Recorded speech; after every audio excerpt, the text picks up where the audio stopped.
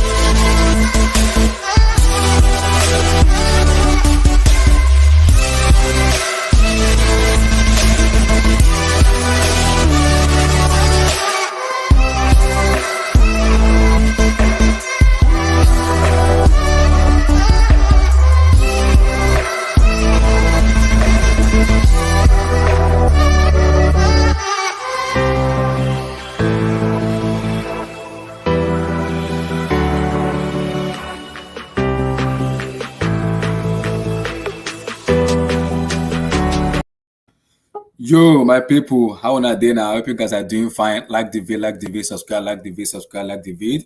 So we're gonna be talking about the takeover, like the breaking news we just heard. Todd Bowley is gonna sign the contract tomorrow and officially become a Chelsea owner.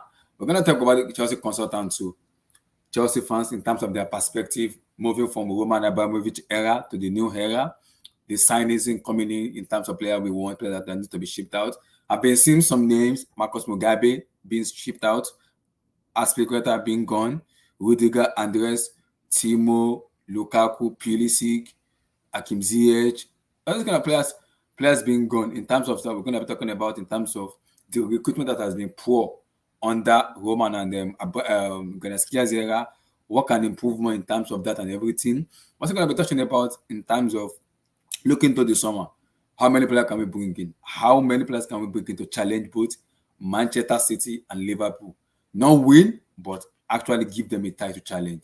If you can win the Premier League, I wouldn't mind, but player that can improve the team, even support Tuchel to the level that the fans will be like, yes, this man has been given the support he wants. Now it's time to deliver. So, because in that Chelsea player, there's some ridiculous players like just to like, if I have to keep mentioning names, it won't go well. They don't even deserve to play for Chelsea Football Club at all. They stink up the place a lot of time. So there have been some poor recruitment. As much as I love Roman, most of Chelsea fans love Roman, but the recruitment has been poor. Sporting director, no. And for me, if the new owner has to come in, the first priority for me, it has to be DOF. Because if you can bring in a sporting director that can outline what Chelsea need in terms of the manager and everything, I think we'll be fine in terms of recruitment. Everything in terms of recruitment will be good, because then we'll be able to understand this is kind of what we want in terms of going forward. The player we kind of brought in, the player we kind of miss in terms of the misses, it's going to help us too. But the key is, it is very, very important. Sporting director is needed if you want to go forward in terms of going forward and making sure that, yes, we go forward and making sure that, yes, we get the right players at the right, and not the wrong players like Bakayoko during quarter. Heck no, I beg. I don't want that hair of Bakayoko and quarter anymore. So, how you people doing today? I hope you guys are fine. Yeah, all good, man. Hope everyone's doing well. I'm doing fantastic, Abdullahi. Pick my area, man. Relax. This man right here, Abdullahi. Come on, you got to expand this pick, man. This man right here is on the cusp of doing dud. This man has transformed Tammy Abraham from a giraffe to Didier Drogba-esque header to send Roma through. Oh my God. I'm Hey, so happy for behave, this man. I'm so happy. behave. Relax. We all know Ose is a goat. We know that. We know how good of a manager Yeah, he is. but But the debate is, Abdullah, yep. after what Lep did, this is how you control a lead in a game. Pep, take notes. Take notes. You bald-headed idiot. This is how you control a game to get to a final. That's all I'm saying, man. Relax. Easy. So let me come to Stephen on this. Stephen, firstly, your take on the Roman statement in terms of him not giving the Ukraine people the money, and also new eras, new beginning, new show, Todd Bowley. Give me your take. About the Mourinho, sorry, about a Roman statement. What Roman about statement, Todd saying Bowley, about he your didn't want goodbye to to look? Roma, because now we're gonna have a new owner, no more Roman Abramovich money. So whether the fans like it or not, we have no choice. They have no choice. Yeah, about the statement about saying he wants his loan back. I think the media were just trying to cause trouble about that. And Roman's been a good owner. I will miss him, and we move on to Todd now. Let's see what he does. So in terms of Todd Bowley now, what are your expectations for the new? I'm not expecting anything straight away. I want to give him a year or two, see what happens, who he brings in, and let's see how we go. That's fine. Josh, your take on them Roman and the end of era, new era, Todd Bowley, in terms of that, what are your expectations as your fans? How many seasons do you want to give them in terms of year season? And it's important, director of football, very, very key, your expectation. Hey, can't lie. Good riddance to Roman's empire. Like, the last 5-6 years has been absolutely nonsensical. I'm done with it. I'm happy. I'm not saying I'm happy to Todd. I'm just happy moving away from Romans. I won't say Romans, but like Marina's rule with Roman like having issues elsewhere. So happy to have a new beginning. However, the whole Todd thing, we'll have to see. Can't make any judgments Yeah. straight away. You just have to look from a distance. But again, like what Steven said about, you have to give them a couple of years to sort out the absolute mess that is this club. We are in shambles a lot. There are a lot of shambles. From top to bottom, like the whole structure, everything needs to be burnt down. So I would definitely give them a couple of years, but within those couple of years, I need to see Progress. I need to see they're doing something actively. Like I want to see people getting sacked that are working in the club behind the scenes. I want to hear people coming in, real football people coming in. Yeah, it's I want to very see important. developments Very, of the very stadium. Like if I see they're actually making like railroads of like actually looking to move or like redevelop Stamford Bridge, those are like the little things that I would say cool. I like what's happening within the next 2 years that I'm going to give them. 2 years going to be a grace period. Yeah. Me personally, I'm going to give them. But I'm not saying those 2 years don't do anything. But I'm saying you have to be shown things within those 2 years. Then, so like I said, I won't be expecting much for the next 2 seasons in terms of competing for specifically the league. Yeah. But I expect us to be picking up some cups. Like, cups, definitely. I'm not saying Champions League will be, hey. It'll be difficult, Hey, but yeah. yeah. Sometimes it can go your way. You never can. Exactly. Sometimes it can go your way. But I expect we'll be winning cups, but the league, I don't think we're near there in terms of as a club. So yeah, the next 2 years, that's gonna lay back. I've lowered my expectations. I want to see something. I want to see something brewing. I want to be in a position like how Liverpool were in 15-16. Yeah. Or like 16-17. Was that not the year they bought in Jurgen Klopp? That was the year they bought in Klopp. Yeah. I want to be in that sort of situation where you can actually see something. Because if we remember, we all saw something was brewing at Liverpool when Klopp was there. Yeah. You just needed the right players for your system. I want to see that sort of level. So the consistency of signing players, progress upon progress. You know the thing about like giving Tuchel his players. It's not No. Don't give Tuchel his players. Don't give Tuchel his players. Yeah, don't We give need him. This is the sporting director. We need the sporting director. Because And I'm hearing once the new takeover comes in, I'm hearing Paul Mitchell, the AS Monaco, stating that Klopp didn't ask for Mane or Salah. No, it it was wasn't the Klopp. decent. Yeah, it wasn't These Klopp. are the type of things I want to happen. Even if Yeah. he, like for example, the popular choices like Declan Rice. If the DOF asked for someone else, I'd rather us listen to the DOF, in my opinion. Yep. Yeah, but the thing that's the thing, I don't think Tuchel, because Tuchel is actually just a head coach, you know. Like he's not even a manager. Like there's a big difference in a manager and a head coach. But do you think his So, title will change under the new I don't ownership? think they will. I don't think they'll do it initially. I don't, because obviously, like you've heard the reports that they're saying they're gonna keep Marina. No, they said they don't know yet. Their third ball said until they come, they have to make a decision because see, keeping Marina for me, keeping Marina They need to isn't keep an her issue. for at least A season, 18 Chance months. of window. 18 months. 18 months. Yeah, because you have to think about the transition of moving the whole structure to this to that. So realistically, Marina and Cole will still be here, which is I'm not happy about, but it is what it is. Yeah. So I think we shouldn't be getting players just for Tuchel. That whole notion is stupid. Yeah. You have to get a DOF sporting director. Yeah. And that sporting director basically puts in his ethos of what the club is meant to play under, what sort of style we play. If it's going to be attacking, aggressive style, possession based and everything. Just that's the profile of players that you locate. That's exactly what Liverpool do. That's exactly what Man. You think Pep says I want this. There's people above him that also do all of the work as well. He wanted and then they take it to Jorginho. Pep They and got say, Rodri. cool. Exactly. You see that, bro? It's a whole team effort, and the people above him that work together to do that. So we need that structure above Tuchel, and above any other manager that comes in after Tuchel. Yeah. That's where we have to start from. That sport director is so important. Fair enough. Abdul, Roman Empire is ended. New era, new beginning. Like what you always tell me, you just want it.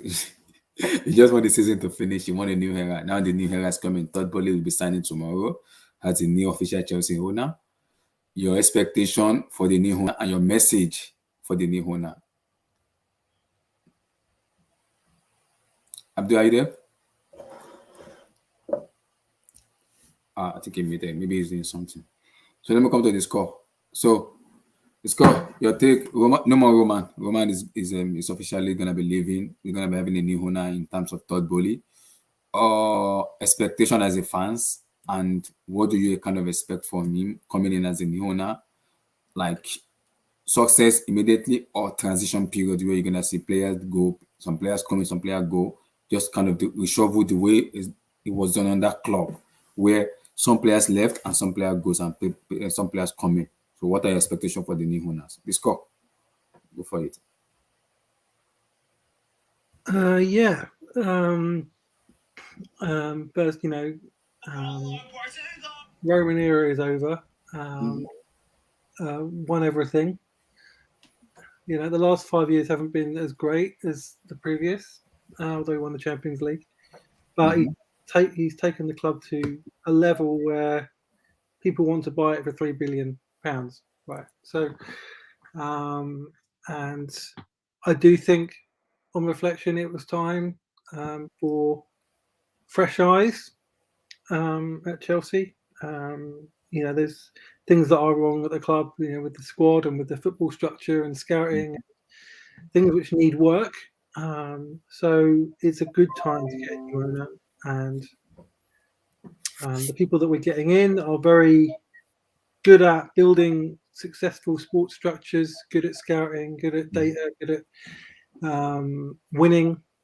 They have a plan, and I think there is a lot to do this summer in terms of ins and outs. A lot of players need to leave, or some will leave on free transfers.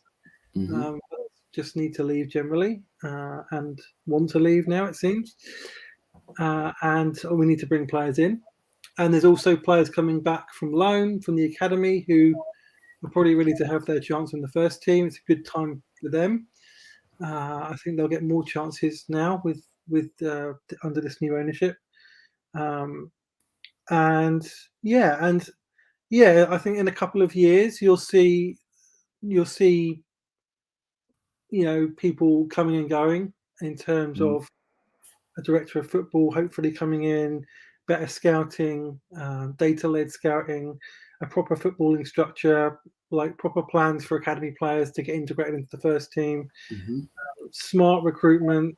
Now, it doesn't mean cheap recruitment necessarily, because smart signings can sometimes be big signings, but you'll see smart recruitment, and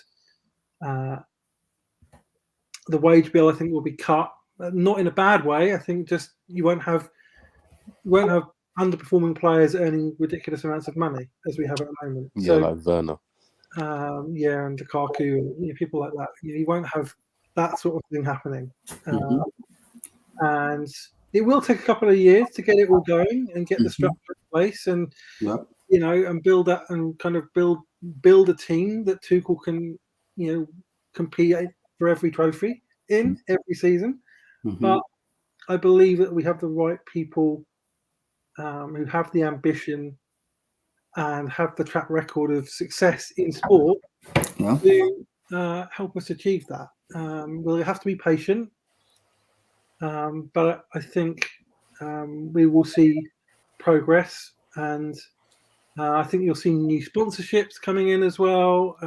I don't want to say that those bombers to the UK anymore. Just get the hell out of my club. To the Yeah, UK, whatever and the I think name is.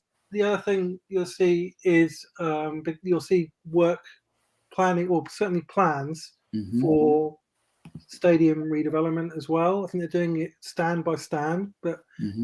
we'll see more to do with that over the next couple of years. Mhm. I don't think they'll start any building work in the next couple of years, but we'll see a lot of the plans.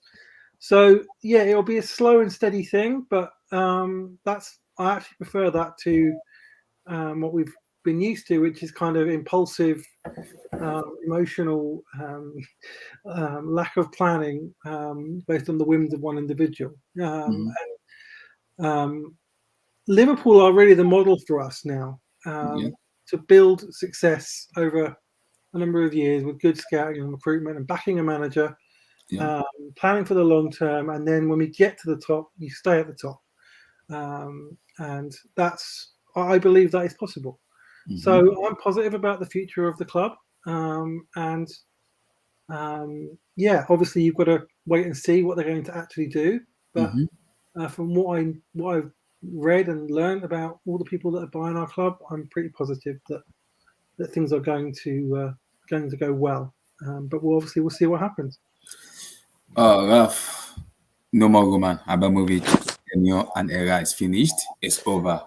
Yeah, it was. As much as we love Roma, it is over. A Yeah, new beginning, a new era. Todd Bowley will sign. It will be an official for Chelsea owner me, by tomorrow. What are your expectations coming to the new season? We'll talk about the transfer, but what are your expectations for the new owners coming in and your talk on Roma? obviously Roman, he was a great owner. I respect him a lot, but the last couple of years was terrible. The whole thing stunk. Even like the way he would stack managers, I wasn't with it. Mhm. But getting back to about whether we're gonna win, I don't think we'll win. I even think things will get worse before they get better. And Wow. it's starting off this season. I think this might sound like bad. I think we're finishing 5th this Wow. season. This is my honest opinion. I think Yeah, things. I won't be surprised as well. The way we're No, playing, I can see that. I wouldn't be surprised. I think this weekend, I feel like the players will capitulate, man. Like there's something that's telling me we'll lose. I feel like all the players have given up. But yeah, next season, I think we'll win the Europa League if we get there. I don't know, man. I'm not really hopeful, man. It is complicated. It's a complicated It's the matter. scouting. It's the scouting. I want the scouting. I just want. Do you know what me? Yeah, I want ballers, man. Like I want to watch nice football. This football I've been watching recently, it's horrible. Like, I miss Hazard so much. I miss Hazard so much. It's got me reminiscing about all the old teams that Mourinho built from his image. So I want a team that we can build with ballers in there, man. That's what I want. Fair enough. Lakoba. Yeah. No more Roman Empire is finished. Yeah. New era, new beginning, Todd Bowley. What are your expectations as a fans coming in? What do you want to do and everything coming in? You know, because this situation has been dragged out so long, I have zero energy or zero expectations. I'm like Ralph. I'm like, this thing is going to get worse. Like, I'm Ralph. I'm with you with, I think we might be in Europa League. I'm seeing a trend. Yeah. And I'm not. I've been keeping it quiet because I genuinely believe the players have given up on him. Like most of them, and the manager. Yeah, but I think it's because like after that Real Madrid performance, it was just like there's nothing left. Let's just say this: if they don't win this weekend, we're definitely finishing fifth. Yeah. But to save the Roman era, it's just sad because like the last 6 years, it's because he's not been allowed in the country. He's just decided not to because of the UK's relations with Russia. That it's all been going tits up from there. What my expectations? I hope the scouting is much better because I was on a Twitter space with a Liverpool fan and he detailed how they run their club and it was just like sometimes it's just like why can't we just do that? It's so simple. It's like they have like a data analyst and they have a bunch of data so they can just go club can go I want a winger who's direct. Do you know what's funny? Before you know how we talk about scouts, yeah. Chelsea have good scouts. It's actually the guy, the head of scouting, that chooses the wrong players. Exactly. That's my problem. I'm pretty sure I heard before that we have one of the best scouts in Europe, but it's just the guy. I think what's his name? Westombo. No, that's the goalkeeper coach or something. Him. He's the problem. For me, he's the biggest problem. I was going to say he's a goalkeeping coach. He is the problem at the club. Like, even more than Marino, I think. Yeah. Yeah. Didn't he say that Tremeni has to stay in France for 1 more year because he has to develop? I mean, this guy's a moron. Just sign the guy, bro. Like what's wrong with you? He needs to develop. Oh, but you sign Morata. Oh, this guy, man. Have you guys got a football director yet? That's what I want to know. No. You haven't got a director of football. I think we haven't got owner, man. According to what I'm hearing, that they want to bring in the Monaco sporting director Paul Mitchell. Apparently United want him as well. So United want him. We want him as well. United want him. So I think it's gonna be a decision he has to make. But don't you guys have Ragnick? He'll probably make United, man. No, United's more attractive. Man United is not attractive, Josh. Don't. But it's more attractive than Chelsea. It really is. The United is more attractive. It really isn't. Personally, I'd rather live in London. I'd rather have a new ownership where you know absolutely nothing from there. If I'm in Paul Mitchell's shoes, that's what I'm saying anyway. And if he gets this recruitment, anybody who wants a bit of backstory and everything, he buys very young players for little money and assigns the right managers to develop them over time. You look at, like you say, what he's done with Monaco. Tchouameni's come through the system. There's the young centre back there as well. There was Mbappe. There's Silva. Badiashile. Monaco's always had good sporting directors. Luis Campos was there at one point in time. They've always had good directors. Same thing with Paul Mitchell. It was a scout at Spurs, Southampton. It was a scout somewhere else as well before them. Somewhere in Spain, I remember.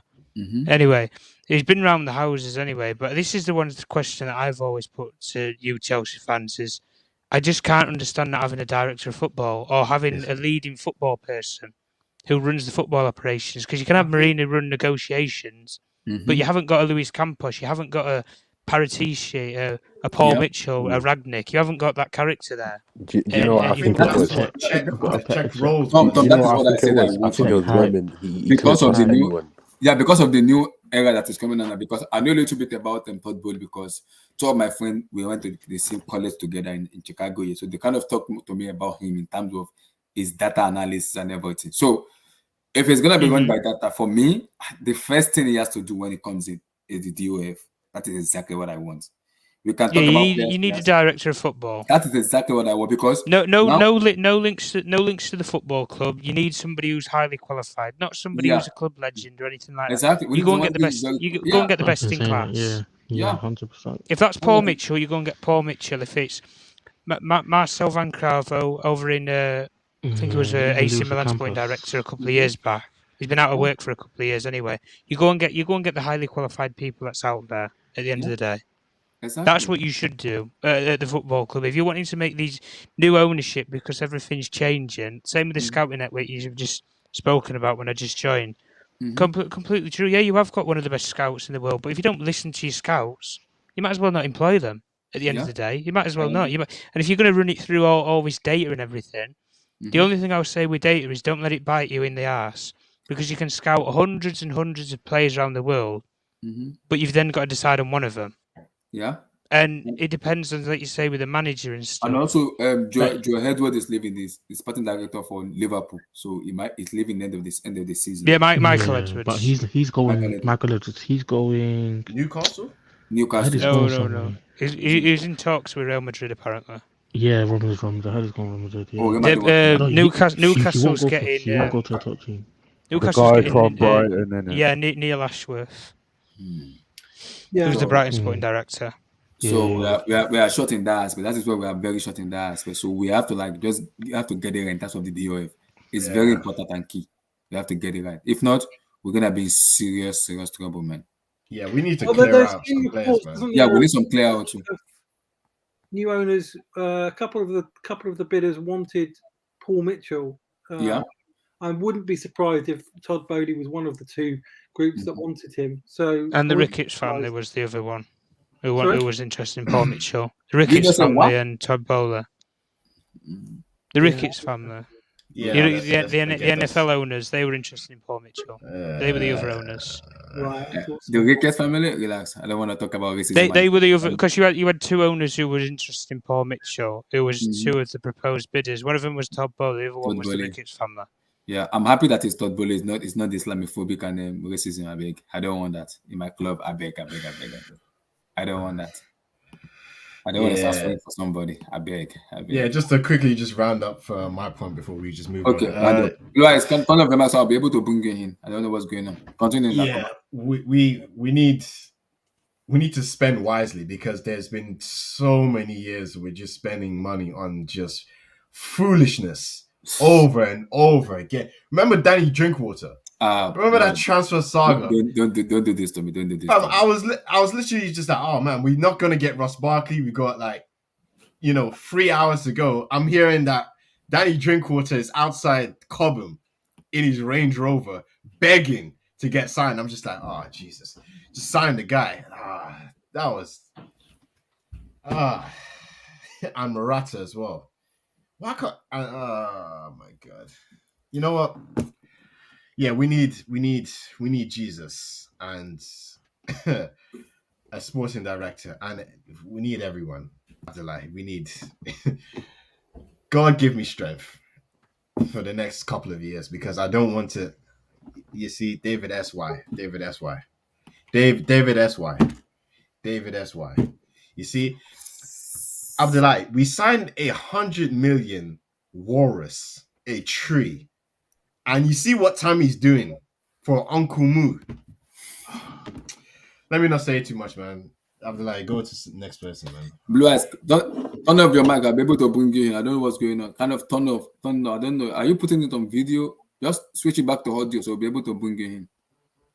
Yeah, in the background. So Abdul, are you there? Yeah, I'm here. Can you guys hear me? Speak a little bit louder. We can't hear you very well. Increase your mic. Increase the volume. No, increase the volume. We can't hear you. Better? Higher. Is it better? We can Higher. hear you, but it's a little bit low. It's Hello, can you low. hear me well now? Yeah, we can hear you now. Is it better now? So, Abdul, your take on them Not, Abramovich leaving and them new owners coming in terms of recruitment, transfer. We're going to talk about recruitment and transfer, but your take on the Todd Bowley, because the news we are hearing from the Telegraph is Todd Bowley will sign as officially as a Chelsea owner tomorrow. So, what are your expectations? Now that Roman is leaving, what do you want and expect from the new owners? oh, can you guys hear me well now? We can hear you very well. Yeah, we can. Very well. Okay. Yeah. Big up everyone. Mm-hmm. Right. I've not followed the news today, so Mm-hmm. I'm not really sure what's up there. Now, the update is Todd Bowley will sign as a Chelsea owner tomorrow. Okay. Okay. So it's new owners, new beginning. Yeah. Just a few comments, to be honest with you. Number one, I've sort of like listened to everybody, Mm-hmm. and I think the team, from what everybody is saying, is kind of we should be going slow and steady, Mm-hmm. which I don't really understand, because I thought the new owner should actually be giving us positive advantage and not negative advantage. Mm-hmm. And Could you this expand guy, on that? Sorry. yeah, because this guy is acquiring a business for about 3 billion. Mm-hmm. I don't think, and if we look at it properly, I don't think these guys want to, sit on it. I'm sure they just want to get it into autopilot and move on to their next big business, right? So I don't understand this slow and steady. I mean, 3 billion should rate Chelsea as the biggest sports franchise in the world. Approximately is 4 billion. It's not even 3, but it's 4 billion. Okay, Based on so Telegraph. I think the actual value for Chelsea is 2 billion, 2 but billion. because okay, of okay, inflation or something Yeah, like that. because of the development of stadium and everything. Yeah. It's been The like, it reason why was, I've said that is there's an Arsenal fan who is interested in Arsenal, yeah, a billionaire by the name Dangote, I know. and he said he's interested in buying Arsenal. So they asked him when he's going to attempt or try and acquire Arsenal Football Club, and he said he's building a refinery at the moment, and that refinery will cost him about, I think, 1.8 billion dollars or so. And he Mhm. says once that refinery is completed, and then he will move to acquire Arsenal. So these guys just want to acquire the next big business, and then they move on to the next one. So I don't think they're going to acquire Chelsea Football Club and sit on it to stabilize. They'll go into it, dissect it, put it on autopilot, and then move on to the next big business. What do you mean by autopilot? Like when you acquire a new Just business, keeping it steady, like Yeah, like on standby. Yeah. that. put Yeah, it in the standby, correct like hands PowerPoint. and let them run it, and they're on to the next big business. These guys are trying to build legacies for their families. The second comment I'll quickly like to make is I think I don't want a director of football for Chelsea, Wow. and I'll tell you why. Hmm. What I think we need is a very efficient, effective, high performance scouting system, and put somebody at the head of the scouting system that is answerable to the manager. The reason why I said this is because I believe director of footballs are quite disruptive, and they're overrated. Whoa. Frank Annecy was quite disruptive when he was at Chelsea. Remember, Mourinho said he's made a comment once and said Frank Annecy is not a yes man. Yeah. Abraham Grant was quite disruptive. Remember when he came to Chelsea, he was uncomfortably always sitting behind Mourinho, right from when we were even playing friendlies preseason, right? Mike Emenalo was quite disruptive. Remember, Jose Mourinho said somebody was pestering him when he came to Chelsea that they wanted an identity, an identity, an identity. directors of football are not easily, the ones that are highly skillful are very, very few. Most of them are overrated and they spend the club's money a lot. If you check out most of the poor signings we've made over the past 10 years, majority of them were signed independent of the manager by the director of football collaborating with the club. I want a very high performance scouting system, somebody to head the scouting system, obviously, because they'll be working as a team. And that person should either work directly with the manager or be answerable to the manager. The manager says, I want A, B, and C prototype kind of players. The scouting department delivers those players. If they can't deliver it, So you are saying just like the way Man City is being run, because in Man City there's no sporting director, it's just about scouting.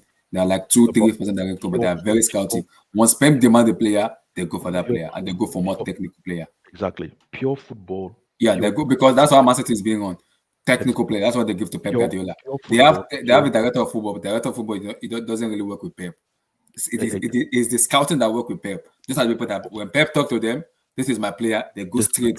They go straight and look for it. And look for him. Yeah, that is hopefully what I want. And in terms of my expectation, I hope when these people acquire the club for £4 billion or 3 billion or whatever it is, they want the status of the club to match the commercial level. Yeah, we should be competing side by side with the Real Madrid, with the Barcelonas of this world. Yeah, I don't want to be competing with Tottenham, Arsenal. There'll be no need. So that's just my quick take on it. I'll let the next person make their own. God Blue Eyes, how you doing now?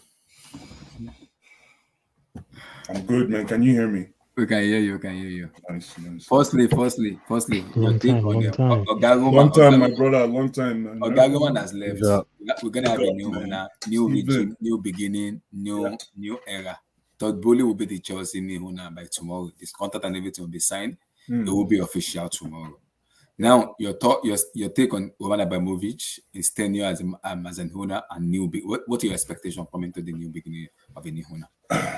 I don't get like Abdullah, I don't get caught up in the politics of ownership and all that because I've been a big fan of how my club has been run from day one. I like the whole ruthlessness approach to the way we do things. I like the whole revolving door approach. If you F up, you gone. And I'll miss that, to be honest with you. I'll miss that because under that regime, trust me, Tuchel would have been a lot more attentive with some of the games we've been dropping in the past 2 weeks. Yeah, you'll be on the edge. In the good old days, no manager would just drop points to Everton. I'm no disrespect to all these clubs, but that aside, Roman, we thank you. We got spoiled.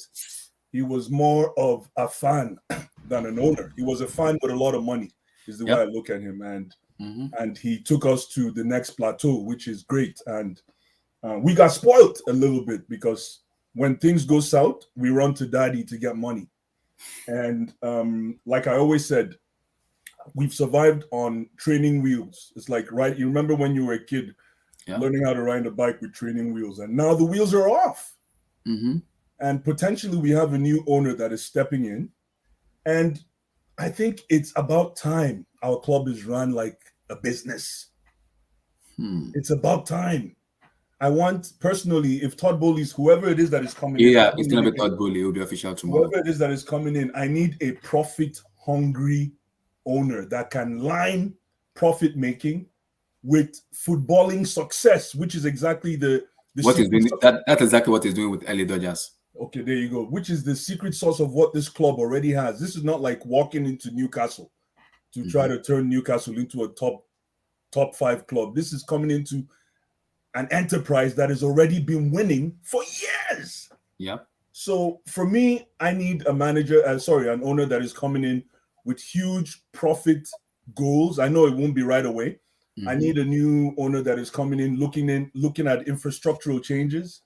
So potentially a stadium down the road. I need a new owner that is coming in to look at new markets that we can conquer, because it would be nice to have new fans you know, stepping into the scene. And finally, I want to see some big signings. Yeah. I'm not sure how that's going to work, whether it's with a DOF. I know Abdul doesn't approve of a DOF, whether it's with a DOF or a top class scout. Yeah. But either way, I want to see some big blockbuster signings. Nah, man, I'm not with the big signings anymore, man. I am. Unless they're like generational talents. Yeah, then no, I I'm don't. okay with No, we need. We got a lot of work to do. So, anyways, for me, I'd love to see at least one or two big blockbuster signings because you know what, a new owner has got to get fans on his side. Yeah, and, yes. and the quickest path, the shortest path to success in doing that is wooing the fans with good signings. With good signings, yeah. So yeah, I'll let the next person go, but I'm excited for the next chapter. Get me Dembele, Roman, please. And Roman, thank you very much for everything. It's been a blast. Thank you for putting together one of the best enterprises in world football. Look, we've won 2 Champions Leagues, and Man City couldn't even do it in how long? Yeah. So yeah, thanks, man. Next. Let me come to Lakoba. Your appreciation for Roma before we go to the transfer, because we have so much to talk about the transfer. Just sum up your appreciation to Roma, the man himself. Thank you so much for taking this club from 4th to, you know, oh my God, I got to see a black man named Didier Drogba do the impossible, lift the Champions League, do all of this. Oh man, I'm so grateful. And for us to banter Arsenal for all these years, to put us into the elite spot, no one can challenge, no one can deny what we've done in the last 20 years. This man has single-handedly done this. And he's done it with not just one manager, multiple managers. So, you know, thank you. Thank you so much. Ah, man. Well, the gap between us and Arsenal, it was big before he came. It is very small now. Oh, that's all I'm saying. So, Todd, we're bigger than them. We're bigger than them. Oh, Chelsea's bigger than Arsenal, though. Yeah, that's what I was gonna ask. That's another debate for another day, man. Relax. Abdul, your appreciation to Abramovich. 20 years, so much success. Sum up your appreciation to him. I was a big fan. Can you guys hear me well? We can hear you very, very well. We can. I was a big fan of Chelsea Football Club before Roman arrived. I became a greater fan of Roman Abramovich when he took over. I love this guy, man. I love this guy. And I believe there's no way we can thank him enough. I believe there's no way we can show enough of our appreciation. Believe it or not, I hope he still finds a way to come into the club somehow. I don't know. 10 years time. In 10 years time, maybe his son will come and take over again. I want a reincarnation of Roman Abramovich. I mean, we have nothing negative to say about this guy. And the people who have actually limit whatever we could have achieved or limit whatever state we could have been in were actually people working within the club. Because all we saw was football, but he did a lot of people favors within the club that we don't even know of, that we don't even see. This club hardly talks to anyone. They hardly communicate. But could you believe it? We had a communication director. Yeah. And most of the time they just leave the manager there just to fend for himself. A lot of people didn't do Roman a favor. So, but I wish him all the best. I hope the war in Ukraine come to an end as soon as possible. I hope he gets his visa and his businesses resolved as soon as possible. And he's still welcome to own the club in the next, I don't know, maybe 10, 15 years from now. I mean, there's no word for me to express how much I love this guy and how much I hope things work well for him because we did suffer before Roman came around. We Yep. suffered a lot, especially from them guys called Arsenal Football Club. You know, before Roman came Roman in came, and he spoiled everything. He just before catapulted everything. before Roman came, I used to look at Arsenal and Roman just used came in. Drogba, I just Deco, used to Belletti, and Mikel, SCN, Balak, Check, Adelaide, you're Deco, all I can preaching. say, Hey, all I Deco. can Oh my say, God. all I can Roman say spend is money. Roman spend money. all I can say is anybody who is in a difficult situation in life, you should keep hoping because all we had was just hope before Roman arrived. And he did arrive and he showed. Anyway, move on to the next person. Thanks a lot, guys. Disco, your appreciation to Abramovich, the Roman Empire is over. It is over. You never asked me, man. Don't worry. I mean, like, relax. I will come there. Disco, give me your appreciation to Abramovich, the man. We'll be leaving Chelsea Football Club. We're gonna be getting new owner, but give me a sum up your appreciation to Roma. 20 years plus, so much success and so much more has been won in club. The UCL, Premier League, Europa League. And in fact, we've won so much under Roma. But in as much as some ridiculous signing has been signing, and like I didn't really want to mention those names, I'm gonna get just angry. So, but the success has been there. Premier League, Champions League, Europa League. Appreciation to the man himself, Abramovich. Scott, are you there? Oh, let me come to Stephen on this. All I have to say is just thank you to the best owner in world football, and he'll be missed. And just thank you for making me happy. That's it. Ralph, No Abramovich. The The goat, appreciation to the man. the goat owners, man. He's the best. I appreciate him for the 2 Champions Leagues, the Premier Leagues. I appreciate all of it. I hope him the best. I hope for him. So I hope that his son comes in the future and buys the club from Burnley. This is what I hope because, yeah. Josh Abramovich. Appreciation to the man himself. The man of the man.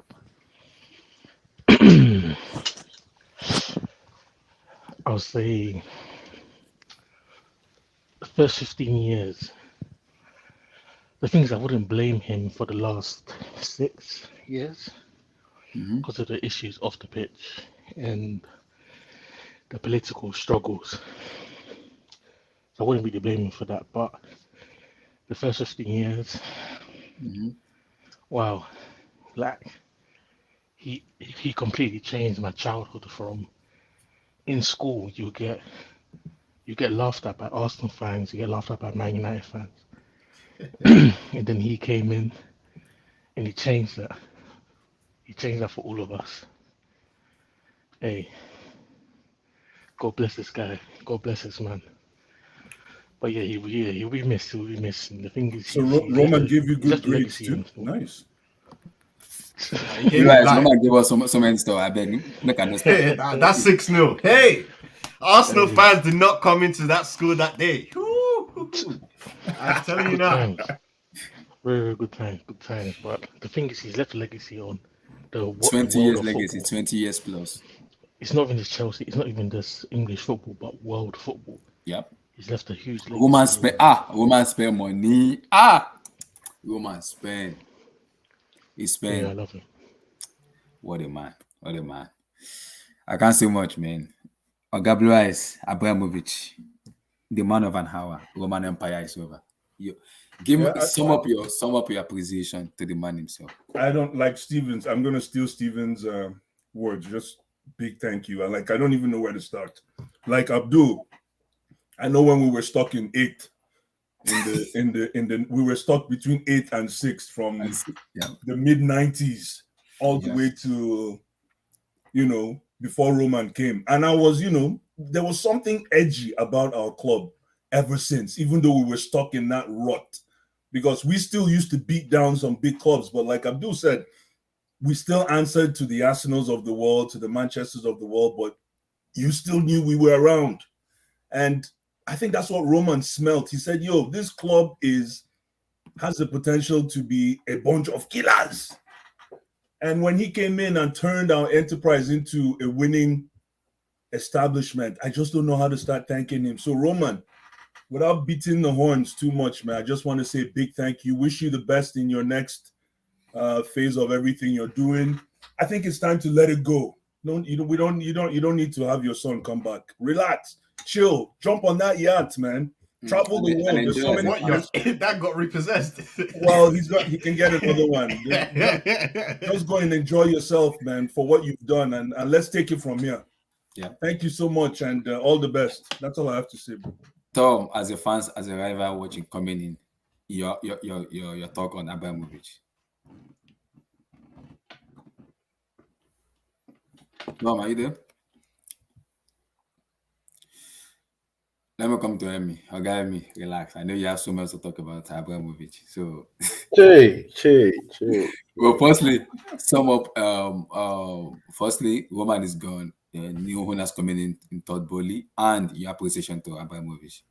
Well, let me first start. I think like Abdul. I think Blue Eyes here. I've been following this club since 97, 96, 97, when what's his name, Babayara. I think everybody was following Kanu to Arsenal. I said, no, let me follow Sele. Sele na my guy. Yeah, I followed Sele to Chelsea. And that season, good enough, that season won the FA Cup, right? I won the FA Cup that season, 97. The next year we won the the Cup Winners' Cup, and when we played Madrid in the final in the Super Cup, right? And we beat Madrid in the Super Cup. So people that say, Chelsea didn't have history before 2004, I just say Chelsea actually been qualifying for they've been coming top four, although then top four didn't get Champions League. It was top two, I believe, until 2004 when they changed the Champions League format, right? It used to be just the first two teams that go to the Champions League. I think the first team qualifies automatically, then the second team plays playoffs, right? Exactly. So the third and fourth team go to either the Europa. The Europa League used to be called the UEFA Cup, and then you also had the people that win the FA Cup go to the Cup Winners' Cup before they merge those tournaments. So just a brief history, but yeah, Roman is magical. This guy just showed up in Stamford Bridge in a helicopter, and everybody was like, man, there's this new Russian guy about to buy Chelsea. I was like, oh, who's the guy? And then I was in school. I was like, they said his name is Roman. I was like, Roman? Like a Roman? But I was like, no, he's a Russian. I was like, okay.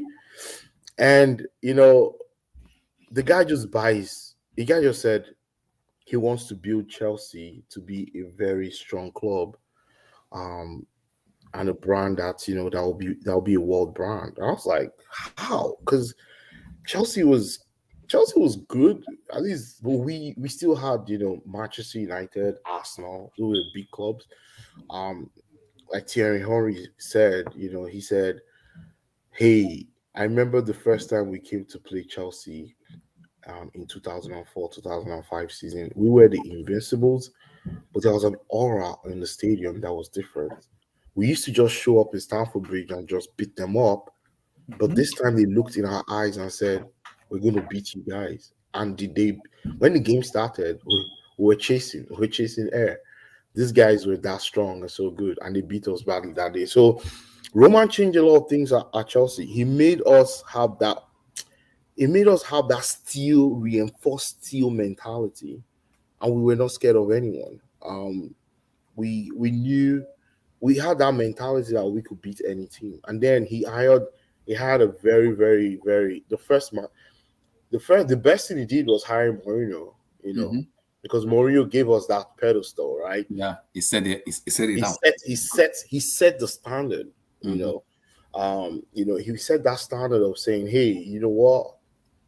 We have that siege mentality that if we go into, as soon as we cross this white line, we're not scared of anyone. We can beat anyone.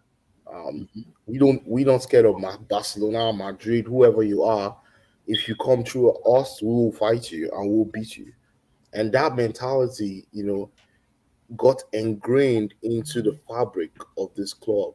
Everywhere you go in Stamford Bridge, there's a part of history of this club there.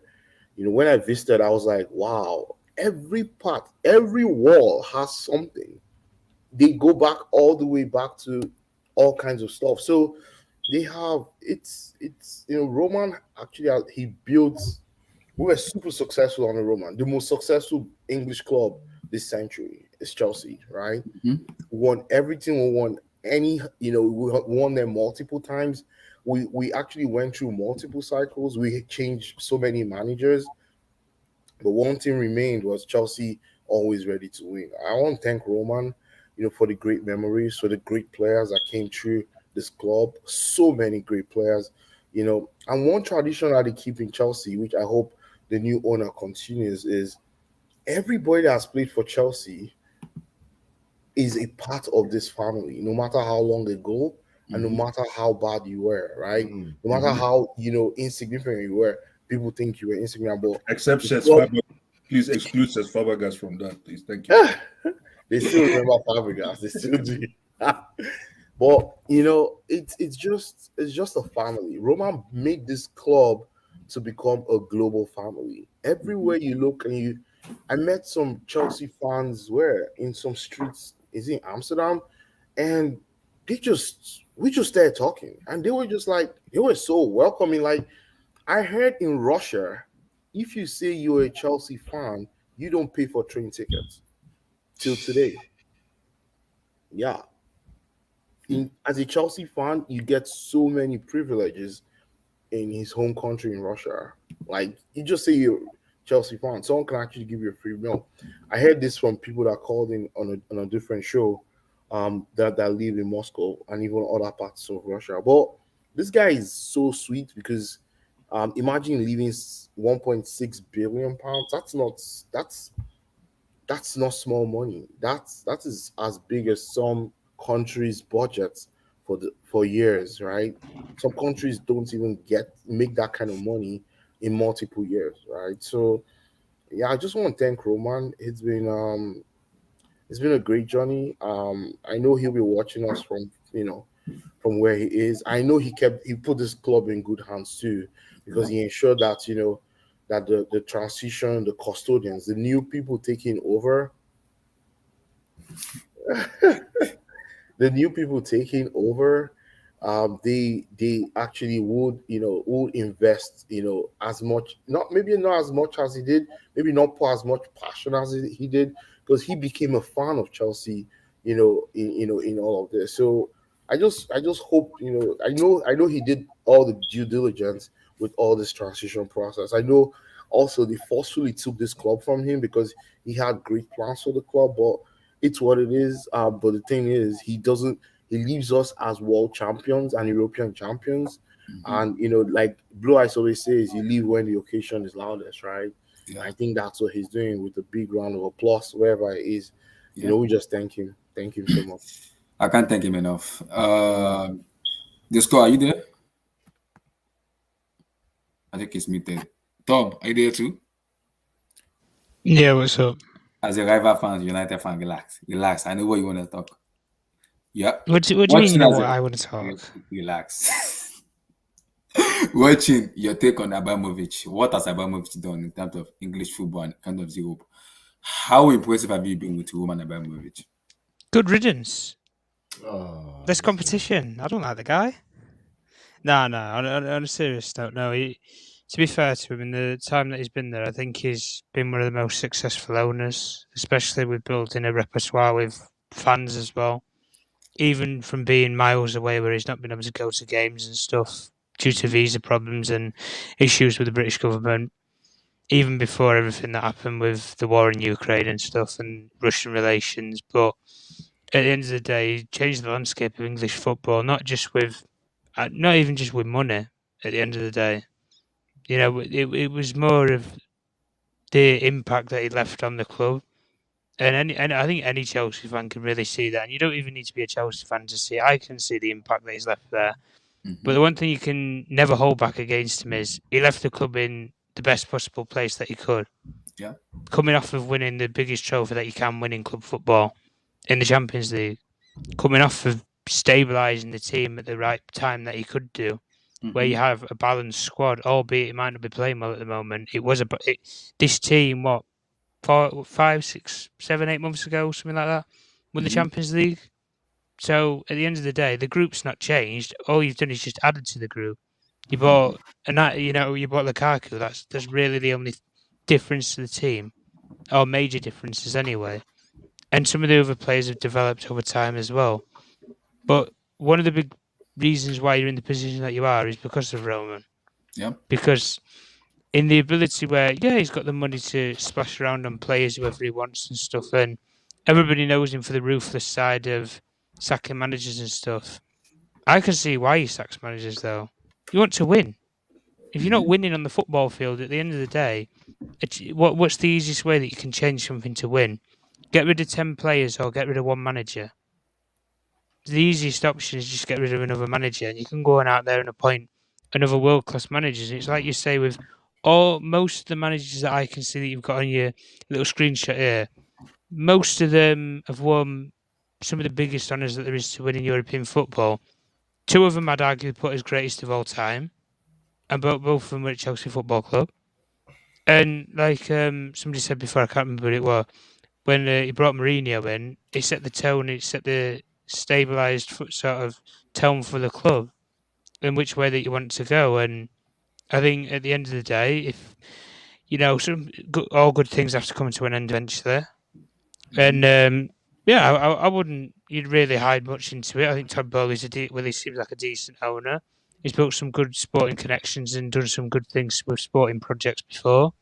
So at the end of the day, all I'd say is give him time. Don't be rushing around always like, we need to be winning the title next year. We need to be, having a major summer window, spending all these big players or anything. Could come in with a completely different mindset and say, let's move away from £100 million players. Let's go for 20, 30 million development players or players that a coach actually wants. Yeah. Because you can't honestly tell me Lukaku's a Tuchel player. I'm sorry, he's not. He might have signed off on the player, but he's not a Tuchel player. And this is the point where you need to sign players who suit a manager's style or system, not suit the club, suit the manager. Because at the end of the day, who's going to care if they suit the club? Managers chop and change every now and then. Yeah. But if a new manager comes in and says, I don't like half this squad, you've got to rip it apart. And there's more money that you've wasted and more time you've wasted where you could be winning trophies. So at the end of the day, from my perspective, I think Roman left a good image and he's left you in probably the decentest position that he could have done given the circumstances. I agree. In terms of me, Abramovich, I can't thank him enough. He's been there for me. I call him the best owner in world football for me. What that man has done is unbelievable. It's hard to find an owner that can replicate and do a reminiscent of what Roman has done in Chelsea Football Club. I cannot forget what he's done. Being in Nigeria being a Chelsea fan in Nigeria watching football. So many players coming to the club, I'm like, who the hell is this person? I don't even know this person. But when they actually play, they care. Roman care. He listens to the fans. I cannot thank him enough. Sometimes there have been some bad days and some bad time in Chelsea, but the Roman always kind of come in and say, okay, this is the money. Pop on this. I will never forget that era when we had to say so many players were brought in this club. Jose won us Premier League back to back in a row. Ancelotti came in, won us on a Premier League title. When we had the best duo in Premier League era that year in Nicolas Anelka and Didier Drogba there. So Roman has built so much. He's built enough that as a fans, all we have to just do is thank you very much for everything you've done, every damn thing you've done. The circumstances kind of coming in terms of British and everything, I understand that. But as a fans, we cannot thank you enough. You've done so much that I can't even say much. We just have to appreciate you and thank you. That's what I can say about Roman. So let's talk about the transfer.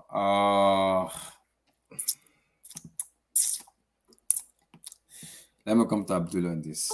Abdul, let's talk about the transfer. In terms of in the summer coming up now, we have to talk about the transfer because there has been some shambolic transfers over like maybe past 2-3 years that has been brought into the club, in which I'm as a fan, I'm never comfortable about Drinkwater, Bakayoko, Baba Rahman. Some signing that I believe that needs to be questionable in terms of that. Now that we're gonna have a new ownership and new era and everything, give me your expectation for the new owners coming in. Like, these are the player I want for the club, and these are the player that the manager wants. These Yeah, are the yeah, things you needed. Give me your take on that. yeah. So when we talk about transfer, it's a kind of general blanket statement because the transfer will still have to be categorized. What do I mean is transfer has to match your ambition, and only the new owners can really say what's on their mind. Now, my own ambition personally as a Chelsea fan is for us to win the league next season and to win the Champions League. If that's the case, from my own personal assessment and from the news we've got from the club about certain players going to leave, I think for a start, I think I've mentioned this in one of your streams before. For a start, before I even look at this squad or this team, we need great players in every department of the team. So we need a great goalkeeper, we need a great defender, we need a great midfielder, we need a great scorer, and then we need one great winger. So it means we need 5 outstanding players before I even look at this team. So that is what I believe we should go for if we are to win the league and the Champions League next season. Now, people will say, okay, where do you find great 5 great players? I think there's a lot of them around, and some of them are actually at the end of their contract, and some of them are actually free at the moment. It's unfortunate that Rudiger is leaving. I would have said that's one great defender that we can sign, but obviously he's gone. We can't resign him again. So we need one great defender to look at. The person I'm more inclined to is Koulibaly, because I believe for the central defense to be balanced, you need a left-footed central defender and you need a right-footed central defender. Kalidou Koulibaly. People would tell me he's 30, he's 31. Yeah, I agree. But what age did Lucio, the Brazilian, go from Bayern Munich to Inter, the great Inter that won the treble? He was 30, 31. So I wouldn't take that age to be against him. Then we need a great midfielder. I don't know who that is, but people might object. But I think if Paul Pogba can get it right in his head, I think we can sign him, or he will be good for the team. You want to take Labille? Well, we'll sign him for No. free. He's a free player. Take He's a him. free player. And then for Take the him. winger, I'm looking at another player like Ousmane Dembele, who is also free. So there's a lot of deals out there. So that's the kind of direction that I want us to look at or to drive at. I want us to be able to win the league next season, because people might say, give them 2 seasons, give them a season and a half, slow and steady. We last won the league in 2017. So do the maths, and people might say, oh, you can't build over one summer. We've done it before. We did it in 2004 with Mourinho. Sorry, we bought the players a summer before then, and then Mourinho just complemented the squad then with a few additions. So we've done it before. So let's go. It's a new era. It's a new day, new dawn. New owners. I don't see why we cannot win the league next season, and I believe our signings should match that ambition. That's all I can say now.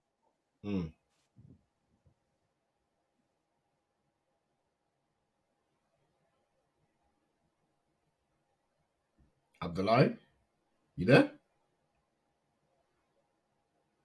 Right, somebody maybe else give their thoughts while he's gone. Maybe he left the state. Somebody else can just jump in. Yo, Don't mind Ralph, Abdullahi, man. Nonsense. Ralph, No, no. you go.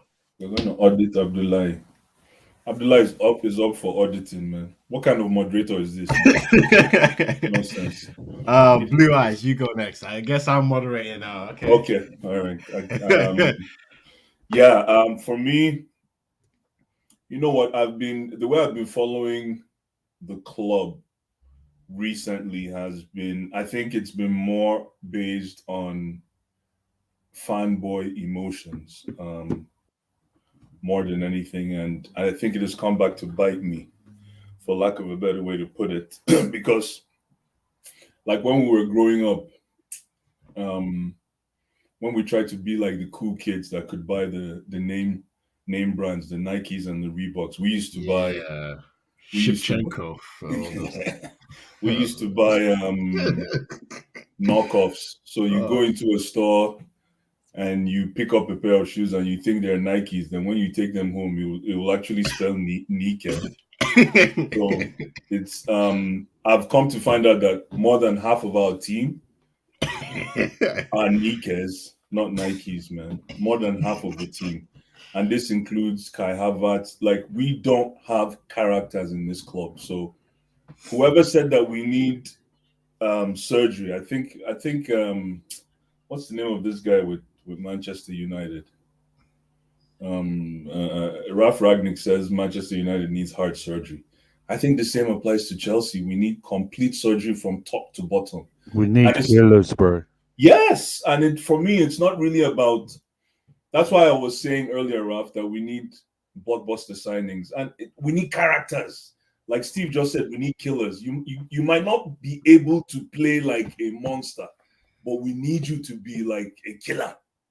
And it's hard. If you look through the length and breadth of world football today, especially for what we're trying to do, it's going to take a really, really, really sound and shrewd scouting force to go out and look for what we need. But personally, like I've said this many a time, I want Cucurella from Brighton. I think he's 10 times better than Reece James. Calm down. I want the Haitian boy at Newcastle, Saint Maximin. I think he's 10 times better than Mason Mount and Werner in that inverted wing pocket. I want what's his name? Joao Felix. He's 10 times better than Kai Havertz. And then I need a monster in the defense. I don't know who. I'm still thinking. Bastoni. Bastoni comes to mind, and I also like De Ligt. There's something about De Ligt that people don't like. That De Ligt, there's something cold about him. He's calm, but it looks like he can handle pressure. Nah, I've watched him this season, and there are times where you just think, "What is wrong with what? Why would you do that? Why would you make that mistake?" Though, bro. Remember when I don't know if you watched. You remember watching Van Dijk when he played for Southampton? Yeah, exactly. Just take yourself back then and look. Sometimes all someone needs is the platform, just that different platform. So yeah, for me, if we can pick up more characters, and I don't care about the price. If it's a top price, go ahead and get it. Oh, and last before the least. Declan Rice is a must for me. And the reason I say this is now they've lost Europa. Declan is going to one out. So I think this is the time we got to go in and scoop. So yeah, those are my nominations so far. I'll let the next person go. Stephen? Sorry, because I'm not in control of the thing. So I just want players who are going to fit the system and who are going to score goals, because we don't really score enough goals for me. So I want someone who's killers. That's what we need. Because we keep signing players with all different managers, and that's why we're stuck now the way we are. That is true. Who hasn't spoken? The score, and I can't see the last, but I can't see who's at the bottom. Sorry. So Is that theory?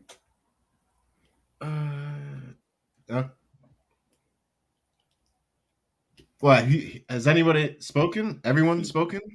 Did you want me to speak? I just heard my name mentioned. Oh yeah, Go ahead. Jump in. What did you want me to? Sorry, what? I'm just trying to keep up with the conversation. What's we're basically talking about what Tosin. type of players. Is that Tosin? during the summer? Yeah. Yeah. Well, we need Tosin, jump in. I think anyone who knows me, follows me on Twitter, knows who I really want us to sign. West Ham went out of the Europa League tonight. They won't be in the Champions League next season. Mm-hmm. Declan Rice wants Champions League football. The new owners might want to make a statement signing. I think it's a position we haven't had for 5 years. Can I ask you a question? Just to interrupt, if you don't mind, can I ask you a question? Yeah. Do you want Declan Rice? Absolutely, do. Yeah. I think, my guy. Go ahead. I think he's got to be one of our priorities, not just for what he brings on the pitch, but because he's got character. He's a leader. He's captained West Ham at 22. And he's exactly the kind of character that we need in the team. That we're especially with Rudiger leaving. He's a bit of. Who is this? What are you talking about? He'll bring a bit of the shithousery as well. And he's a quality player, and I think he would stay at Chelsea for the rest of his career. He wouldn't.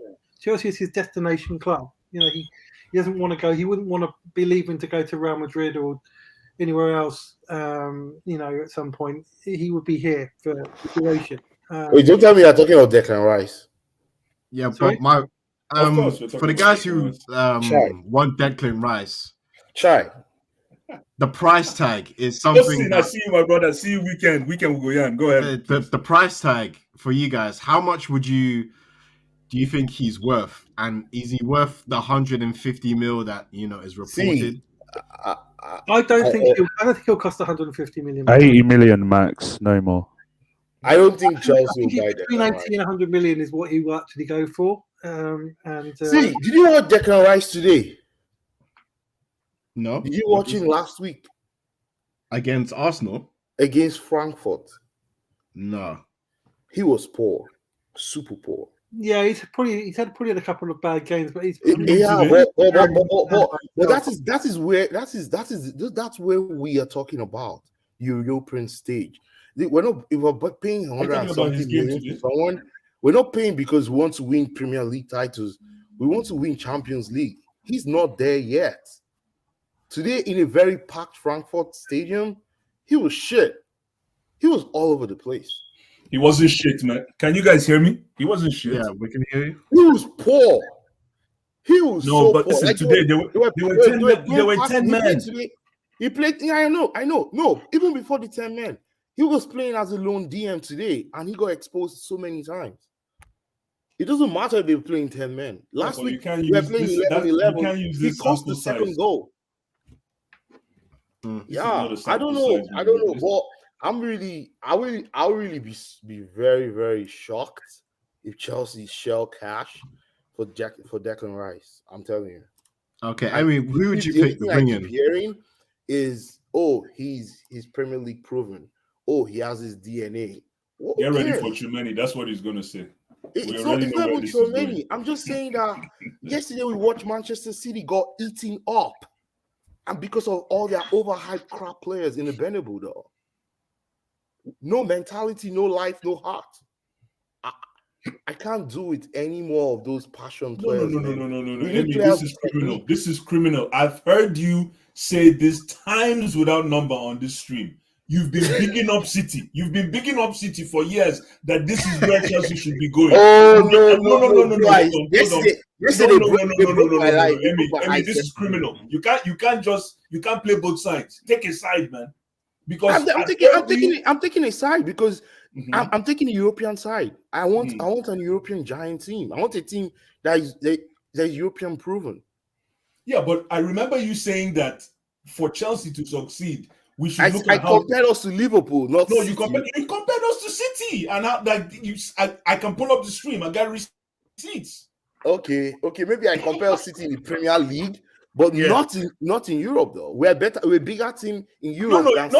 No. You said overall. The reason I say this is because I want to shine the light on how you're picking. This is a perfect opportunity for you to talk down on Declan Rice because they lost. No, not that. No, I've taken my time to watch this dude for the past how many months we talked about this guy, and I still don't know what the hype is with this guy because I can count 3 or 4 players that are better than him, and I'll actually will actually be more cost effective, and we can make money somewhere else. On that point, who would you bring in? There are many players. Get ready for them. this. There's so many. I can't even. My head is full. Emmy, I can bring Boubacar Kamara. Boubacar Kamara is free from Marseille. He's a free agent this summer. From where? Sorry, from Marseille. Who? Boubacar Kamara.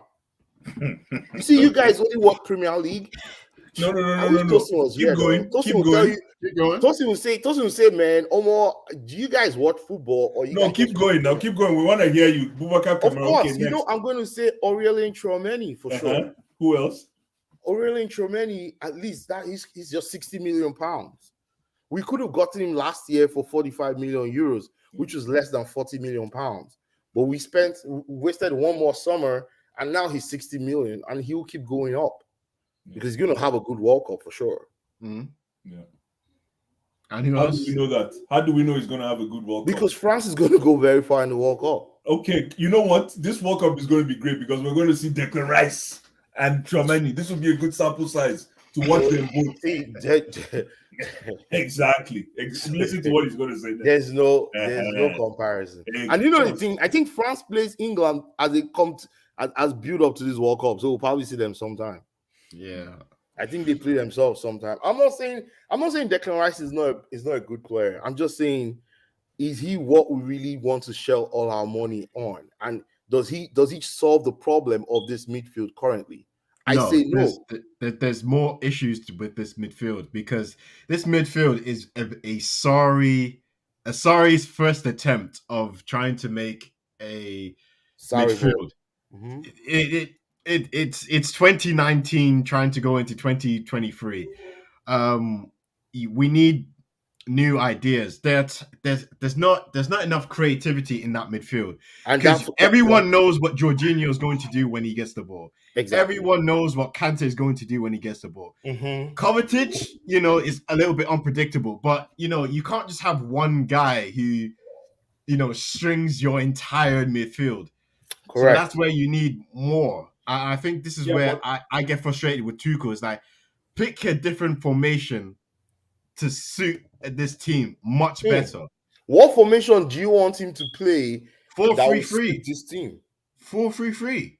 But this team cannot cover 4-3-3. You need players that will be able to cover and go up and down the field very fast. You're telling me that Mason Mount can't?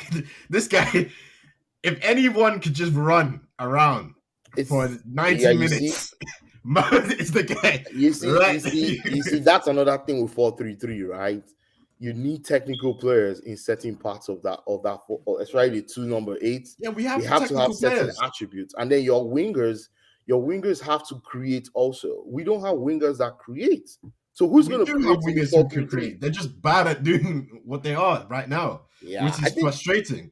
But for me, I don't think we're as frustrated as Tuchel though. I'm sure Tuchel is tired. Like the guy said he has. We are frustrated. We've watched this team post 2017 struggle, sideways football, time crossing into no one, crossing into Timo Werner, who's 5'9", against a 6'3" defender. It's like, use your brain, do something different. But I don't know. It sounds like you're speaking to Reece James. Good shout, bro. Allow that.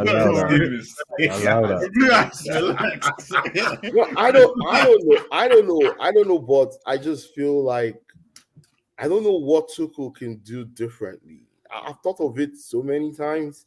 Okay, he switches to 4-3-3.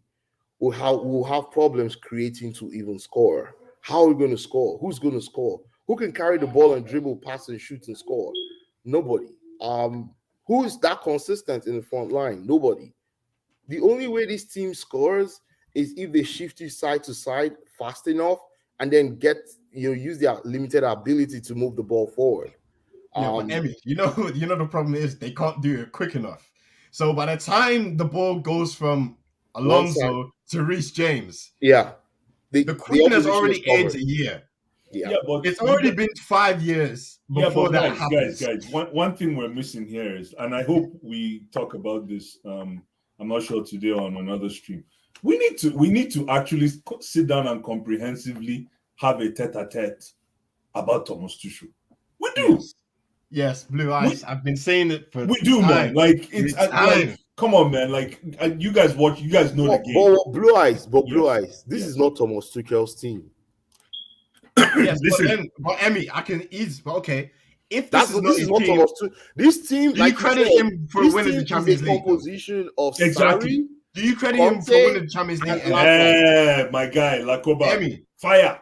Do you give props to Thomas Tuchel for winning the Champions League? Of course. Therefore, he should take one and then not the other. But remember, this team did well in those nights in the Champions League because it's a cup tie. This team is not consistent. They cannot win 10 games, 15 games in a row. It's not possible. Hold on.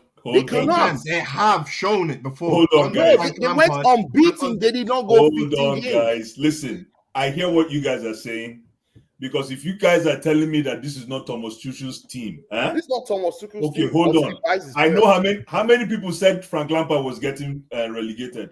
How come Frank Lampard doesn't get the same excuse that team is not his team? What team? The Everton team is not Frank Lampard's team either.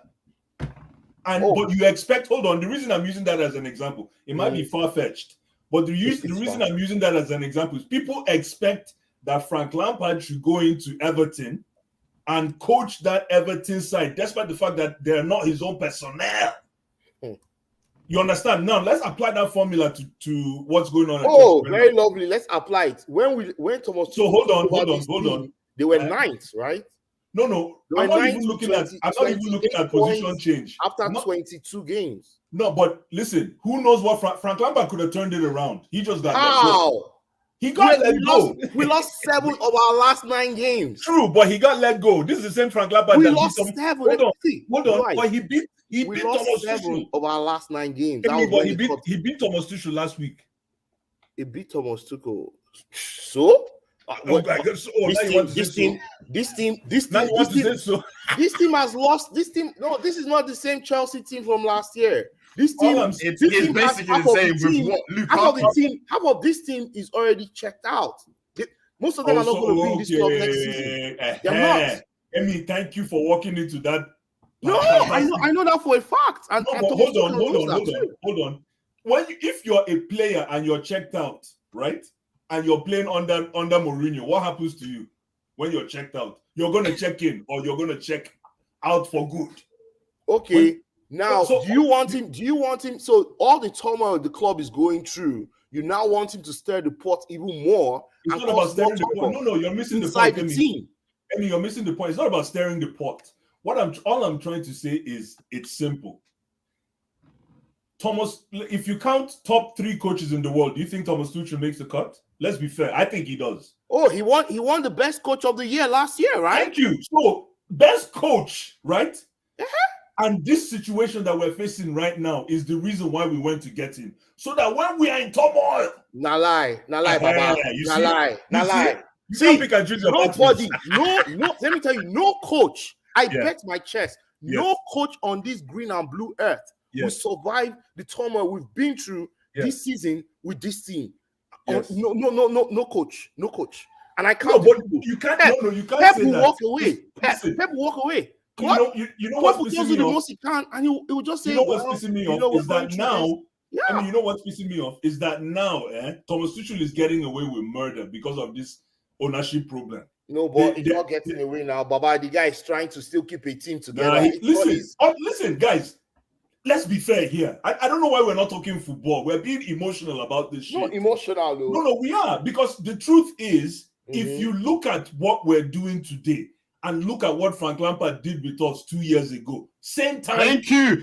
Thank you, Blue Eyes. Same time, same season, same month. No difference. And the reason I say this is for one cold reason, and I've said this over and over. I think Stephen can vouch for me for this.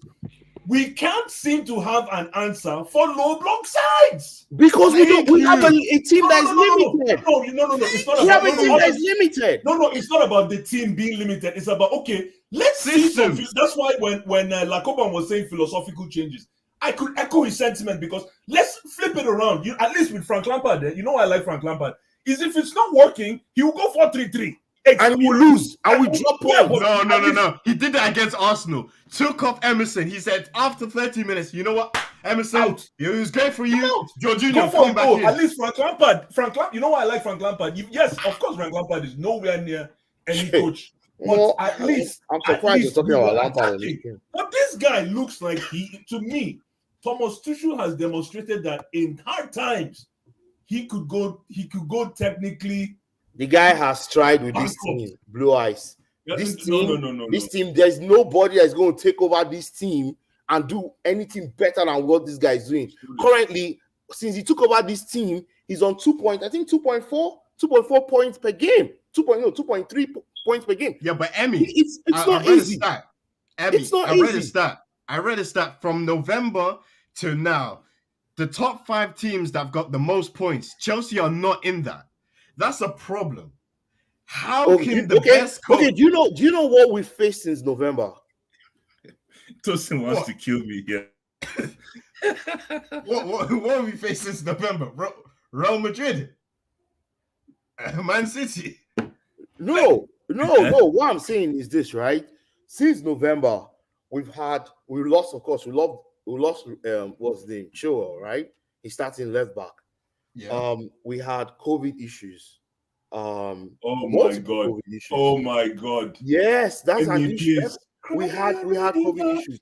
In Europe, we've played the most games this season with a very limited team. Please, don't use this. It's a fact. All I'm saying it's a fact, but don't use it. Don't use it. It's a fact. You have to use it because it's all part of it. But Emmy, my thing is that even when we're playing good, the philosophy of the attacking philosophy is not great. It's just individual brilliance. No. It's always individual brilliance. Did you watch Tuchel before he took over Chelsea? Did you ever? Yes, I did. I watched him. I'm asking Lacoba. Did you watch? Yes, I watched him at Dortmund. Did you watch him at Dortmund? I did. Yeah. Okay, so compare that Dortmund team to this current team. Oh, lights. Who is his Dembele? Who is his Aubameyang? Who is his Kagawa? Let me ask you Marcus Reus. Let me ask you a question. Who is Marcus Reus?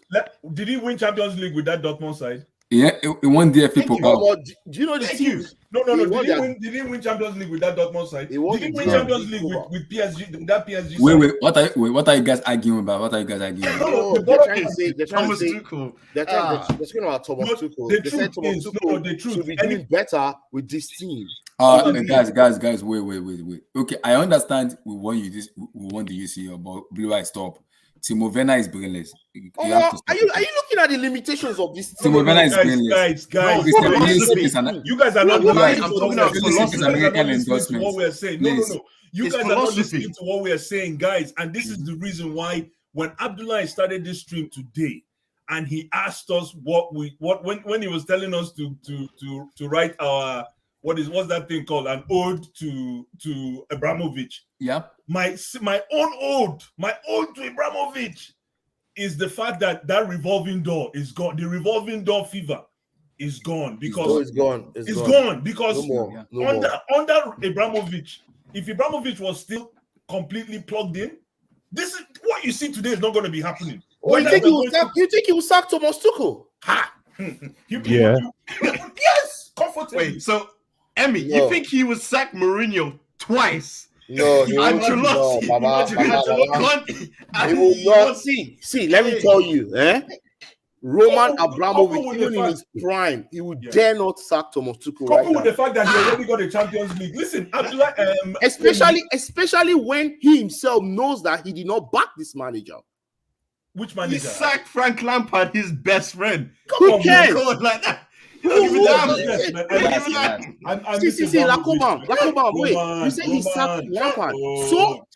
Oh, Roman, why you go? Why did you go? Look at what we are. Look at Let what we me, are guys, left with now, guys, Emi. There's no Look at way. what we are left with There's now, no Emi. We are crying. wait. Let me come to Daniel. Guys, Oh. Daniel, how you doing, Now we are brother? left with Emi. Yeah, Roman, there's- come back, please. There's no Let me way let he Daniel sacks know. Tuchel, though. There's Wait, nothing Daniel, Tuchel how has you done. doing, brother? I'm good. How are you So, guys? firstly, man? How are your you guys? take on the man himself. Somebody say get ready for the intellectual ambush with Daniel. Yeah. Chill.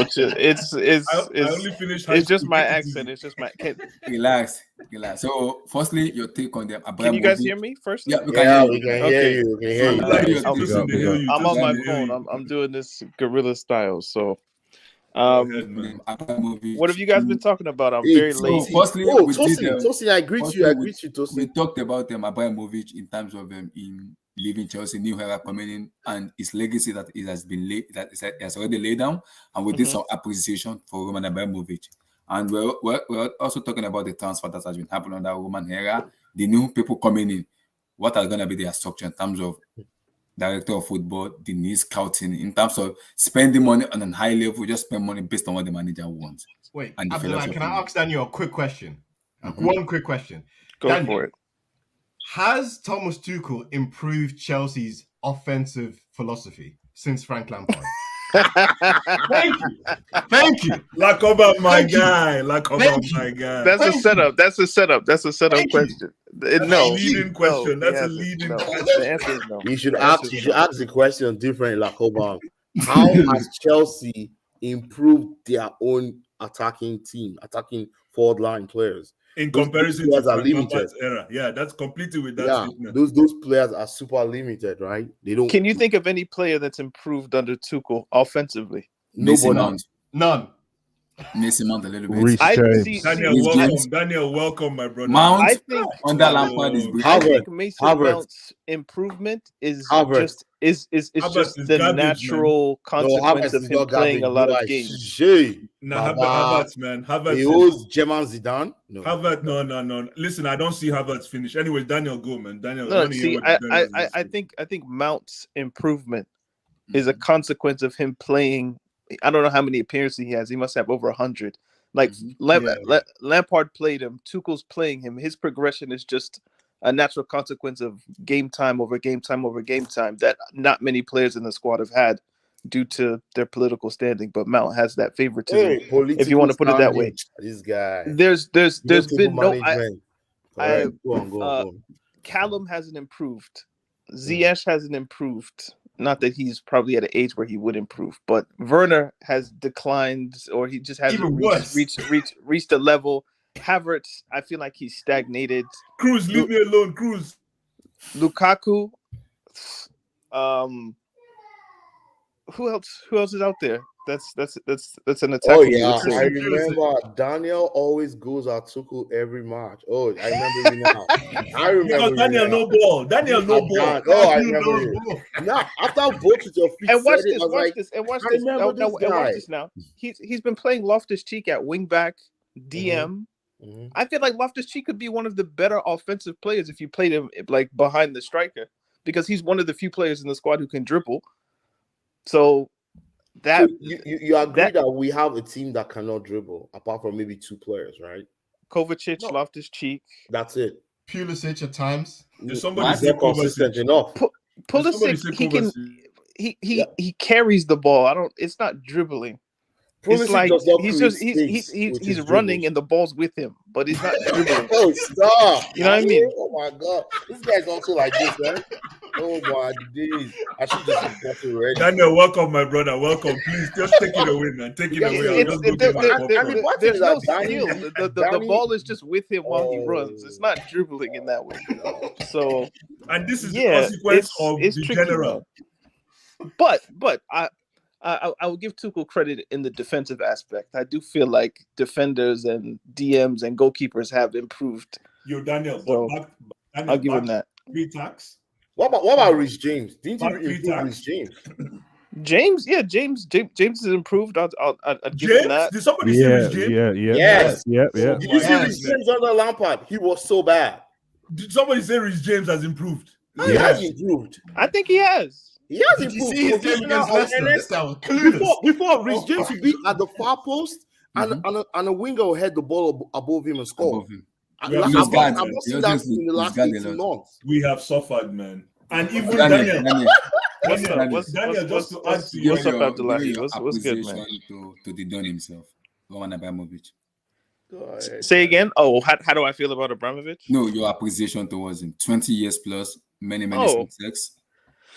I think I think he has an argument to be one of the better owners in like sports history, because for him winning was paramount, in the sense of I'll lose money, it's fine, but I need to get this club from point A to point B, C, D, and he did generally what he had to do.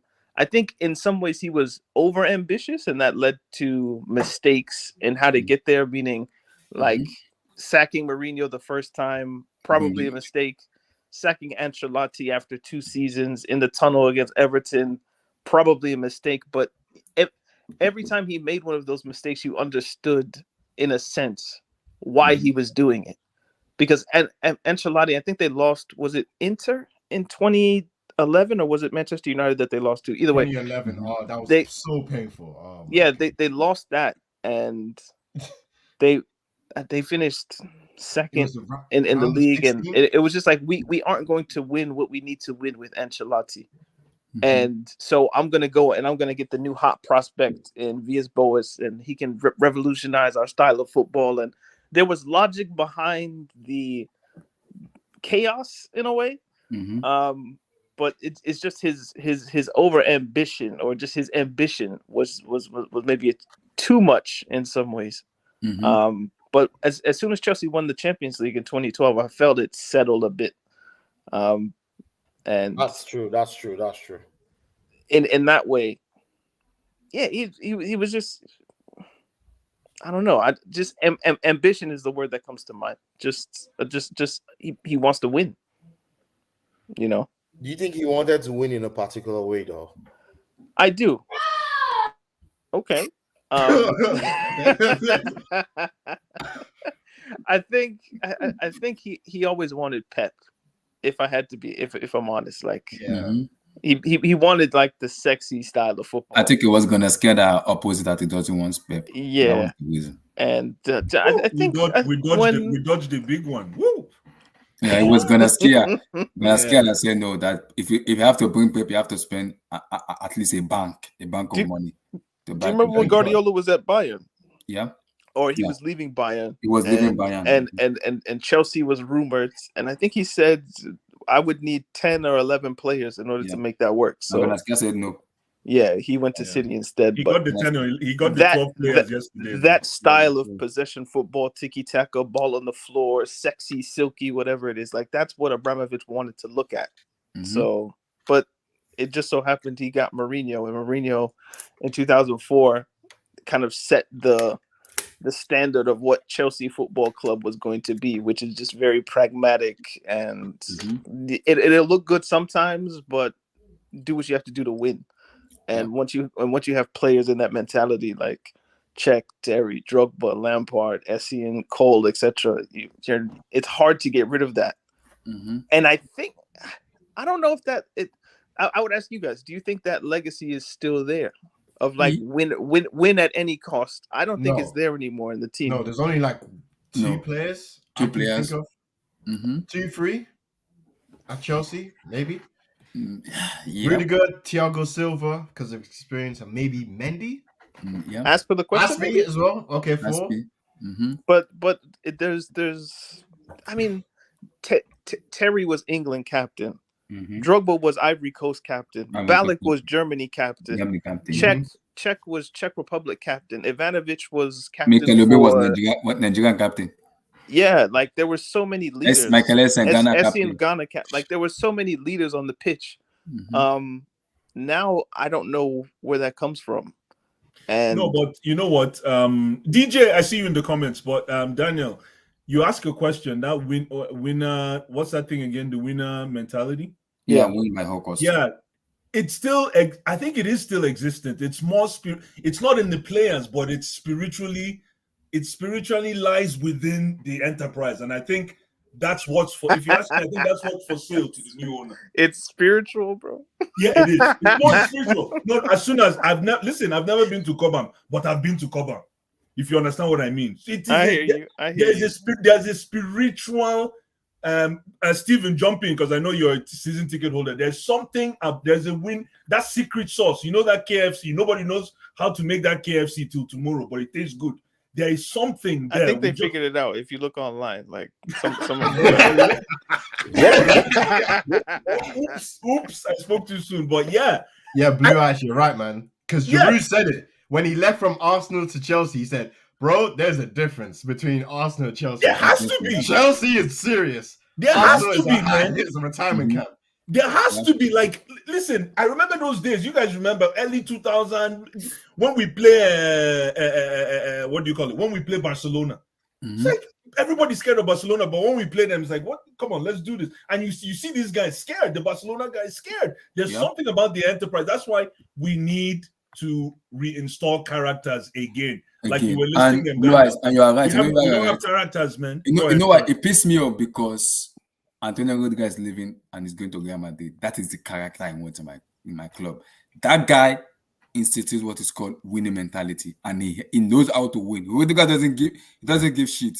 If you want to prove weary, Rudiger will tell you, "Me, I'm mad." That's what Rudiger, and that ambition we missed it a lot in Chelsea. We don't have it. Abdullah, let me tell you one thing right now, man. Kai Havertz? Yeah, I think he has it. I think no. He has a bit of it. Kai Havertz is soft, man. Sorry. I think he has it. What happened to your boy, Blue Eyes? I know, bro. I know. Like, everybody knows that's my guy, but if I see the truth, I can't hide it. Blue Eyes, are you using his size? Because that guy is rugged. No. When I mean soft, he's garbage. Garbage? Yeah. Kai Havertz? When I say garbage, he has a lot of work to do, man. Like that guy is at least when batteries are 30%, that's where he's at right now. No. I hear Blue Eyes, I watch players, right? Someone like Kai Havertz needs certain kind of players around him, right? No. If you buy a João Felix or a Dembele, he will cook. They'll play together. The current players that he's playing with, can barely, are barely technical enough. You played the game. Remember this saying: a star will always shine, no matter where. Yeah. No, it depends. Then he's not a star. He's not a star. Is João Felix shining in Atletico? Of course. No, he's not. Even when João Felix has a bad game, you can still see the jigida in him. You can still see him do something. Kai Havertz doesn't do anything in the game. He's just listen. He wooed me, like I said to you. Remember those days when we used to go buy knockoff shoes? That's Kai Havertz. You go into the store and you think you saw Nike, then take it over. I agree with you. That's Kai Havertz. Somebody are saying, "Fuck, I've never seen a pro wrestling live. I've never seen it before." It's true. See, Kai Havertz. Everybody on the streets are saying the same thing. Kai Havertz needs people that can run off the ball with him. Apparently, the only person that can run off the ball is Timo Werner, and Timo Werner cannot even control the ball to save his life. He's brainless. He has technical players around him. Yeah. Kai Havertz can't even. You know what? Kai Havertz can't even dribble the ball. Who told you that? Who told you that? Man. What? Oh, man. Are you joking? Stop. We're not talking of dribble like Ronaldinho, though. But man, he can't dribble the ball, man. Stop. No. I'm done with that guy. I don't know what's going on with I'm done with that guy, man. No, the only problem with Havertz that we have is that we don't have the players that he can play with. The guy, listen, you guys know I was singing his praises. I had him on my avatar. That's my guy, man. But I know. When I watch players, I watch them in good times. And look, remember with Mason Mount? For me, Mason Mount is average. You guys know me and Mason Mount last season. Nobody could come close when talking about Mason Mount. I'll defend him till the end. But I'm expecting, like in university, after first year, I expect second year. And the difference between first year university and second year university is not much. It's when you go to second year, guess what the difference is? It comes down to time management. It's not about how you do the courses anymore. It's about how you're able to manage your time. And that's how you measure growth. Yeah, if you apply that to footballing terms, that first year is when you run around and show us that yes, this is what you're all about. And Mason Mount did that well, and he became player of the year. Now, when you go to second year, is when you actually have to show us that you've grown. But I don't see that level of growth. I don't expect you to keep running around. Just do less to produce more. And I'm not saying that. I see what you said. I agree, and I also have a dispute to that in that aspect, because if you look at the player Havertz is playing around, American understatement, brainless. No, but listen, Abdullah, why are you using play? I will explain. Because as much as you said, you want him to do less and kind of improve more in that aspect. I agree, because it can improve, and I've seen him improve as a player. Every player wants to improve, but for that to happen, football is all about team, not purely individual only. If you have good players around you, what you said now, you will see more improvement in more link-up play, more better decision making, more when I know how to dribble, I will dribble. I know how to pass, I will pass. I know how to one-on-one with goals. Those better decision making, you will see it. But when you're playing with Timo Werner and Pulisic, who doesn't know how to play football? Abdullah, you have that problem. If you use that as your yardstick and your measuring stick for these kids, then they're going to get away with murder. All I'm saying is, the way you have to measure these kids, for me, in my very humble opinion, is what the kind of decisions they make in crucial situations. It's not about who is playing around them, because you could have a bad 89 minutes, but all you need is 1 minute to make a change. Yeah. And what do you do in that 1 minute is what I'm trying to say. If you're talking about whether they are symbiotically connected to the rest of the personnel, I agree. But that's getting away with murder. That's paper over cracks. I'm shining the light solely on the players. I'm not looking at the entire. I'm doing player by player. I know that's not what we're doing right now, but maybe in the future we'll talk player by player. But what I'm saying is player by player growth. Certain decisions that I expected Kai Havertz to execute, I still found one thing, and you guys know. It's just because we are. Oh, am I frozen? Okay, it's just because we are stuck with this. That goal that he scored in Champions League is probably what is still gassing me up. And that goal against Newcastle and the goal against. Listen, if I look at the body of his work recently, maybe he's tired. He's tired, yeah, he's tired. Maybe he's tired, but man, that guy cannot. Tuchel said that because they asked him in the press that why is he not playing Lukaku more? He said, why is he not playing Lukaku more in terms of playing Kai Havertz and Mason Mount? He said it clearly. He said Kai Havertz and Mason Mount are mentally tired, but he has no choice because Lukaku is not performing to the level where he can trust him as a manager to play him. Now, I don't blame Kai Havertz. He has to do a job. He has to play because he's been playing so much matches that this man needs the rest, complete rest. If Kai Havertz gets you one-on-one, that should be a defender's dream. Yes. It's a defender's dream if Kai Havertz gets you one-on-one because he cannot beat you. What he will do is he'll take the ball right, then he'll take the ball. Now, I've watched this guy. I'm tired, man. I'm tired. Somebody please tell me something different with this guy. That is yeah, but for me, it's like, what is his best position? Like I criticize Mount because I expect more from him, but I do think that Mount and Kai Havertz, they're talented, but they're not in the right positions to execute and grow.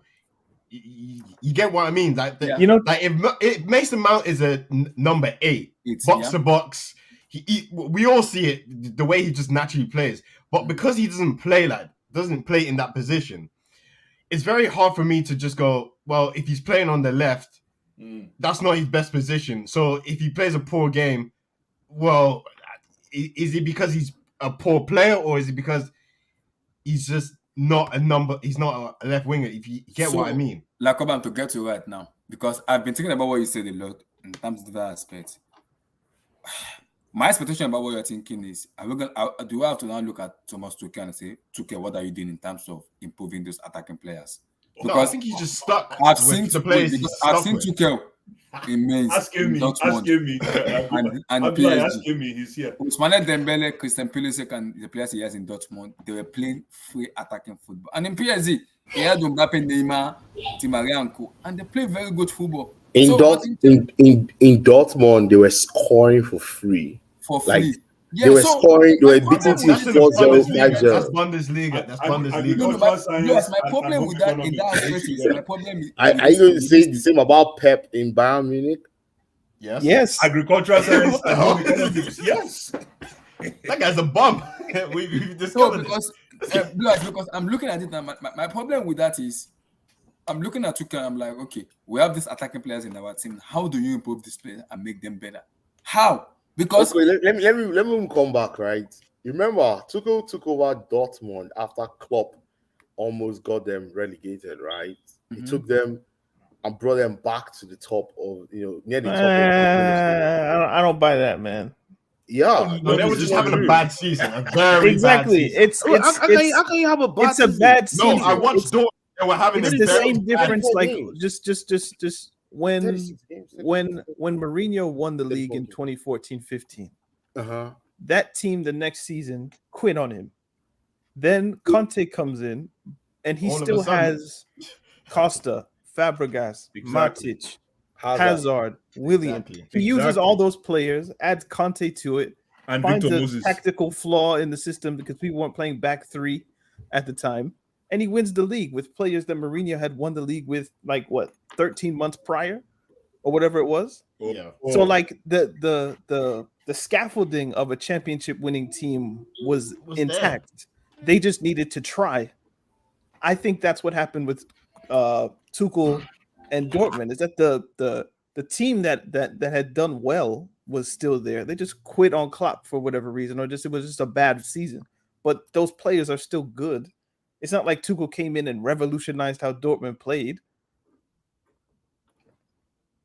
Yeah, that's true.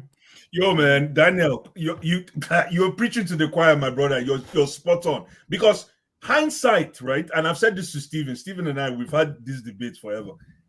If you think about it, when Tuchel came in, he didn't really need to do much. Like, I was sold on he came in and miraculously turned this thing around. But if you think about it, he really didn't. Because it's so easy to bring in a rusticated player back into the game and say, listen, you're my guy. For example, if you go to Alonso, who hasn't played for 2 months, and you say, listen, Alonso, I heard what happened to you and Frank Lampard. I need you back. You're my guy. Alonso is going to come in and play the best game of his life. And he did. I agree with this guy who is faulty logic. I agree to you. Faulty logic, Adi. Salute to you. Salute. He doesn't have the players to play free. Nah. Listen, until we start, we have to look ourselves in the mirror, right? And tell ourselves the truth about Thomas Tuchel. I'm not saying he should go, but all I'm saying is he deserves, like every other employee. Like every other employee in a world-class corporation, he has to be evaluated. And if you do not, and anybody who does not evaluate Thomas Tuchel and compare his notes to Frank Lampard's notes, criminal. There's a difference. Now hold on. Don't go there. Compare Thomas Tuchel to Frank Lampard, though. I said their notes. I'm not. This is the point, though. This is the point, though, Abdullahi. With Thomas Tuchel, when has he ever had to create an attack? I don't buy that it's difficult to create an attack in the Bundesliga. Thank you. Just off GP general principle, I don't buy the difficulty of making Dortmund look good in the Bundesliga or Bayern looking good. If you tell me Mainz, maybe I can kind of sort of go there with you. But I don't watch Mainz. I'm not even going to sit here and pretend like I watched Tuchel's Mainz. I did not. So PSG, how hard is it to create an attack with Neymar, Mbappe, Di Maria in PSG? They're going to score. So when has he ever had to just sit down and figure out, okay, how do I get goals out of a team? I don't think he's really ever had to do that. I think his whole thing is, how do I make sure they don't concede? And for Chelsea, he's done that. No. That's not his philosophy. No, Thomas Tuchel is an attacking manager. No, he's He's not. not in Just the- because his he's not in the passport says co- Germany doesn't Attacking mean he's manager. attacking. He's not in the Conte round. Are you watching this team? Excuse me. No. I'm watching this team. See, Okay, wait, tell us you how. guys I want to rather- hear this. wait, Amy, I let want to me hear ask you this. a question. Please, go Wait, ahead. let me Go ask you a ahead. question. Let me ask you a question, right? Do you guys rather we are 14th on the table Here and we we're go. playing football, like the so-called free-flowing football? Do you rather we are 14th on the table? Would you guys take that win, loss, draw, loss, win, loss trend? So, I don't Because understand that's your what this question. team is.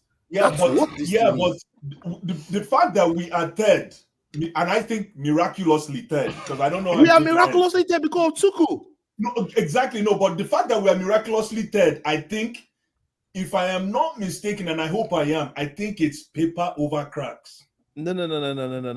You're This team has third been paper because over man, cracks for a long Arsenal time. are crap. Exactly. How's that though? you're third because Tottenham can't win. You're third Oh. because Manchester United Eh. are trash. You're that's third true. because Arsenal are Arsenal. No. That's not true. Emmy, That's not the true. games in That's hand not that true, Daniel. Arsenal You had. know why, Daniel? See, These currently teams we're are 60 battling we're with West 66 Ham for points. top We're four. Like 66. they're not in their best form. I know, You know what I mean? wait, but we're 66 points this season, right? So far, we have 4 games to go, right? The most we finished since we Abdullah. won the league was 72 points under Sarri, right? Abdullah, If we- somebody wants the link. Somebody also coming. Oh, Somebody wants the link, yeah.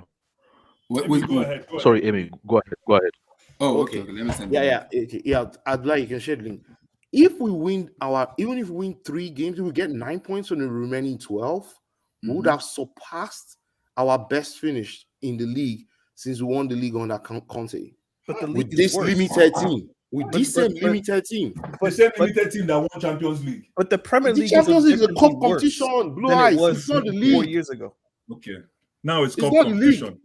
Look at how we were this. See, Look at how okay, we were. look at I Man know. City. No, I get it. Look at No, Man Amy, City. Amy, You I know, know. you know the problem with Manchester City? What? They are built for the Premier League. Guardiola went to go and build a team for the Premier League. They cannot win the Champions League. They are Yeah, not a but- cup team because Exactly, they can't but manage moments. Listen, if you know They how to don't dance, manage moments. Amy, if you know how to dance, right? Amy, actually, somebody made. Sorry, Blue No Ass problem. and Go Amy. ahead. Amy, actually, somebody made a very good point yesterday. I think Mm. he's the guy called Mohammed. I think Mohammed, yesterday yeah, or the maybe Liverpool the day fan. before. Yeah, Mohammed, Uh, Liverpool guy. Mohammed, yeah, he made a very brilliant point. He said Man City and Pep outspent like 16 teams in the Premier League. And that is what I believe it's happening. So it's not about his system or philosophy. He just outspent to be sure that he will beat home and away about 16 teams in the league. And that's how he's been able to dominate the league. And we can see that being exposed in the Champions League.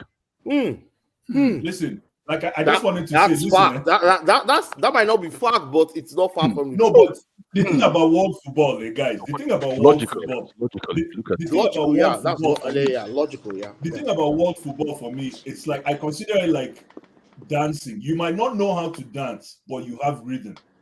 Any beat that you hear, you can dance to it. And Pep Guardiola doesn't have the rhythm for European football. And it's obvious. So no matter whether you're built for the marathon of the EPL or you're built for cup, you're supposed to win. You're at least supposed to compete and win at every level. And right now, Pep Guardiola is wanting. But we're talking about Chelsea, aren't we? Mm-hmm. I'm talking about From Chelsea. Man Why can we not shine the light? Why is it that when it comes to talking about Tuchel, everybody goes hiding? Why? Okay, no, Blue Eye, this is it. I'm giving Thomas Tuchel a leeway, which I don't want to. Samuel, who is this one? Wait. Is that I don't know this Samuel guy. Is this the 10-year-old Samuel guy? Gado. I don't know which one is this. Okay, keep going. Yeah. The reason I'm giving Tuchel a leeway, Yeah. I've seen different manager comes into Chelsea, from Jose, Ancelotti, Gus, Indy, all those kind of man, Antonio Conte, Scolari, and co. I'm giving Tuchel a leeway because he has a limitation because he's one on the UCL, and when the board gonna give him a sign, they give him Romelu Lukaku and Saul Niguez. That I'm angry with that because see, if someone want to fail, give him everything in this world. Let us see that failure. we will know who to judge and where to put the blame. No, but we're not evaluating the guy. My problem is because no, I'm evaluating Abdullah, Tuchel let me ask you a question. Abdullah, let me ask you a question. What has shown in Tuchel's coaching history that he can take us to dominating the league if we give him everything he needs? Which parameters are you using? Right now, in that aspect of Tuchel, in giving him everything, I'm 50-50. Why I say 50-50 is because I still don't trust Tuchel in terms of signing players. Because I keep telling people there's a difference between a coach and a manager. Klopp knows how to sign players, regardless of the sporting director you have. Pep Guardiola he has a brain, technical know-how to bring players in. I'm suspecting a little bit issues with Tuchel in terms of bringing in players because I'm looking at Tuchel and I'm like, am I sure if they give Tuchel 300 or 400 and so you're Tuchel questioning his sign judgment. players, are you going to bring the right players into the right team?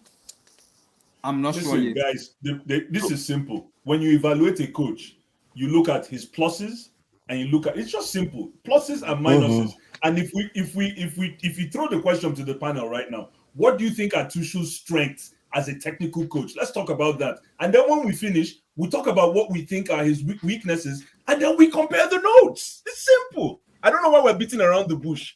What are his strengths? Can somebody please highlight his strengths? Defensive ability. But then again, he's playing the back five. Sorry? But then again, he's playing the back five. So exactly. Back three tacks. Back three tax does not work. We'll go ask Manchester United though. No, but back three tax is still it doesn't say DNA. It's in this DNA of this club. Found out that a lot of teams still lose with back three. Okay, so what else? Okay, good. Let's give him that one. So what else? He can bring the wing backs in. Which wing backs? Chilwell, Alonso. That's bro. I'm just describing what I thought. Okay, what else? Exactly. What about I would give him points on man management. I feel like he dealt with the Lukaku situation fairly well. Where's Chalobah, Daniel? Where's Chalobah? I have no idea. Upset. Sitting on the bench doing nothing and playing the snake ahead of him who's leaving. I honestly don't think Chalobah is a good enough player. Is Realistically, that why we never lost a game with Chalobah? I mean, isn't he we haven't lost a game with him. 19-20? How old is he? Yeah, he's like 20 or something like that. Yeah, you can't judge center backs peak at like 28, 29. So imagine him 10 years from now. Okay, let's talk about his weaknesses. Let's talk about his weaknesses. Ojo, let me hear from you. Go ahead. Sorry. Oh, hello guys again. My name is Adeshola. From Brooklyn originally. Brooklyn. That's a pleasure. Yeah, Brooklyn, New York. Welcome, big up, man. Yeah, I've been trying to get on for a while. I just want to say, I enjoyed the job that you guys are doing. Yes. Yeah, Brooklyn. Sorry. I'm saying they make Adesholas in Brooklyn. Okay. You said they make Adesholas in Brooklyn? Yeah. No, I was born. No, I was originally born in Nigeria. I came when I was 9. I'm from Brooklyn. This guy, man. Welcome to the family. Now you're telling me.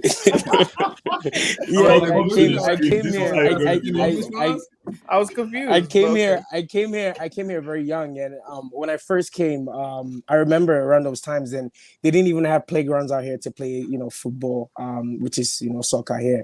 And I remember, I started playing basketball, and I got pretty good at it. But over the years, when I started mingling with a lot of my guys after my university, just guys and going to the local parks, and then from there I started playing. I joined the local league, and I actually currently play now for one of the leagues out here. So but just back to the Chelsea. Sorry guys, I'm talking too much. Back to Chelsea. I think we can't necessarily judge Tuchel a little too much, because just based on how the season has went, this man he's gone through a lot. You understand? Just being able to put the pieces, try to get the pieces together. We had COVID. The team was in a whole disarray with the whole, with the whole debacle with Russia and stuff with Abramovich. So we have to take it easy with when it comes to Tuchel. Another thing, you guys are talking about the players at Chelsea, guys. honestly, I feel like we're just going to have to go through a kind of rebuilding phase a little bit, realistically, if you guys really look at it. I mean, what players are we going to say that we have on this team now that's world class? Nobody. Bank average. Trash. Honestly, let's really Nobody. think about James. because What? guys, honestly, no, wait, No. guys, wait. Let me just say James something. Walker? I look at No, bro. guys, wait, please. I look at the likes of Liverpool and Chelsea. Man, I'm a diehard Chelsea fan, but when I look at City and Liverpool play football, guys, oh my god. I just love to watch these guys to play football Shola, because they have a I have a question directness. for you. They have a vision. They know exactly what they want Shola, I have to a do question with for that you. football every single time. Shola, I have a question for you. People call you Shola, right? Yes. Correct. Shola. Shola, I'm gonna ask you a question. You said something that I really like. You said you asked a question to the panel. You said, do we have a world-class player on the team? And Yes. what was Yes. our answer? We all said no, right? Wait, do we need one? That's No, the hold question. on. Lakoba, hold that thought. I know where you're going with that. But Shola, let me ask you a question then. We all answered no, but I need you to answer this question for me. Do we have a world-class coach? No. Okay, Excuse but me? what coach? Yes, I think we have a world-class coach on our hands. Okay. On our then hands.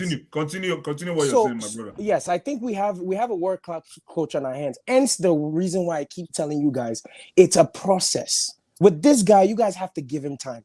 He's very brilliant. When you talk about IQ, this one has the real IQ, not Frank Lampard. I'm sorry. This guy is actually he has the sauce, guys. But we just have to give him the time. I have another question, Shola. Can you please explain? I know Thomas Tuchel's IQ is off the chain. Can you talk to us about his in-game management, please? I beg you. I mean, I beg. Answer that question. I mean, no in terms of what? There's What something it's else. in games? I know where In Bless games. is going with this. I know where it's going. I know where Bless is going. So in-game management This is as the far as question for you, Bless. what are you getting at, sir, with that question, bro? I know where it's going. I know where Bless is Well, if with this IQ that everyone is talking about, he's the guy. Listen, Tuchel is gangster, like they say. He's gangster. I want him on my side, but I don't know about him being gangster. No, I just but think no. It's like Joseph. I'm just using that as He's a using term. the But in phrase, terms of Uh-huh. like switching it up when our backs are against the wall, it's been a long time that I've seen this from our team, man. I haven't seen Tuchel do anything in the past 6 months, guys, that has said to me that he can that when our backs are against the wall, he can flip it. Can I tell you why people are very lenient with managers and more critical of players? It's because most of us have seen a Chelsea team that had amazing players, from the spine of Cech, Terry, Lampard, Drogba, Essien, Cole, Ballack. We know what a good team looks like. We've seen one in action for 15 years, dominate generally, and win things, win trophies, a trophy every year. We know what a good team looks like. So when we see these players out there, we think there's no Drogba, there's no Lampard, there's no Terry, there's no Cech, there's no Cole, there's nothing. Where are the players? But there's The key thing, what is the spine? So that inherently builds a defense for the manager in our minds, because I know what a good 11 looks like. This isn't that. So the manager must be working miracles. He must be doing the best he can do, because those players aren't the Chelsea standard in many fans' minds. And that's how the manager gets a defense. You know what? Now, you know what, Daniel? It's funny that you say that, because now, come to think of it, right?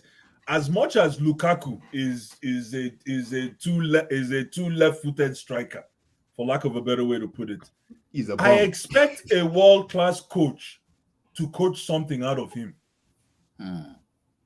If you understand what I mean, I expect a world-class coach to at least coach something out. Hindsight. I know it's probably maybe I'm speaking too much here, but if we have even though Lukaku wasn't his nomination, but you expect a world-class coach not just to throw in the towel.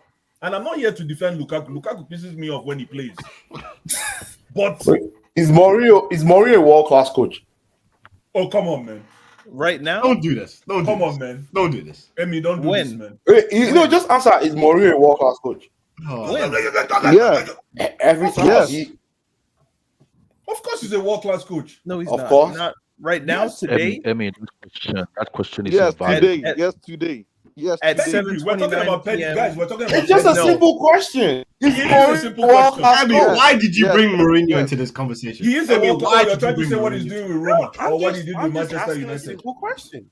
Yeah, okay. Yes, he is. And I know where he's taking it. Yeah. So what's your next question? What's your next lead-in? So No, was Lukaku Emi, I know what you're trying to say. No, Manchester. no. Go there. Go there, Emi. Go there. Go there. No, it's okay. But did Mourinho bring out so much from Lukaku in Manchester United? His goal Better record than wasn't this. bad at United. His goal record wasn't awful. Exactly. How many Listen, how many Paul seasons did he Manchester play in United, United? Yankee. He How scored more many goals at seasons did he Manchester play? He United. played Season two. I one. don't He know, played but two his goal seasons. record wasn't bad. It wasn't No, bad. no, Season. he played 3 seasons there, right? It was two. Yeah, it wasn't bad. Two. It was 2 seasons. Was no, it it was 2? 2 And he was seasons? It was even two. heavier. He was heavier when he played for Manchester United. 17, 18, and Oh. 18, 19. Yeah, it Oh, was you 2 He was guys trying heavier to and he take had the less. blame He away had from less Tuchel. I hope you experience guys as are a doing player. this. And I think- and that first season, Was I remember that he scored Manchester 16. United team more talented than this team? This current He Chelsea scored team? 16 goals in his first season. I remember that. I don't remember how many he got in the second one, but it was 16. And I don't think he was taking penalties. Yeah, but I think the he's problem, gonna- Yeah. Blue Eyes, the problem with it is the way Lukaku plays is different. That because Lukaku in Antonio Conte play back, he play from his back to goal, in which Conte always emphasize that you don't play Lukaku that way. You cannot spoil him because you need Lukaku to be on the ball, being loved around as a player. Also, you want him to be that target man where all ball goes to Lukaku. Now, when the whole ball goes to Lukaku, Lukaku is dangerous, is a killer. No, You not can really. guarantee No, 100%. No. Not All really. I'm saying is Not really. So I think Uh-huh. Lukaku's strength is when he is with spot striker, can play the ball in front for him to run to the counter attack. I think that's where strength is. This current Chelsea team is almost probably maybe the worst team in the Premier League when it comes to transition football. Of course, We that don't would have make your transition argument ball. for Tuchel a So lot if you easier. notice, we don't score so many goals. No, it's not that. It's the ability of this team. You don't understand. Our team is very limited. We are limited as a team. We're not that good. Yeah, we're not that good. How many players this team can make a Is my internet 40-yard broken or pass? is his internet broken? Successfully. Yeah, that's I heard 10 times? robot noise. Okay. Emily, your internet is going No. Let's bring it out. Things won't bring out our linen. Let's all bring out all our own. Let's bring everything out.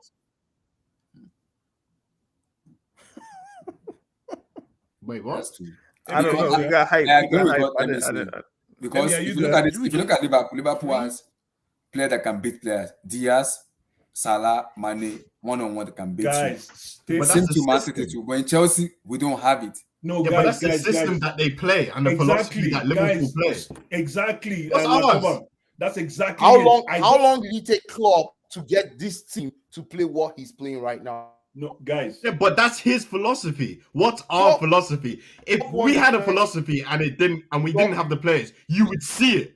But we don't do anything. We do cross and shala. Yeah. 5 years. 5. What is Tuchel's style of play? So, like, let's Thank say you. no, Emmy. His Just style of answer play the is question. counter-pressing, let me land possession this one. If I land this one, you'll be able to get yours off. Trust me. Let's say that we give Tuchel in the summer £600 million, and that's a crazy budget. But let's say we give it to him, FIFA takeover money. Who does he buy, and how, and what does the team look like? Have you seen enough in these in this year and a half to know what a Tuchel team would look like if he's given money? I'm in that aspect, I'm not sure yet. For me, I'm not sure because if you're gonna give Tuchel that kind of, I'm gonna be hearing Presley Kepemba, get that man out of my club ASAP. Get him out of my club ASAP.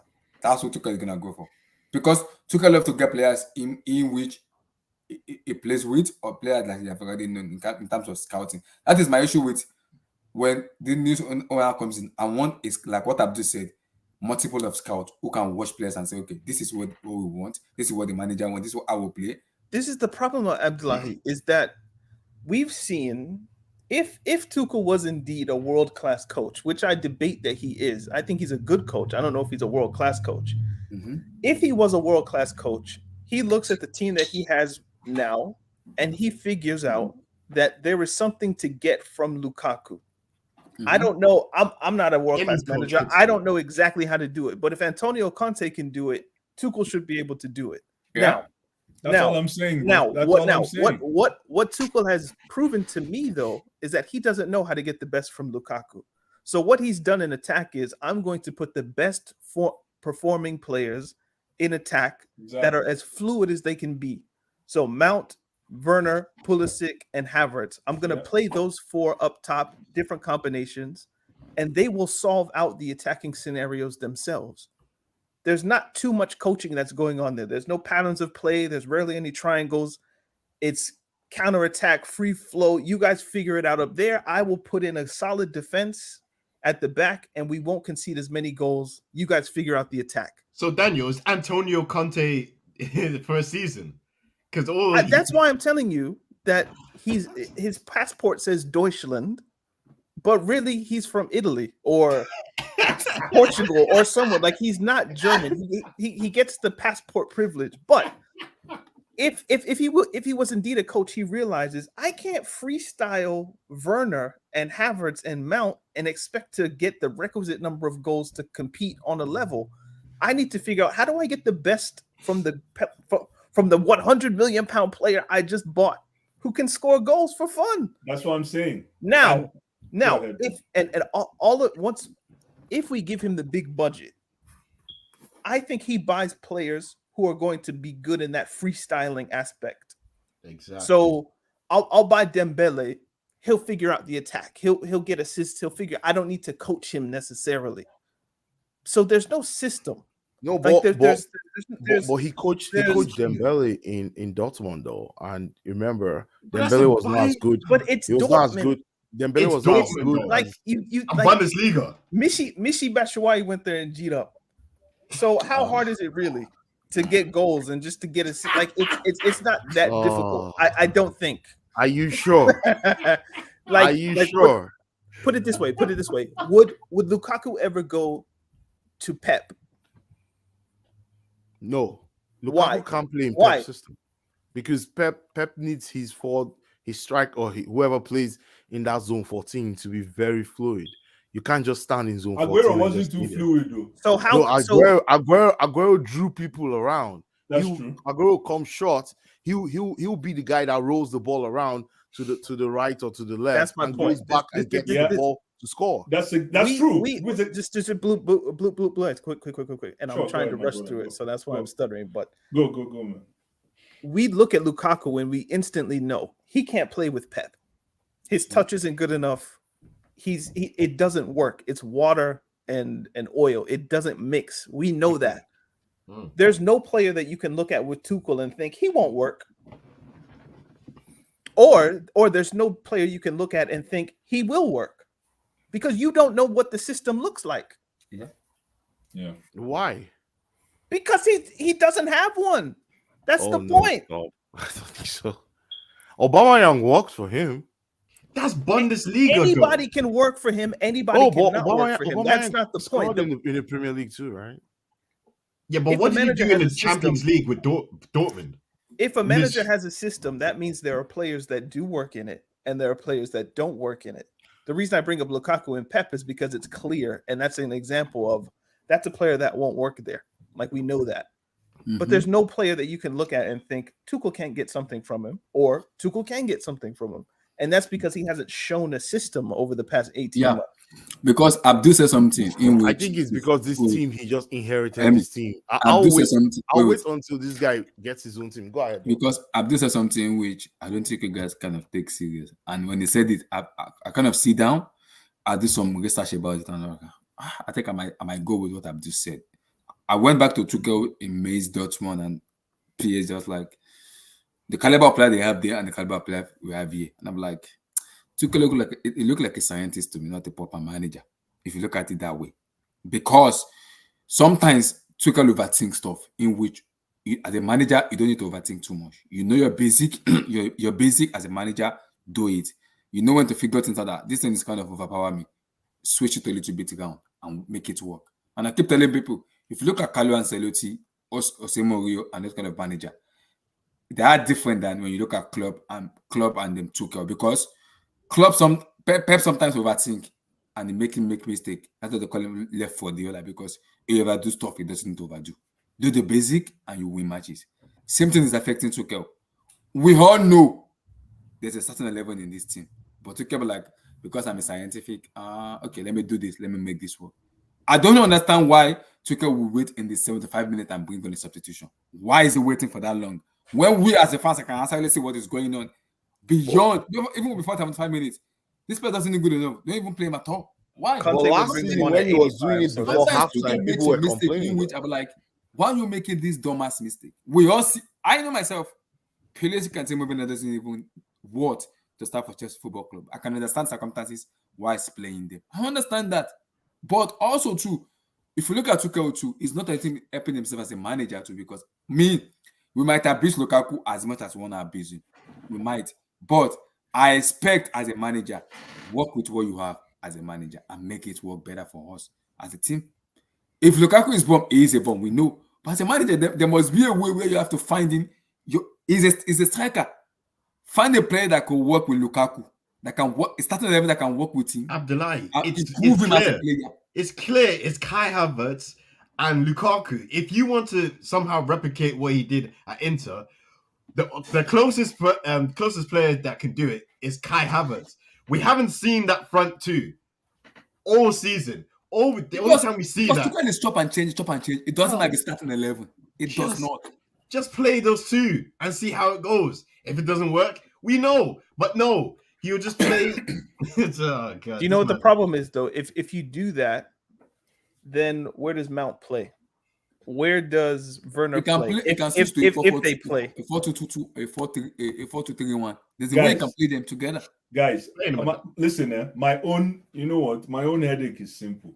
And like I said to you earlier this season and late last season, I was evaluating the performance of this club as a fanboy, because once in a while I like to put on my fanboy hat and I forget the fact that sometimes you actually have to look at this thing logically. I've taken off that fanboy hat because I was sold what? I bought a pigeon at the price of an eagle with this team. Somebody sold me a pigeon and told me it was an eagle. I bought a donkey at the rate of a horse with this team. So all I'm trying to say is this. Where I'm going with those idioms is this. The same games we were losing with Frank Lampard are the same types of games we're losing with Tuchel. That's all I'm saying. And you remember I said rhythm. The rhythm where it looks like we can't seem to dance to that rhythm. The same, those games we're losing against Frank Lampard that was really, really getting into our souls. If you remember, we lost to Burnley, we lost to Bournemouth, we lost to Arsenal, we lost to Everton, we lost to. Those are the same games, if I'm not mistaken, that we're losing today. Yeah. So that's why I miss Tuchel. That's why I miss Roman. Because Roman is an owner who evaluates trends. I always say this. I know I'm repeating myself. Trends. He looks at trends, and then he can tell you what the future will look like. If you remember that email he sent to Frank Lampard, if you know this is not gonna work, he will fire you. He will tell you where the future is. What the future is. That remember that email he wrote to Frank Lampard. There was no future. We didn't see anywhere you were going. Exactly. It's not because he didn't think that Frank Lampard could have turned the tide from ninth. But there's no future. And I'm not saying there's no future with Tuchel. All I'm saying is, why do we seem to have the same problem? But Emi seems to think it's personal. I also think it's not about Tuchel and Lampard. You also think about other managers we have in the team. It's all about mentality. This thing has been happening far before Tuchel, far before Lampard. It has been happening under what is called Antonio Conte. His second season, where Conte was demanding some players, the board aren't willing to play. Do you remember we lost to Watford? 4-0. Bournemouth, 4-0. Remember? 4-1. It was 4-1. close. No, but Under Antonio listen, Conte. Abdullahi, Remember? you know what? Those games that we lost, can you tell me why we lost them? Because we have it's morons. all about mentality.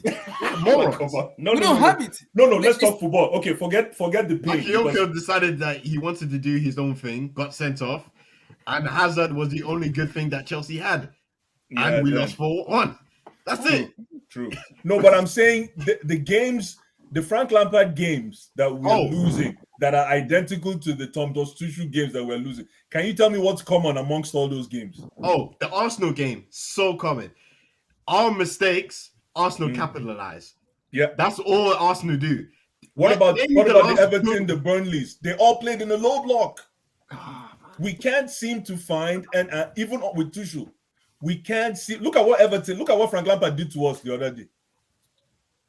Frank Lampard just played financial services football, 2 banks of 4. 2 banks of 4 and called it a day, man. Financial services football. The guy couldn't get around it. Thomas Tuchel did not want to do. You know when Lampard said that, I just look at him and I shake my head. He said he did not play. He told his player, don't play behind Kayaba, don't play. He said, just take out Mason Mount in that team, you will win Chelsea. And I was just laughing when they said it. He said, and I played the quote him, he said, I told my players to take out Mason Mount in that team. And he said he is the vocal player in that Chelsea Football Club. When you take him out of that team, the team collapsed. And I'm No, like, but I was surprised that Thomas Tuchel didn't have an answer for that style of play. And it seems like in most cases, that's why I'm surprised that most guys that players don't park the bus. I'm really surprised. Do you know what's Because- interesting? Sorry? Is Go ahead, like sorry. people have I feel like, and I say people, I mean like the timeline on Twitter when I say that. Yeah. They've given Tuchel a pass in many ways because of the Champions League run. But if you look at there's a difference between cup football and league football. We all know that. yeah. And Blue Ice's point about the rhythm or the dance, Pep clearly has the rhythm for league football. And to Blue Ice's point, but he struggles when he gets to cup football. Tuchel, I think we've discovered a bit of an issue here, is that when teams respect Chelsea and they sit back and they defend, there's an issue in the team. Now, you could say that comes from the board not signing the right players. You could say it comes from the players themselves not being capable of breaking down a low block. You could say it comes from the manager's tactics or the system. Whatever the combination of reasons is, Chelsea clearly have an issue creating goals. That is what it is.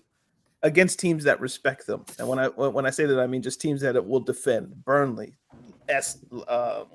Watford, Everton, those teams that know we're not as good as you on a technical level, so we're just going to sit back and defend, break us down. Chelsea are sometimes found wanting. If you look at Man City have the solutions to those problems because the style of football that they play, the style of football that Pep coaches, they can get through those low blocks and they can accumulate points, and that's why they're at the top of the table.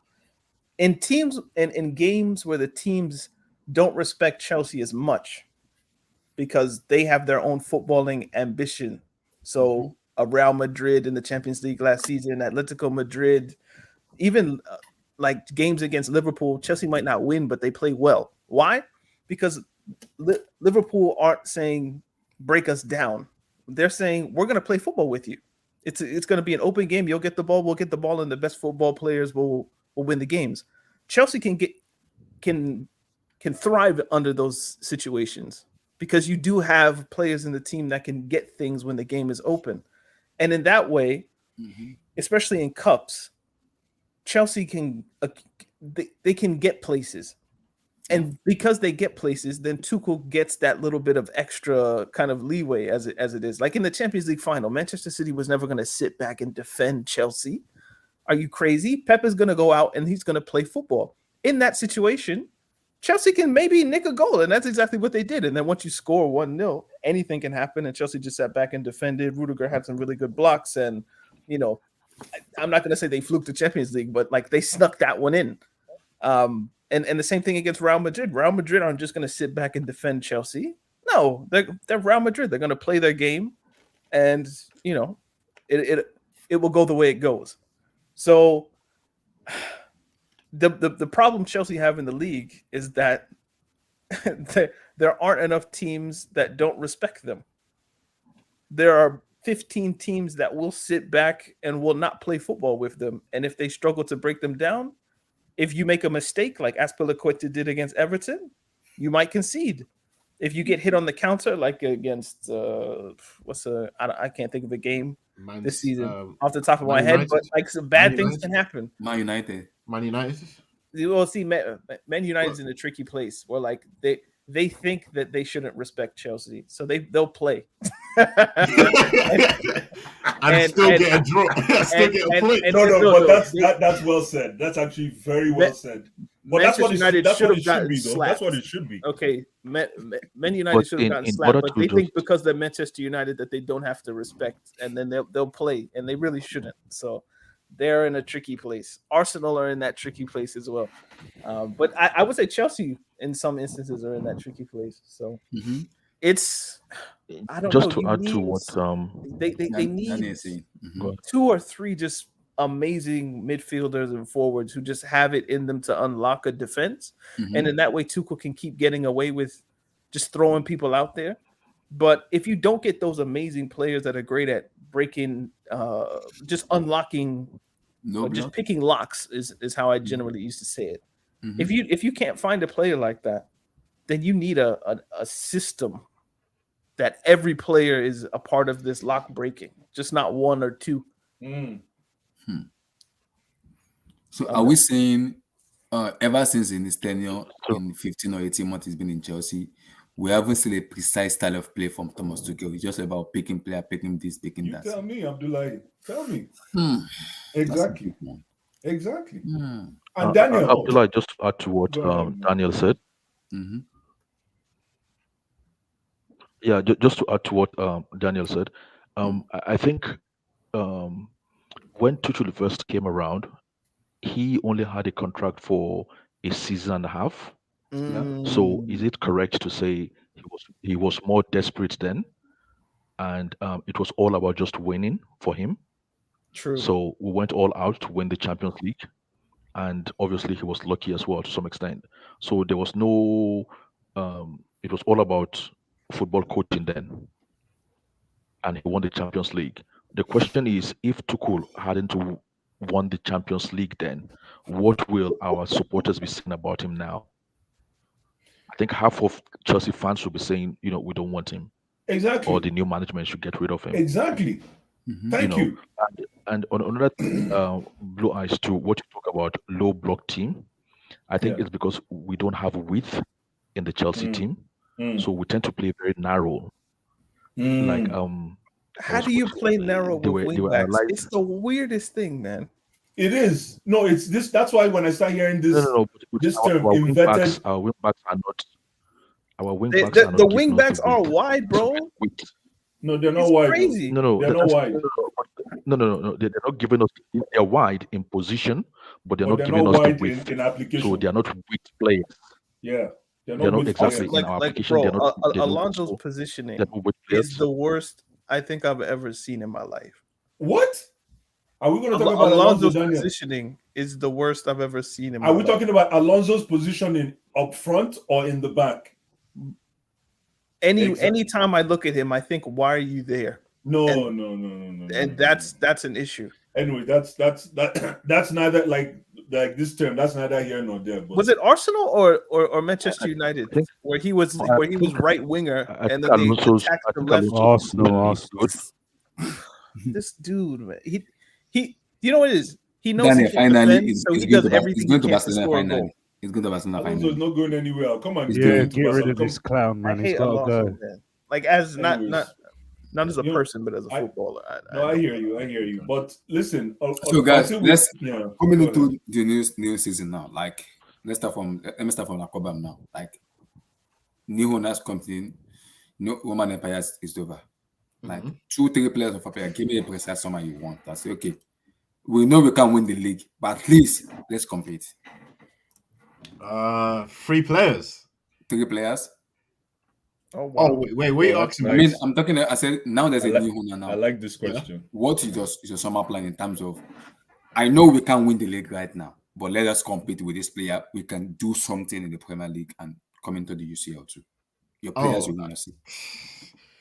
We need backup fullbacks, because we've seen that once the main guy Chilwell's gone, I'm forced to watch Marcus Mugabe Alonso play as a left back, as a left wing back, and watch him get burnt by Bukayo Saka, who's 20 years old, for free. No one wants to see that. No, it's bad for your mental health, ladies and gentlemen, to watch this man play football for 90 minutes. So, for the sake of my mental health, everyone's mental health, this man needs to go somewhere else. We need new CDMs because I think Kante can't play a whole season. We've seen it. I don't know. He's just lost a step. I don't know whether he's carrying injuries or he's just out of form, but we just need a new CDM. We need new creative number 8s, because that Real Madrid game showed me that if you have a guy who can just unlock, can pick out one pass like Modric, you can do stuff in the future. So we need to get him. We need to get some type of player like him. Wingers who are direct, who can actually dribble and take on. Name a player that is direct that you want. I can't think of. You see, this is the thing. It's just like, I would say Dembele, but if this guy gets injured, there goes your investment. Anyone who's direct and a goal scorer and maybe a backup goal. We need to get rid of Kepa. We need to get rid of this man. Daniel, I swear, bro, I used to defend this guy up until 2020 when he decided to do that shenanigans against Liverpool. Because the thing is that if he actually was competent, had 2 more brain cells in his brain, we could have got a point. But no, because this man decides to play on autopilot. Did you see oh my God, the way he defends free kicks? It's like it's like he has a bet for the other team to score goals. This man's positioning, Daniel, I've never seen a goalkeeper that bad at positioning of a free kick in my life. You know how bad? He's a free. It appears as if it's a world-class goal, but really it's not. So exactly. So Sturridge had one against him that people thought was world class. It really exactly. Salah had one that looked world class. It really wasn't. The Tillemans goal in the FA Cup final. No, it wasn't. Oh. It wasn't a world. It looks like it because he dives. He gives the courtesy dive, and he's David De Bruyne this season. But if it's Courtois, if it's Czech, if it's Courtois, if it's Mendy, if it's any competent keeper, they probably tip it. Daniel, but his positioning is so bad, and then he's not big enough to cover the mistake. Daniel, what's bad? You know that EFL Cup final? He went to Van Dijk's left. Van Dijk still put it left, and he still couldn't save it. How can I trust? One? Did you remember the Aguero one in the Carabao Cup final in 2018? Oh my God! He went the right way. His weak wrists. It's just. How are you this bad as a goalkeeper and still employed? That's in. Someone call you. To be fair, he hasn't looked that bad this season. But I hope you guys use the same energy when it's time to evaluate Edouard Mendy, because he hasn't been the best biscuit in the ball. Yeah, Mendy's terrible. Wait. Blue eyes. That is Mendy, by the way. No. If we're going to look at Kepa, we have to look at Mondi. No, Blue eyes. The problem is, I understand you with Kepa stuff. Mendy is all about fame. That's what is killing Mendy. Fame is killing Mendy. And the more to realize that you need to drop Mendy and actually have a competition with him. No. See, Daniel. What's killing Mendy is that he's being paid 50,000 a week. So why do you think Mendy is like they said? Mendy is suffering from fame. And I look at fame. No. Mendy's suffering because he can't eat, because he's the least paid player in the starting 11. Yeah, but Daniel, you know how these things work. You've been a Chelsea fan forever. There's what's called chain of command. Your time will come. He's only been with us for how long now? It doesn't matter. Get that man a raise, bro. No, of course, no. And he'll play better. But how long Trust has he me. been with us? The raise, listen, that's how you know. I'm not. You know, if you tripled his wages, he's still like No, but he's you have to not be even in the careful. That's middle why I of the love my team. club. You have to be careful with that triple. You're right. He's gonna get his time to eat. But listen, the way we evaluate these players is the fact that he came to Chelsea already is a raise. That's spiritual raise. Yeah. Nah. And you know the funny part about It it? is spiritual raise. And then on top Right. of that, we gave him Champions League. London You know the funny prices are part? The funny part expensive, about it is, the funny part, I'm a big, huge, I like that. Well huge said. supporter of Edward Mendy. But Sorry? my issue with Mendy right now, ever since Tuchel has been making Tuchel make it mention of it 4 times, more than 4. He's suffering from fame. I was like, what is going on with Mendy? Ever since he came back from Africa Cup of Nations, I've been having an issue with Mendy. He's First been of all, making he mistake cannot upon play with mistake his upon feet. mistake. Yes. He's been doing it over and see. I don't know what Tuchel is saying in training. I've seen it ever since he came back from Africa Cup of Nations. Mendy has been making same mistake over and over. Why? I think it's that once you win a trophy for your country, like these It gets over your games, head. like It's who cares? Like, bro, It's I am an African champion. I just won the Champions League. If a goal goes in, it's not that big of a deal. Wow. Maybe that's what he's Get suffering Kepa from. back in, man. We need Kepa. No. We're not going to tolerate that nonsense. Daniel, sorry. With all due respect, I hear what you're saying, but I hope that's not the mentality. Because listen, the Chelsea that I know is an enterprise that encourages the spirit of staying hungry. You have to have an appetite. You have to have an appetite. Look at Peter Cech. I remember Peter Cech. Peter Cech sucked at penalties. Let's not get it twisted. Yeah. He sucked at penalties, but he stood on his head when it counted. For those that know that follow hockey terms, he stood on his head. Oh wow! Listen, and then listen. This thing you guys are talking about Mendy. I started watching when I started seeing Mendy being shaky. Was that time this guy opened him like a can of Pepsi? What's his name? What's the English boy that just joined Manchester United? Yeah, Sancho. Jadon Sancho. When Sancho cracked him open like a cold can of Coke on a breakaway, man, I said, what is Mendy doing? And ever since, Mendy has been a little bit, I'm not saying he's wobbly. The guy he's class. But he sucks with his feet. We all know he sucks with his feet, man. And you can tell Tuchel wants to build. So. No, he's terrible with his feet, Daniel. No, he's not good on his feet. He's actually terrible. You don't win the Champions League. The Champions League goal started from Mendy, though. Come on, man. Out of 10 times that you deliver a ball with your foot, I expect you to get at least 4. Come on, but that was a strategic ball. No, come on. Of course, of course, yes. Don't laugh, Abdullah. Generally, listen. You can tell that coaches. Your standard is higher than what the current crop of players are. Because it is Chelsea, Hemi. No, it has to be high. That. I understand. We have all watched this game for many decades, but you guys need to understand that the quality of players have reduced by a lot. Like, so is this because of Mendy? I was telling someone that recently you can't find a Zidane in this current generation of players. There's no player that's a Zidane. None. Zero. I'm sure you guys are still thinking there's nobody. Yeah, but what are you trying to say? In this era, in this generation, it's a luxury to even find a player that can shoot with both feet or dribble on 2 sides. It's a luxury to see that kind of player. In the past generation of players, you could see many players. It was just normal. Okay, so how many players does City have that can play with both feet that has helped them win the EPL 3 times? They've not won the Champions League, right? But I'm saying EPL. Let's do EPL. Another thing is the EPL standard has dropped.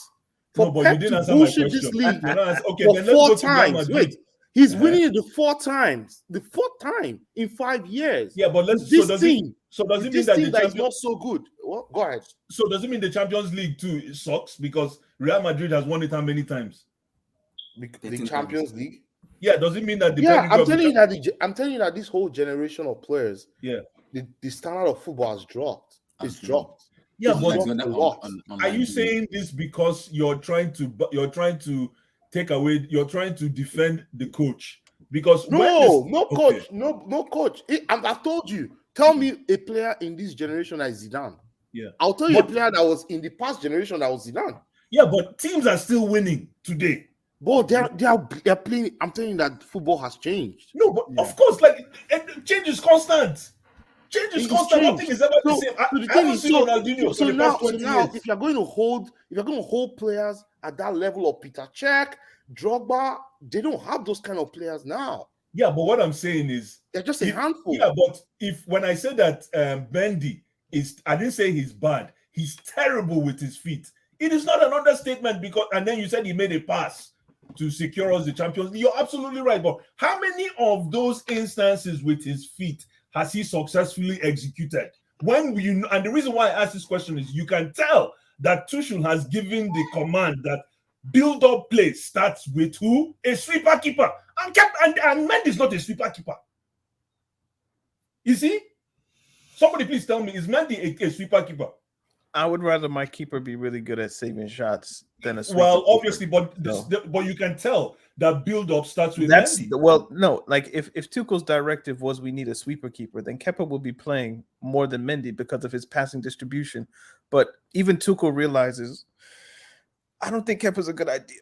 Yeah, but you expect Mendy, but Daniel, you expect that. So you sacrifice one for the other. It's just, it's a compromise. You of course there is a compromise involved, but Mendy, of the echelon that he is, you expect that he should at least pick up.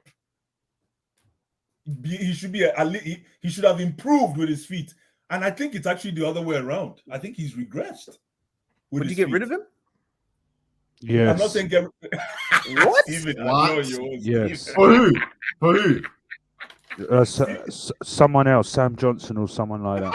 Sam Johnson. Steven is pissed. Jamal Blackman. I watch him all the time, man. He's doing my head in, bro. Jamal Blackman. Daddy, And every time he makes a mistake, he likes to blame everyone else, but not himself. But so does Kepa. He's a goalkeeper. Like that's what happens, man. No goalkeeper ever thinks the goal is their fault, man. That's just listen. Mendy's good, but man, Mendy needs to be dropped. He needs to be dropped. Like, hey man, if create any kind of competition. Can I give you guys my three players though? Yeah. Wasn't that the question? Yeah, go ahead. All right, so give me Tchouaméni, give me Ndika. And Ndika that played today. Yeah. Center back. Yeah. Wait, Ndika that played for Frankfurt? Yeah, he's not bad though. He's a good player. Yeah, that left. Yeah, he wasn't bad. He made a couple of mistakes. Very good player. Good shot. He's young. And I think he's 6'3". He's quick. Like he would be a good Rudiger replacement, I think. Yeah. And then in midfield again, like maybe like a Paqueta or a Kakare or somebody like that.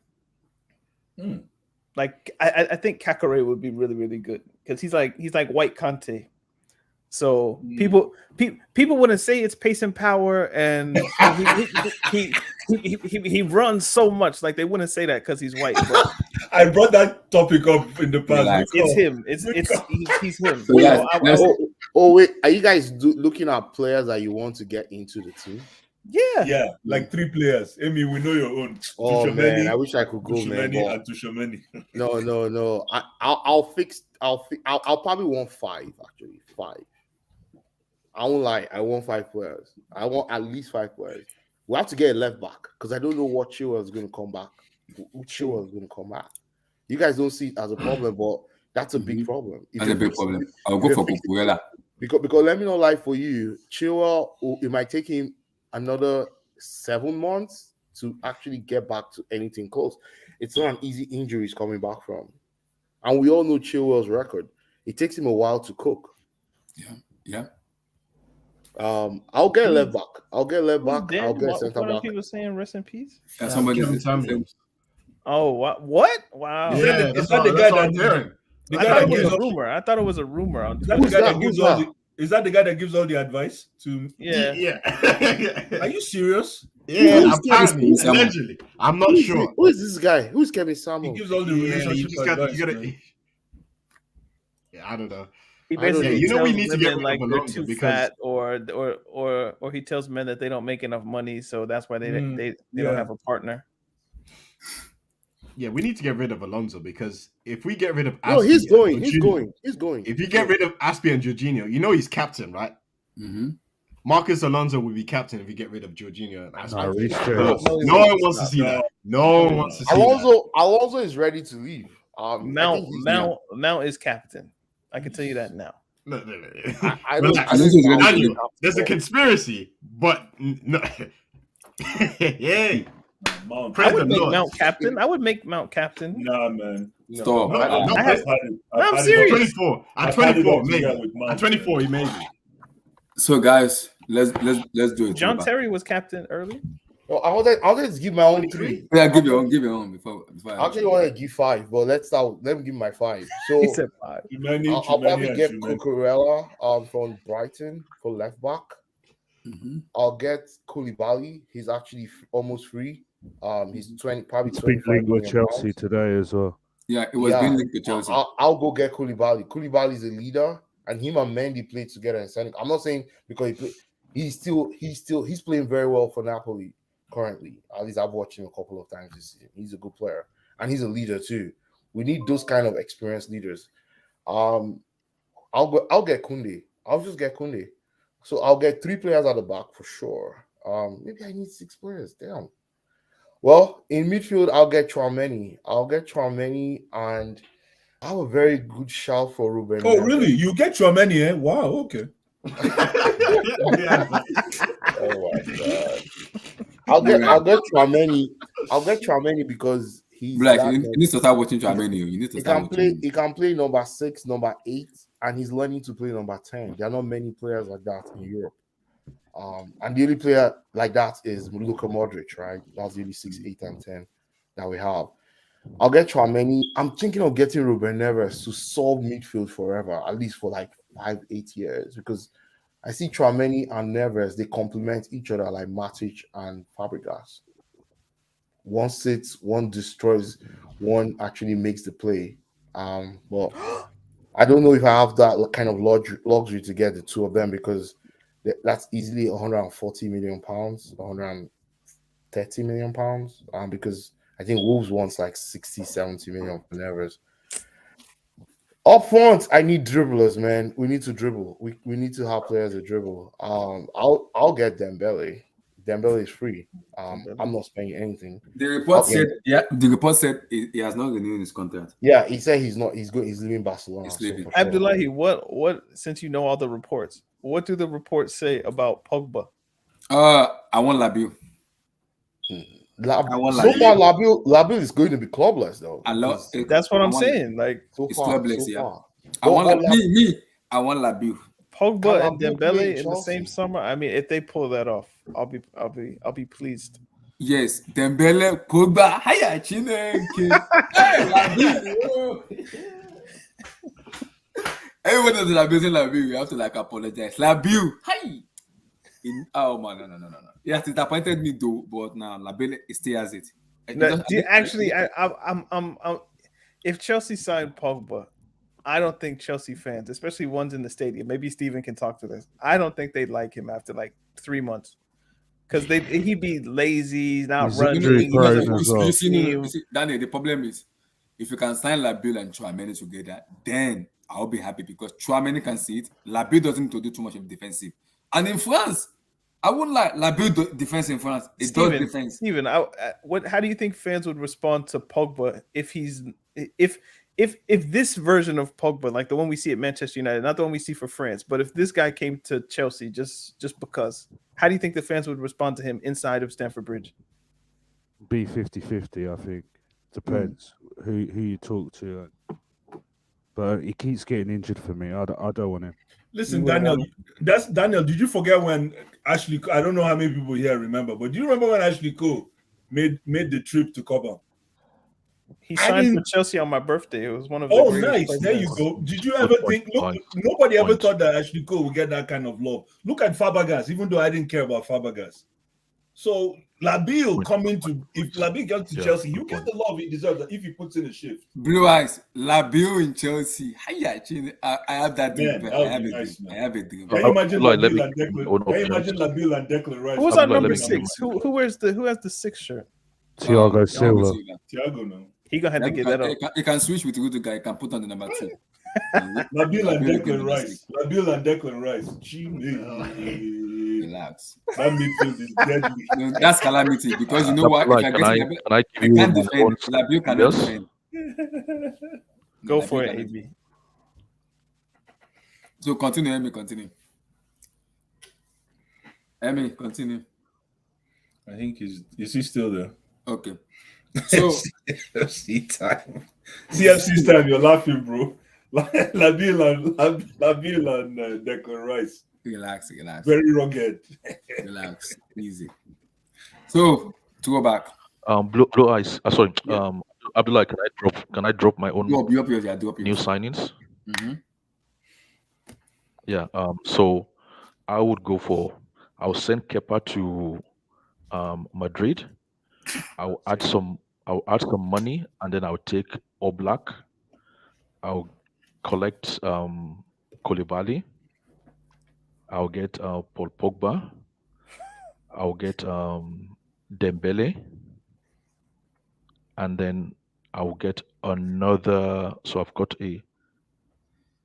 You've got midfielder, you've got a goalkeeper, a I've winger, got a midfielder, I've got a keeper, I've got a defender, I've got a winger. I'll get a scorer. I don't know. I'll get a scorer to complement Kai Havertz, but I don't know yet. I've not. Mhm. I've not Would you thought get? about Would you somebody. say you get Dembele? Yeah. Mm-hmm. Yeah. I'll sign Okay. Dembele. Yeah. Would you? By Would the you? way, Would you? Dembele Would you? will Would you look at Gabriel Jesus? Pogba. Of course. And I'll also look Sorry? at Raheem Sterling. When you look at Gabriel Jesus, he's leaving Man City. He's going to So Arsenal. in Arsenal, it's going on. He's going good. to That's No. I don't rate.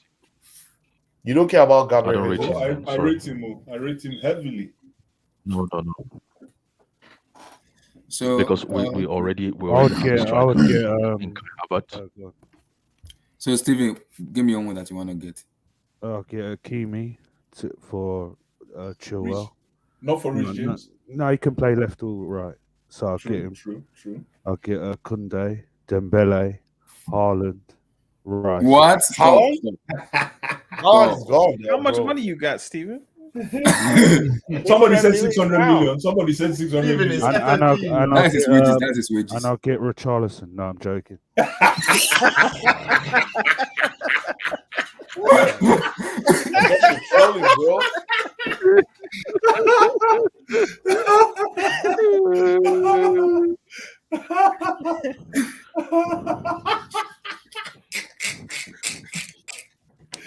Oh god. But by the way, Abdullah, I'm not trusting Tuchel with the 600 million. Sorry, That's my problem. I'm not we need trusting to Tuchel with do good this. scout and a director. I will have to Director of go to the football. coach. So who will you I trust? will need it. Director of football. I will trust somebody in the mold of him. I'm not saying Mourinho, but I'll trust somebody in the mold of Mourinho or Conte or Ancelotti, Conte. but not Tuchel. No. Are you? Yeah. Conte. Yeah, Conte. Conte. You know Conte.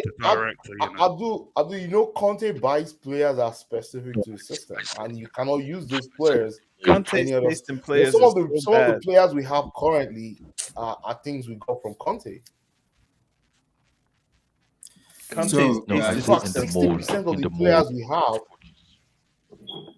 Oh, mold. Okay, mold. Okay. He said the more. Yeah. I just think it's about time Tuchel goes for lunch with the owners. That's all. Let's have We'll lunch. see. Let's We'll do see when lunch. they will not officially be announced tomorrow. We'll see. So, Yeah. and Daniel, give me a quick take on Todd Bowley. Todd Bowley. I don't know enough about him. All I know is that anybody who can get $4 billion from a bank, probably not a good guy. It's probably not a good guy. So I'll put it like that. No, that's the guy you want on your side, man. What are you talking about? No. We don't have to get into an economics discussion, but I don't trust anybody that has that. You know what? When you don't use your money, but you can use the bank's money, you're a bad guy. It's true. Exactly. You're a bad guy. You're true. You are It's telling true. me you're selective Agbero.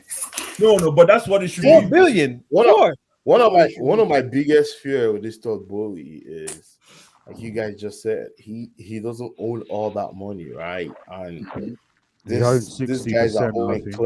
Clear Lake or Clearwater. Yeah, Clear Lake, yeah. See, Have you what looked at if their they website? Oh, I'm not for to be honest, I'm not. What do they say?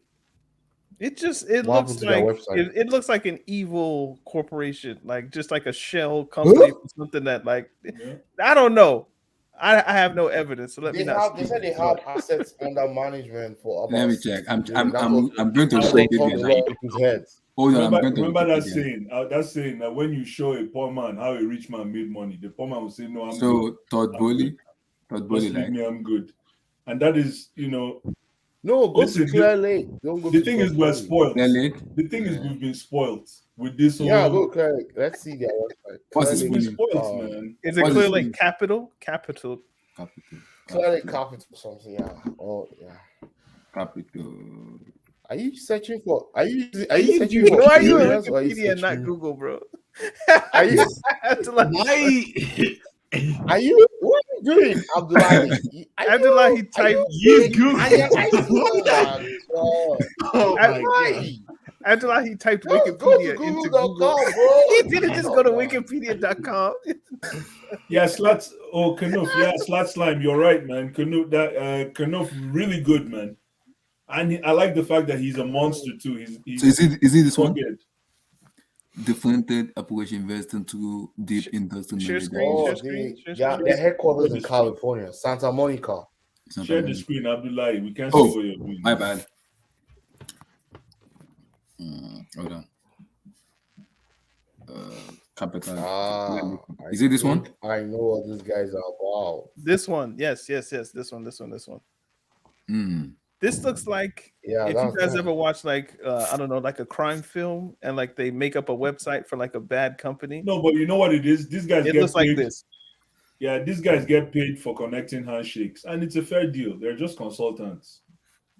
They're top. The way I look at it is click about Abdullahi. Long-term strategic partnerships. I bet he's just management to transform and grow companies. Now, money is good, man. To have money is good, man. Private investor. You can just write anything. Clear Lake currently has over 72 billion of assets under management. 72 billion. Chai. If you have money, you can write anything you want in your website, man. This is a private. Anything you want. If you like reading, if you like don't read it. You're the one reading the about now. You're the one reading the about. Man, this blue money is beautiful, man.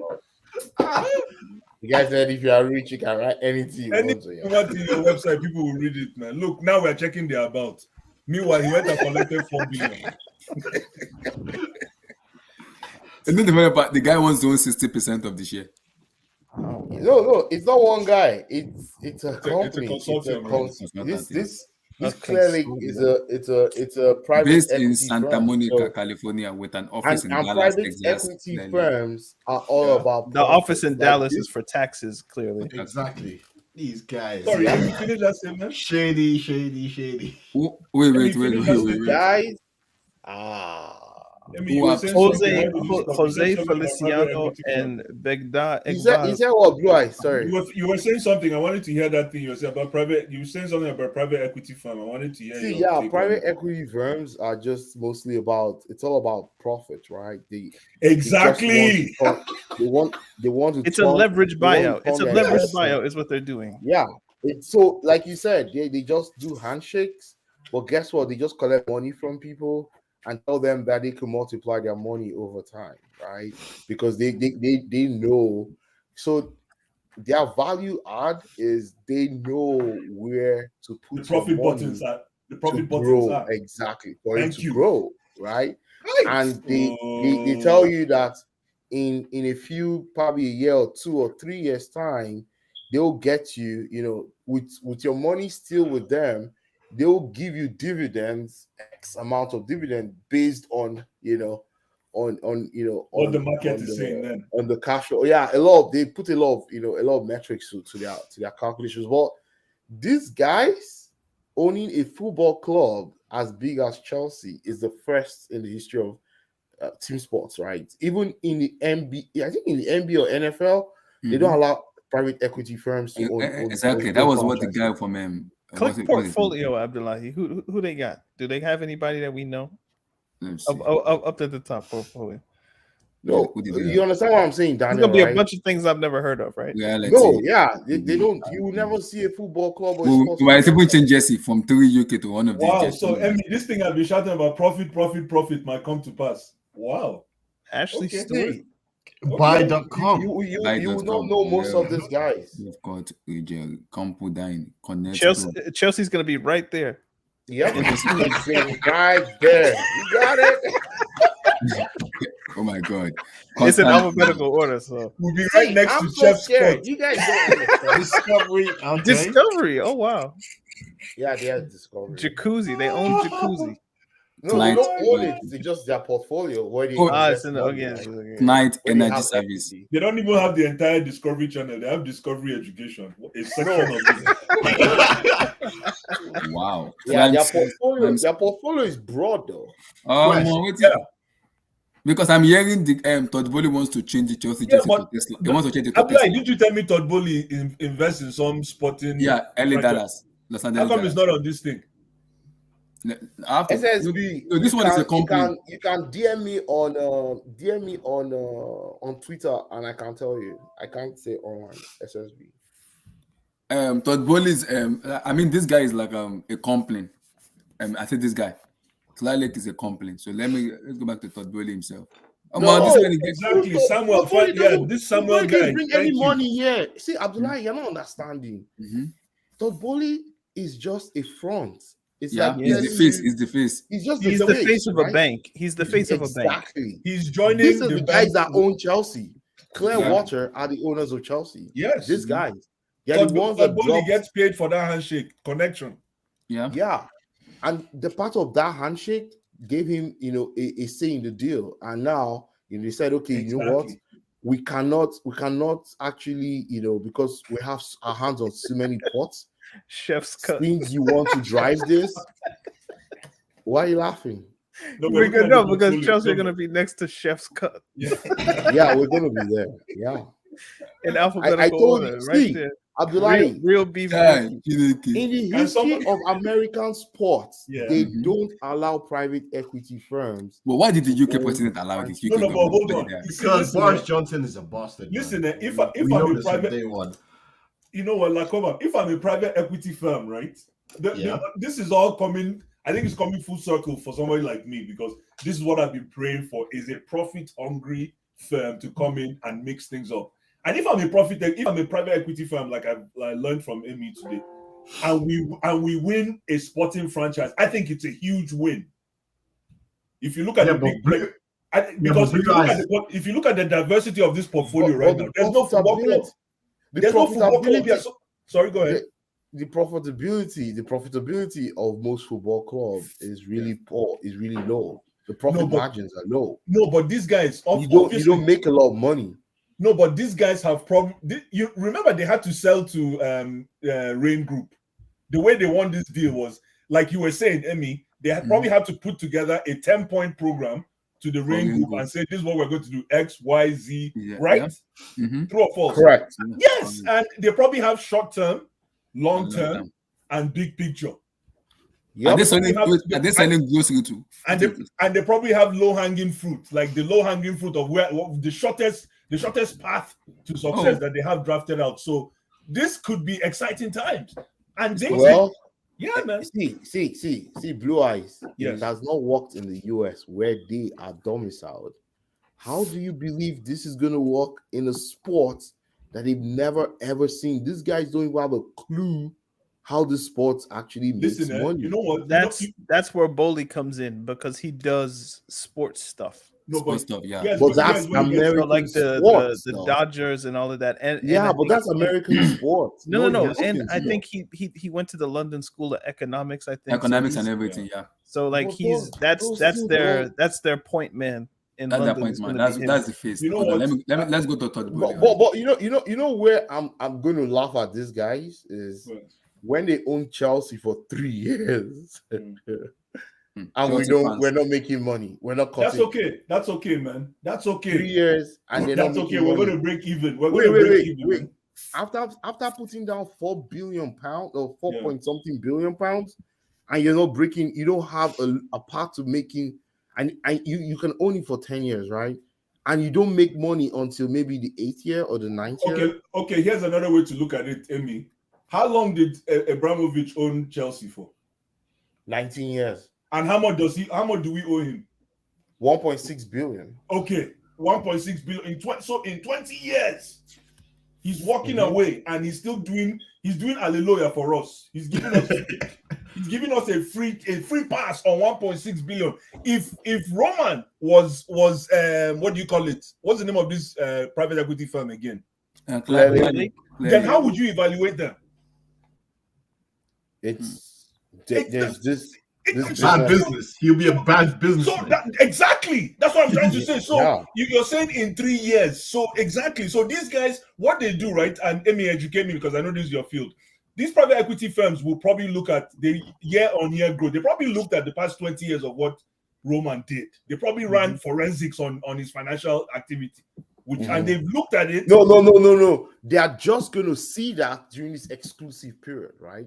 Sorry? During this exclusive period that they'll now go in and see more forensics. You're going all this while Emmy, they just show them. Emmy, correct me if I'm wrong. I know, but correct me if I'm wrong. You're going to put down 4 billion, and you're not, even though you don't see the forensics you're supposed to see now, because I know there's privy to information when you cannot see it. But you want to tell me these guys don't have the acumen to be able to draft formulas to actually have an idea of what Chelsea did in the past 20 years. They could have, but they don't know. They will only know more now that they've been the preferred So if bidder. all I'm saying is that even in 3 years, if they are running in -0, they're still a leg up. If after 20 years we still owe Roma 1.6, divide 1.6 by 20 years. Let's actually do math now. Divide 1.6 billion, and I know the math is wrong, but I'm saying this is worst case. Let's divide anybody have calculator here, and then we can know how much this guy lost by year. 1.6 divided by what? 1.6 divided by 20. How many years? 22 years? Hold on. Yeah, I'll do. Isn't that math? Isn't that the math? 80 million. 80 million. 80 million a year. Exactly. Remember, Roman bought it for like about 140 million. Yeah, and of course he offset some debt and too, he's going to sell it now. He's going to sell it now for like £4 billion. So take away exactly, but either way, there's still that loan. There's still the dark cloud, and I'm not a finance guy. Somebody help me out here. There's still that dark cloud. No. Blue Eyes. Yeah. Blue Eyes. He bought it for 140 million. He invested about 1.6 billion. Yeah. Right now he's selling it for like about 4 billion. Yeah. So let's say there was no war, there was nothing, he would have been walking away with about 2 billion in profit. No, but all I'm saying is was there a loan forgiveness situation in this whole deal? Are you going to school when you're not doing classes? No, I know. I'm asking. I have a loan forgiveness. Was there a loan? Blue eyes. The point is, whoever buys the club from Abramovich, yes, in an ideal sense, would buy the debt that comes with it, with the price that they bought it for. Obviously. So that's the whole point, is that Abramovich, and I still think Abramovich will get his 1.6. Me too. Me too. And this is where I'm going with this thing. That's why he just won't take profit. After Chelsea is being sold, I think it will have a problem, because the UK probably have a problem with Abramovich. Once Chelsea is being sold, Abramovich said he's gonna get his money. He's gonna get like 1.6. Daniel, this is the reason why I say when Emmy was saying, he was laughing, he was saying it tongue in cheek, that 3 years down the road, when these guys don't see their money, there's no shaking. No shaking. This is So exactly. you think if 3-5 years Yeah. the value of Chelsea drops, you think these guys will No, but you're cash out? looking now. You're looking. It's not gonna of drop. course, you're creating the. If you look at worst case, like in every No, we other have to look business, at best case and worst case, worst right? case. And Okay, then what is the best case? react Okay, let's look most- at best case. What's best case in this? I Best say case best is case. they back Tuchel and Chelsea starts winning on the No, field no. again. Let's talk best case from a business. The profit. best Yeah, case yeah, from yeah. a business perspective is Yes. that a Super League happens. Maybe because that's revenue. You're No, right. they've That's a already, revenue. they've already Yes. signed. A part of this takeover, they signed that they would not partake in any Super League. They signed it already. So that Super League. Is Yeah, out for Chelsea. but what if they don't call it a Super League? What if they Yeah, call call it it a something different, European like- League? No, or something? they actually defined whatever Okay. that competition is going to be. So they didn't just say, "Oh, they could define it." There's a statute. I think one of the journalists actually, How told much us is the something fine about if that. you break the fine? How much is it? Sometimes How it's much worth is the breaking fine that for the fine. Super If it's, League? no, I'm saying like if the fine is like, oh, you have to pay 100 million. Sometimes All it's right, worth we're it. gonna No, make it can't be 100 million. It's a Can lot you of imagine money. it's like 100 million? They're making 5 billion. exactly. It's just like, all right, Okay. it is what it is. We'll pay.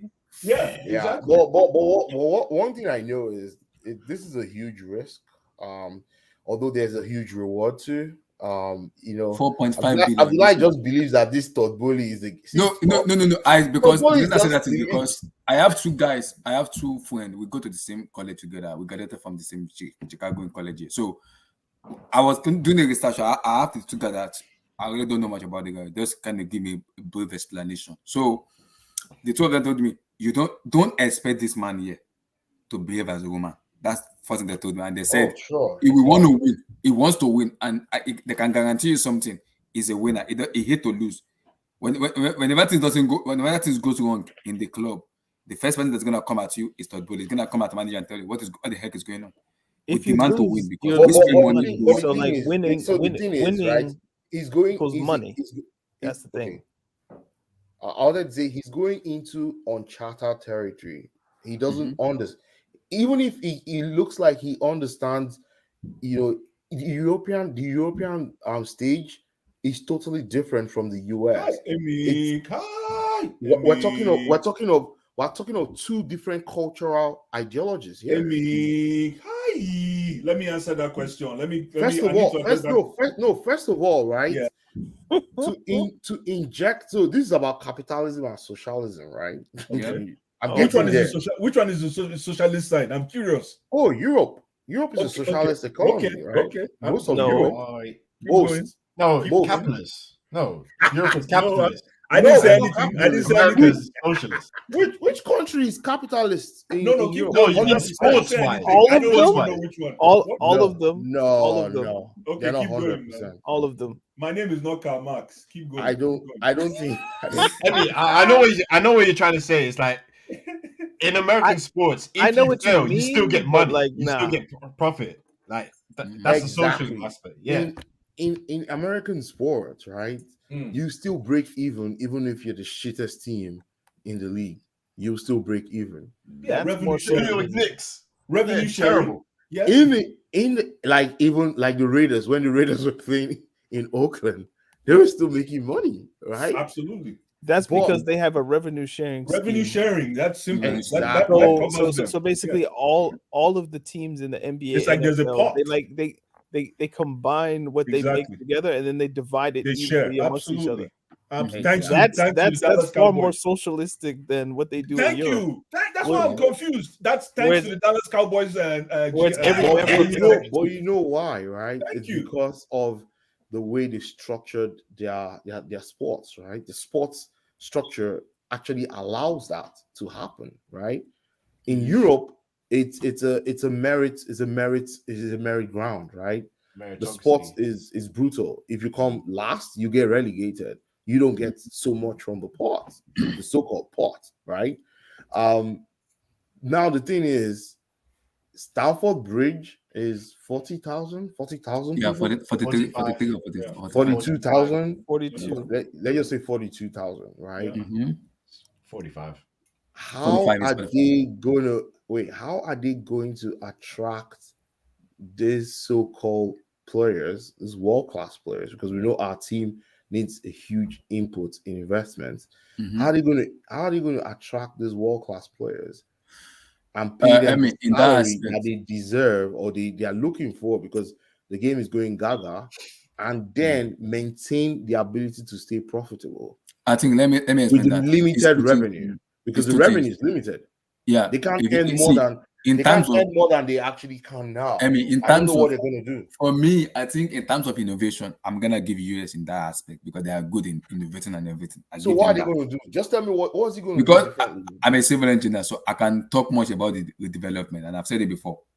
Stanford Bridge is very, very small, and being as an engineer, if you want to rebuild this right now, based on what I'm saying, you have to, because there's a restaurant and stuff, and there's an hotel. You have to either rebuild it from the scratch, or you Then combine both the hotel and you the can't restaurant see together the way with the Stamford stadium. Bridge is, right? Under Stamford Bridge is the London Rail. Like, I think there's a rail, the Fulham. Correct me if I'm wrong, you UK guys. I Fulham think Broadway. the Fulham Broadway line runs under Stamford Bridge, Yeah, directly under. So and then the you only can't even another say, thing they can okay, do is I want to sink the stadium and bring it back up. It's not yeah, going to but the work. only thing, another thing they can do is two things.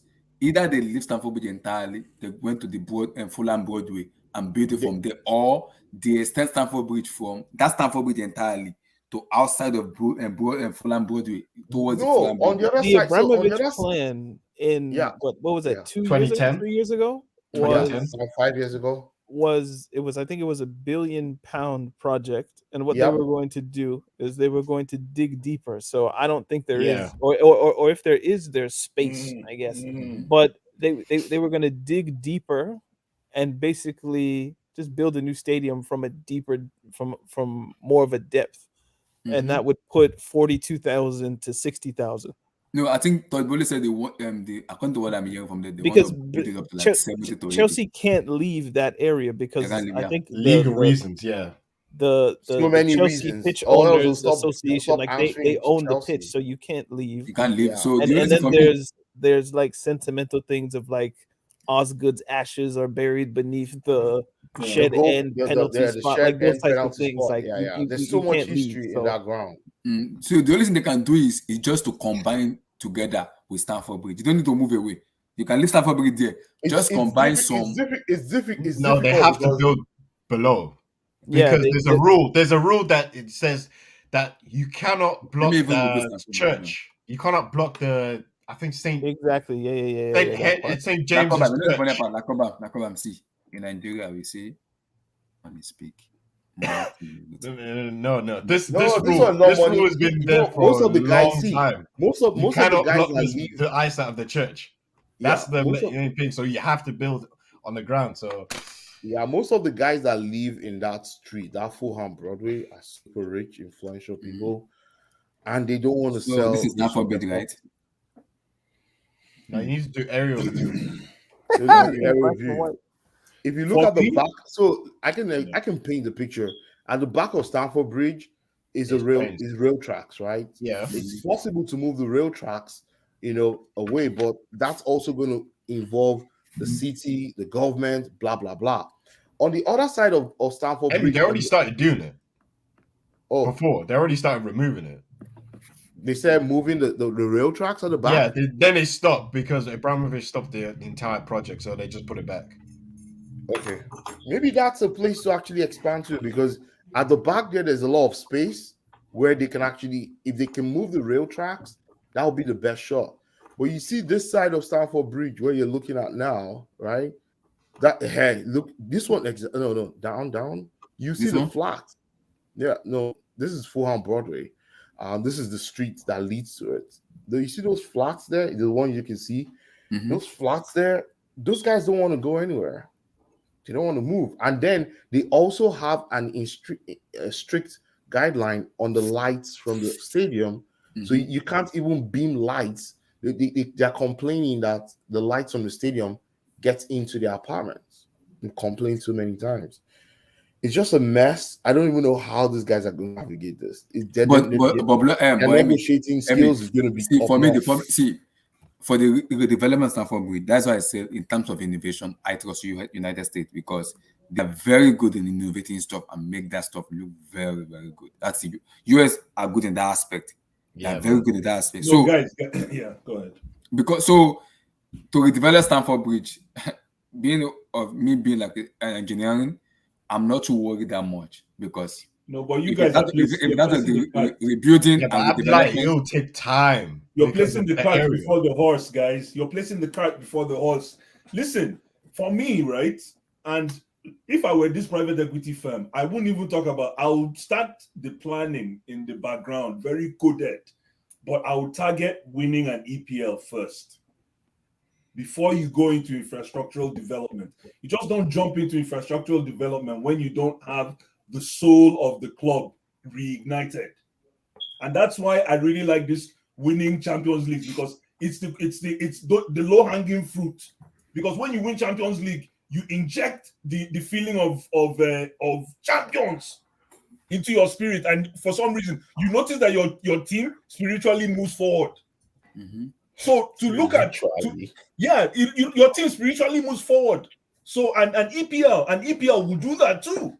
Mm-hmm. Jumping into infrastructural development when we don't have any footballing success to attach to it in the short term might be Samuel the guy before the horse. Guys dropping good lines. Yeah. Sorry. Go ahead. No, that's all I'm trying to say is before we think about stadium, let's win first. And to win, you invest in players.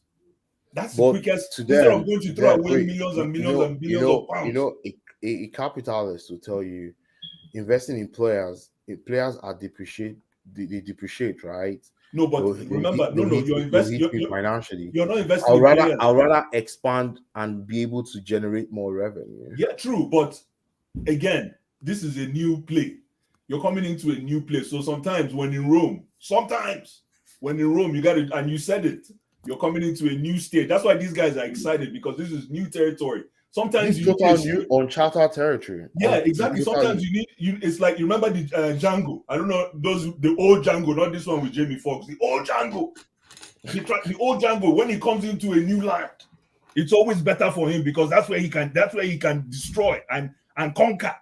So sometimes you don't really need a familiar face. A stranger comes in that doesn't know anything. He puts together a team, or she puts together a team that will run the whole thing, and this is what we might see here. Right, because one of the custodians that working with Oboli is the guy that built Tottenham Hotspur Stadium, the nation of the Goldstein guy. Yeah, he's the one that built it. So, well, where Tottenham Stadium, say the issue with Tottenham Stadium and the issue with Chelsea, the Stamford Bridge, is totally different, right? Look at Tottenham Stadium. The north part of London has, it's expandable, but where Chelsea is in this pretty much in a very confined. Let me ask you guys a question about Tottenham Stadium. If you ask a Tottenham fan now, tell them, would they rather take one EPL win and forgo this stadium right now? What would they say? Of course, they'll take an EPL, because guess what? They're not profiting from, in their mind. What the difference in stadium is just, the shiny new bathrooms and terraces, right? And look at this stadium. This is one of the, this stadium is one of the most beautiful stadiums in Europe. I'm surprised they've not even used it to host a Champions League. It looks like a conference. It looks like a conference center to me. This doesn't look like. It looks like a conference center to me. Any conference. I've gone to a lot of trade shows in conference centers like this, so it doesn't look anything special. This is Daniel Levy's. This is everything about him. Emmy, it's an Amazon warehouse, my friend. Amazon. Yeah. 12 hours shift. You don't see no clock. That's what it is. Yo, man, I've been to trade shows in places that look like that. I think I agree with you, Blue Eyes, though. I think it makes sense for them to hit the ground running by actually winning something, or having that winning mentality. But I don't even know where. So if I was a consultant to them, I don't even know where I'll tell them to hit first. Maybe improve the team and just back Tuchel, and let's see how this. And expect a loss at the end of the season. Just use it to understand the trends, right? Do a couple of. They have a huge. For me, they have a huge job to do. Huge one. They do. It depends on what they want to approach. And guess what? Let me say this, right? if they don't start by winning or buying the right players, and fans are not seeing some value or something, they might lose the fans, and that's where there'll be trouble, right? They don't want to lose the fans. Yeah. No, but Emi, like Daniel said in the preamble to this whole discussion was anybody who can go to the bank and generate and go and get 4.5 billion from the bank without using their own money is a bad guy. If somebody has that kind of leverage, that same person can at least put together an all-star team. No, I'm not saying football, I'm not saying the team on the field, but an all-star team that will run this enterprise successfully. Okay. I think so. And if that's not enough reference for the management team that will be coming in come tomorrow, then I don't know what is. Because the worst thing that will happen is if Chelsea loses value, it will drive them nuts, because that will just tell their shareholders or the stakeholders or people that invested their money here, hey, they will just start asking for their principal money back. Did you know that Bowley said that part of his project could be putting Chelsea like on the stock market? So kind of like Manchester United do this. But don't they Manchester United lose money each year? Like no, they do this as well. But Manchester United has a huge revenue trends from marketing, man.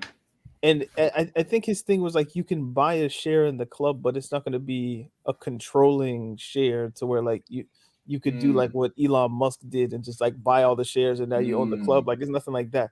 It's just like a symbolic kind of thing where like you can pay however much money and invest in the club and this and that. So I think they're going to try to be really creative with trying to make that money back, or it's just as much money as pay the money back and as much money as possible. So I think if they wanted to get money, the first thing they'll probably do is probably redevelop Stamford Bridge. Exactly. Because I read somewhere it's like the most American fans that come into England go into London. The most American fans that attended football games went to Stamford Bridge the most. Then it was Tottenham, then Arsenal, and then I think Manchester United were like 6. You know how they say Arsenal have the most expensive season ticket in Europe? Yeah. I think Chelsea are going to have the most expensive season ticket in Europe. The question I have after the redevelopment. Just in general, bro. They will not see. You know what, Daniel? They will not try that. They will not try to increase the price of the tickets. Why not? See, hey, you want people to riot? You know how bad that will be. People aren't going to say no, bro, because they've been banned from buying tickets for how long? No, a few months. Ask Steven. Steven is a ticket holder, so he could be able to talk on Steven. Steven, for how long did your the home ticket games price are change? empty, you know. Steven, for how I long don't did think your they will increase the No, ticket. hold on. Let's ask Steven. Steven, how long did your ticket price change, or has it been constant forever? No, it changes on each season. It depends where you sit as well. It always increases? Yeah. There you go. They already up to price in one stand. It's 1,000 something. Wow. So you How know many what? games You know what? with one season? Is it like all of them? So like 40, 45 games a season or something like that? Yeah, all the home games, and you can get a away ticket as well. I got both. Cool. So you know why, Emmy? You know why I say that? It's like I don't. If you go to the beer store, liquor store, if the price is increasing every day, you still buy beer, coffee. If you go buy coffee, because there people need it. It's almost a constant demand. But blue eyes. Let's talk about this cultural thing, right? Blue eyes. That's why they have to redevelop the stadium so that they can create more corporate seats, because they can't just keep increasing the tickets like that forever and ever. No, So but okay, that's why the redevelopment comes in. Point. Because when the But here's redevelopment my comes question, in, though. hold on. When the redevelopment comes in, yeah. Go ahead. No, I had a question for you. How much? That's why I wanted to find out. What is average budget for a new stadium? Billions. Maybe our own in America is cheaper. I feel like it's cheaper in America for some reason. Our own will cost us, like they said, about $1 billion because of the location issue. But we could buy cheap. I mean, we could build it cheaper if we change location. So I think that's the major advantage of going to a new location, because then we can build a cheaper stadium. But the fans because doesn't of want to the move whole away. They don't want to move away. They can't it's leave. not only it's not only the Leave, fan they because can't leave. of the pitch owners. I think if we move stadium, we'll have to change something in the name of the stadium. So Yeah. it won't be like Chelsea FC. Maybe They'll I have to don't know. Maybe it change can the be whole like name. The Yeah, whole we have name. to They have change to the change whole name. They name of won't. They Chelsea. won't You be know that. allowed to call it Chelsea. exactly. They So could do it's like They might have to call it London Blue or something. they like could that. do Oh my No, god. no. No. could they do like AFC Chelsea or like No, they the can't use CFC Chelsea. AS Roma, like kind of AS Chelsea or AS Chelsea. Association Oh, Football. someone said I can see Bowley doing the same thing Tottenham did, make the stadium multi-purpose and all. Oh, he has to. yeah. So that's the whole point. If they What move the hell? stadium there, Because then you start based on the it's like report I'm hearing, because that's why I important. want to ask Steven, because I want to put Steven on spot now because Todd said he wants to make Stamford Bridge like towards 17 and 8. Abdullah, you're calling on first name basis. Wow. Okay, Todd. No problem. God. Abdullah's got the connects. Abdullah That's is what in I there call it. already. I call Abdullah wherever I go, workplace outfit. So that's it. So like because he said he wants to build up to like 70 or 80 Yes. 80 store. How does that work in Stanford? Because Stanford Bridge is like 45 or 40 now. How does that work in terms of that? It can't. It can't. We'll have to move, man. I think You the have to move. most I Yeah. think the most they could do maybe if like the safe standard stuff comes back and all that, but like maybe like 60, 65, which isn't bad. But it ain't great. That's I the mean, thing. that would be what, top 3? Yep. 65, 65 is not bad. You're never gonna get as much space in West London as like Manchester or Liverpool. Like that's not gonna happen. So Unless you buy a lot of land for which Or in Man West City. London. In So- West London, Fulham. yeah, like that's the most expensive real estate in Europe. So Are you serious? I think said it might if be. reach to Yeah. 60,000, then only 1,500 will go to normal season ticket. That the rest will be corporate. Yeah, you want to change the So- structure of the so- ticketing in the stadium. Man, you guys are bold, though. Yeah, I mean, they Huh. already You guys are bold, though. Is I mean, is, guys is, seen demonstration. is You guys have not Emirates seen Demonstration of Chris. You guys have not seen these English guys. You know, most of us is live Emirates across the Stadium pond, ever right? empty, Emmy? No, most It's of us not. live across the pond, right? We are very civil. I won't lie, we're civil. Have you seen those that live on the other side of the pond, right? Those guys that live in the UK, right? They don't play with this thing called football, right? They will go crazy if you start, kind of wiggling them to, hey, you have to have this kind of, money to be able to get into the stadium. No. No, it depends. Steven, Emmy, Steven, it Steven. depends. I We mean, can ask. We can ask. Steven. If they upped your season ticket by let's say 200 more pounds a year, You pay. Jesus Christ. would you go? What the hell? Would you go? Yeah, I would because I love the club. Yeah. That's the point, Emmy. But how That's what many I'm people saying. are like him, though? Hold on. Everybody. Whoa. Pause. What's Steven? What's the most that you wouldn't go? Like Uh, two, like 2,000. Yeah, 2000. I would So call like it a day. 1,800. Would you think about it? I don't know, man. It's a lot of money in it. But he didn't say no. You see what I'm saying? So like 1,500 might be the limit. So like they can up it, bro. Like that's I don't want them to. Like I And think, then I think what they pay now is And then just that's for why I'm the asking me club. that. And Danny, 70 wait, let me just say this, right? What Let me they just pay say right all now the is too cons, much. right? But As soon as you up those tickets, your name is on all the tabloids in England. true. They will bring you down. They know you're American. They know that you guys just came into. They will eat you. You don't want to mess with the English press. They'll say, "Oh, Chelsea." If they want good publicity, Chelsea they new would owners not increase announce tickets Emmy, by blah blah Emmy, blah we blah. wouldn't- Chelsea new owners are profit mongers. All of a sudden, they're driving your PR No, guys Emmy, will work in Emmy, overtime. they are not going to increase the prices. They are going to bring in more rich fans. So when you increase the capacity from about 42 to 60, you will give you will make like it's very small, tiny percentage regular. Then the rest will be corporate. There's a lot of rich fans, right? Who have no season ticket, not because they can't pay, but because it's not available. You know what I mean? I wanted to get the ticket, season ticket. They tell me I have to wait for like 4 years or something like that. But you don't want to You create You a have to go on a waiting list, and if you want a single ticket for a game, it has yeah, to so be that's on that's point. what I I also think, Steve, that's Whoa, what just I pause. also Adonai, think just he quickly. So, said like the waiting list is 4 years. You said. 4 to 5 No. now. Damn. Exactly. But and I've been. okay. And it's not guaranteed once you get there, or it is. It's not guaranteed. No, it's You a have to- queue. You have There's to. a massive queue. Yeah. So when they build the new stadium, they'll just increase the regular season ticket a little bit, but then they'll have like a lot of corporate tickets. You know what I mean? Because And Stevie, it will because go. That makes sense. So Single your tickets your that higher work on your points. higher. because How So many you're that's why I want to having bring Stephen more on point. Stephen, I want to bring on point okay, because I I'm see what hearing he you're said saying. he wants to use like a phone, tablet, laptop in terms of the Hey, yo, guys, I app. gotta run. Peace. Okay, Alright, in terms of the Okay, app bye and down, the bye ticket down. and everything.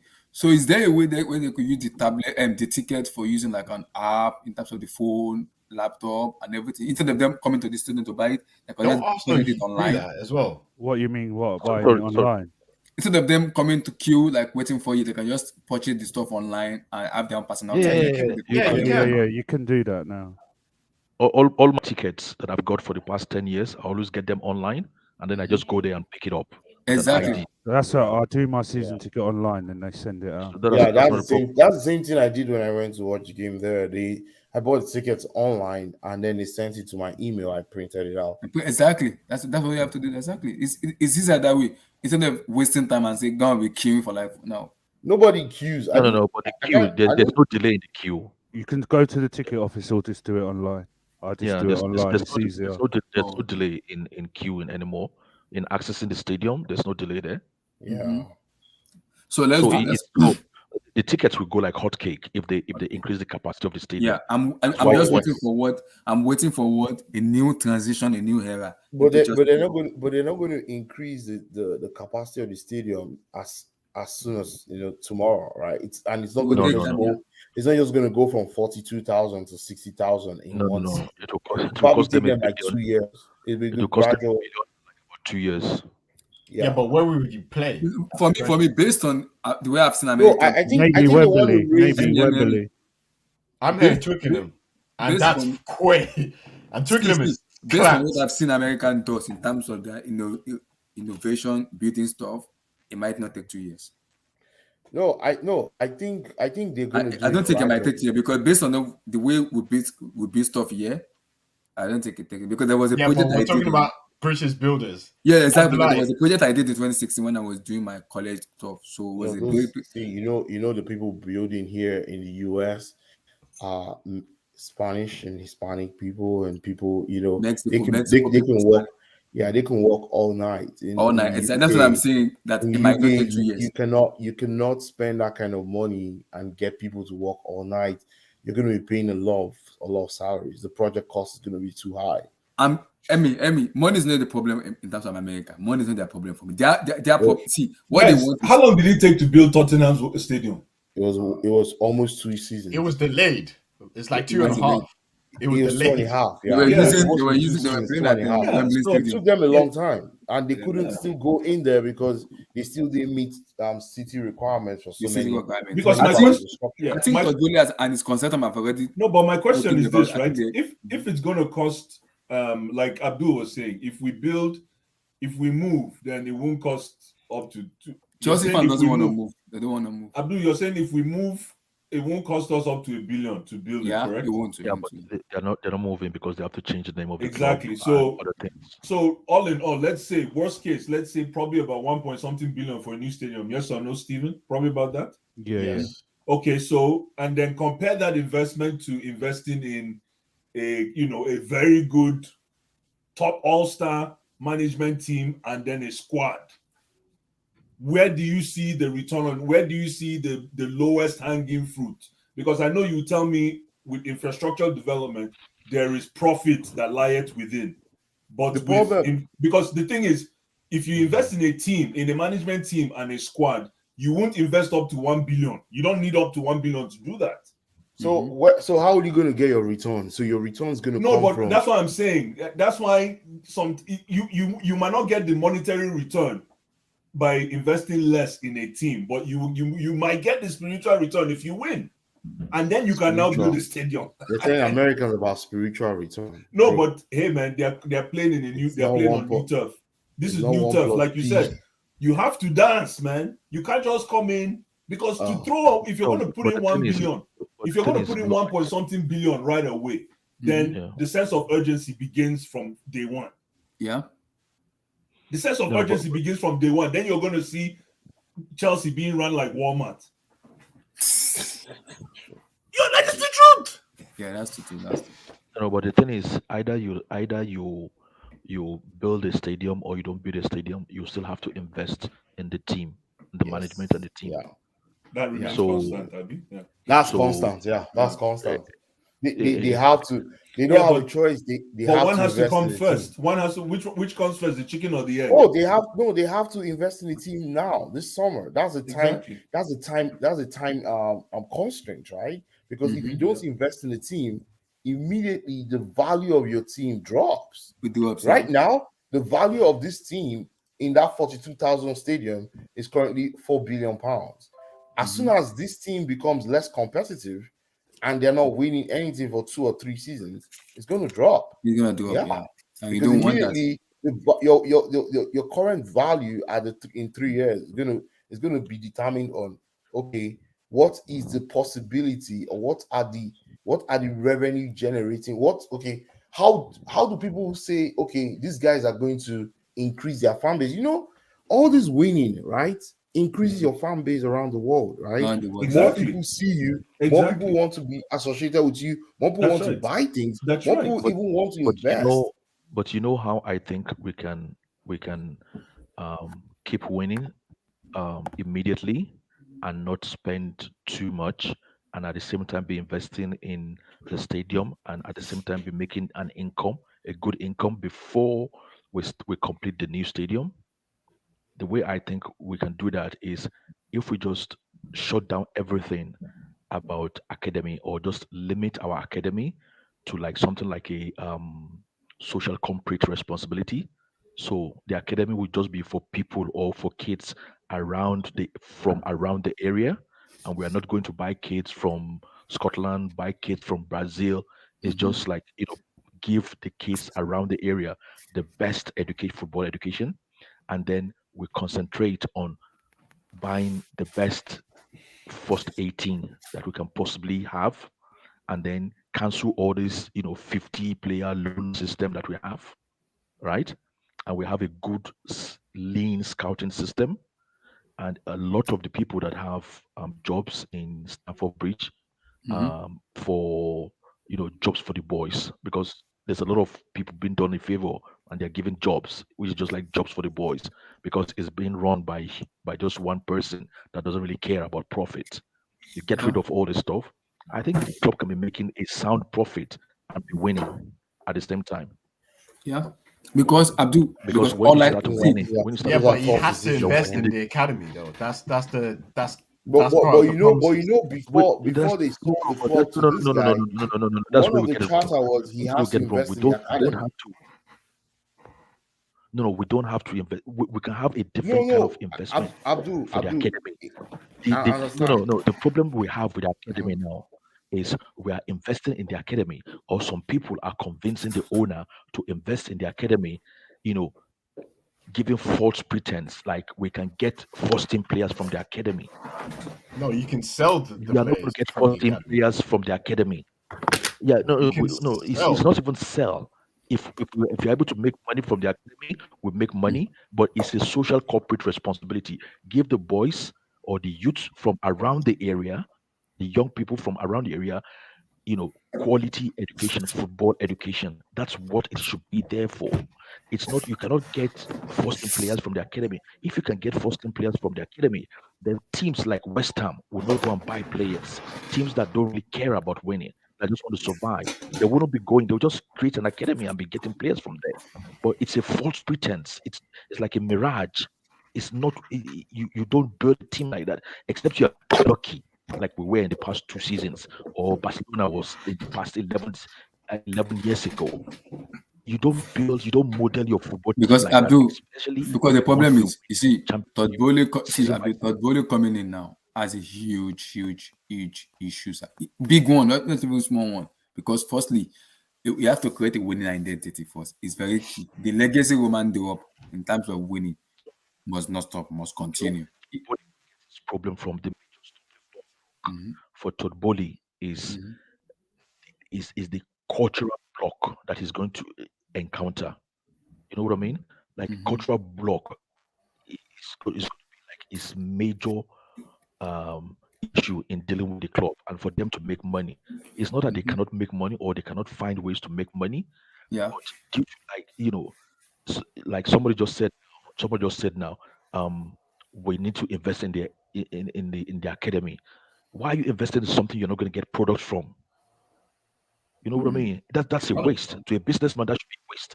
But because of the cultural barriers, people are going to go against it. It's going to get negative publicity. No, or it's you not a don't want waste, to though. provide No, the no, academy. no, waste. No, it's not a waste, though. Academy, see what we it's, did? it's not Go ahead. costing you. No, it's not a waste, because you know why? It's not costing you anything to actually, because that's your farm team.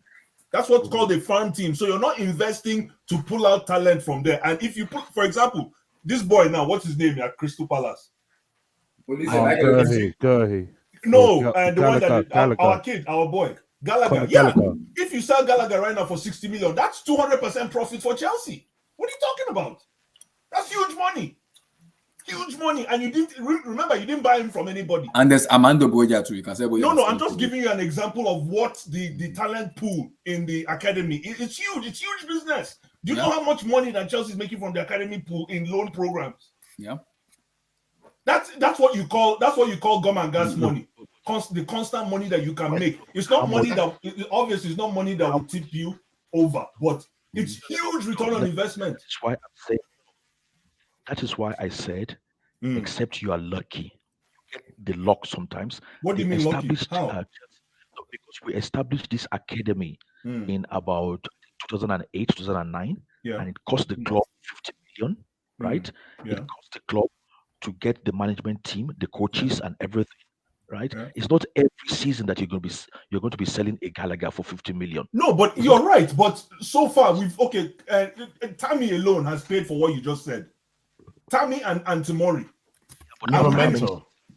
Gay. And those four. So you're absolutely right. Boja. That's why people are still talking about Chelsea's academy today. Jeremy Boga. Yeah, so listen, the whole idea, you're right. The academy is not a big revenue pocket. But if you're a businessman, you cannot take your attention off it, because remember, you're not buying a player from another team. You're basically reaching, what's that? An animal with two stomachs. What's it called again? Integrated science. Somebody remind me. An animal. Ruminant. Thank you, Ruminant, my brother. You go school. You go to school. Ruminant animal. You're going into your second stomach. A goat. Sometimes when food finish, you can now activate your second stomach. No, regurgitate. Exactly, you activate it and you regurgitate, so you keep eating. No, that's Greek science I do for WAEC. You see, I'm no wonder. And that is how Emi go day school. You know, some people go school for night. Emi go day school. And that is the reason why you can now activate that secondary stomach. You can regurgitate and double your profits. Why not? Blue eyes. You know the funny part? These people are Americans, and Americans they want to make money. And I keep telling people, them buying Chelsea now for me right now is, when you talk about innovation, American is the best. See, what they want to do now is they want to bring fans on board and entice them first. And for you to do that, you gotta buy players. You gotta do what with your feet, stomach to post. You love that. So many stuff, because now in America, do you know how many Chelsea fans is in Chicago? Leave Chicago, go to Illinois, Washington DC, California, Austin, Texas, Dallas, New York, Wisconsin. Wait, you guys in America? All of you? Yeah, so see, they're in America. So no, all of you guys America, in the panel. In the panel, you guys are all in America. Exactly, the whole America. Just imagine Abdul. The whole America. Abdullah, are you in America? Yeah, I'm in Chicago. Yeah. Oh, okay, cool. I stay in Chicago. So just imagine the whole America became a Chelsea fan. Do you know how much money they're gonna make? Just imagine that. Washington And when they DC, come over New to York, travel to London, Dallas, Texas. Just imagine that. Los Angeles, On E. California, Wisconsin, Listen, Chicago. So it's many. just this thing is easy. If you look at the composition, and I bet you somebody, please, maybe Steve, prove me wrong, but if you look at the composition of the breakdown of Chelsea fans, I bet you there are more Chelsea fans outside of the UK than there are Yes, in exactly. the UK. they True are. or false? Yeah, and it's more True. outside London as well. There you go. Exactly. The fans There you don't go. even expect that we know. The fans don't even expect that you see them. You see them. I think there's more Chelsea fans. Yeah, I mean, you guys outside West London. true. I know a lot of them who come from Hertfordshire as well. I mean, So guys, let's do a throwback. I want to bring the picture out. Blue Eyes, I'm cutting you first on this. Who is this throwback, my brother? It better not be some guy from the 80s. Hey man. How do you get this guy in his Who? Chelsea tenure? Who? He's a throwback. We're gonna be doing this every Thursday. Let me Throwback. see. What? Different Gary Throwback. Cahill. Throwback Thursdays. Put him up. Let's see. Florian Maluda. Woo! Crespo, come on. Woo! They don't build them like they used to anymore, man. This is my guy. Crespo is the definition of what you call, for me, fox in the box. International domestic pedigree. He smells blood from outside, from inside. He can score the perfect hat trick. He's a team player. Is he a legend at Chelsea? I don't think so. I think he's He more wasn't of a there cult. long enough. He Use wasn't your- there Yeah, long he's enough. more of a cult. He's a Blue cult Eyes, hero use for your me. favorite. Use your favorite word. Use your favorite word. Which one? Blue Eyes, use your favorite word. Which one is my favorite? Oh, I have a lot. Which Cold. one? He's cold, my brother. He's cold. And then Crespo. Listen, like I said, remember how I started? I said they don't make him like they used to. For me, in my time as a Chelsea fan, he's probably, I wouldn't say top 3. I think he's top 5. Fox All in the time. box. For Chelsea. Fox Wait, in the strikers box. or players? No, strikers. Okay. No. Yeah, for me, Fox in the box. I've never seen. No, he couldn't deliver for Chelsea. He couldn't deliver for Chelsea because of what Abdullah mentioned that was affecting what's it called, Mendy. What was it that you said Mendy was being affected with? Fame. Is it Fame? Yeah, Fame. yeah. He Crespo was affected by fame as well because his wife didn't like London, so he couldn't settle. But I preferred. I don't know if anybody watched Crespo play in white and light blue. How? Anybody watch him play in white and light blue? Yeah, I remember that. Internationally? Anybody watch him play I internationally? watched Crespo right from yeah. Yeah, for me, I don't like. I almost think that Kun modeled his game after Crespo. Kun Aguero, for me, Crespo must have been one of his heroes. Yeah, I agree. Yeah. I agree. Kun Yeah. modeled his game. I think The guy's Crespo is a fox, Right. and he has Fox in the box. And then Crespo, where do you rate Hi. him as a Chelsea fan?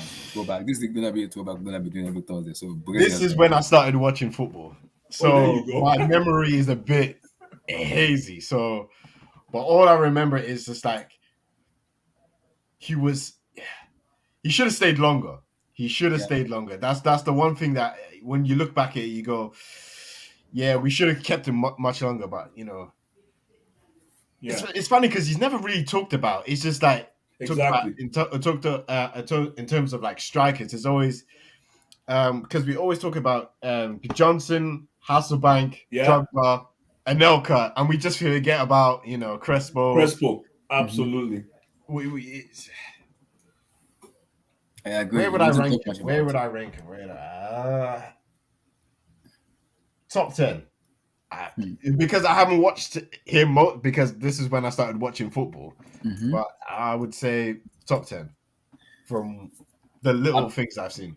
Abdul Annan Crespo.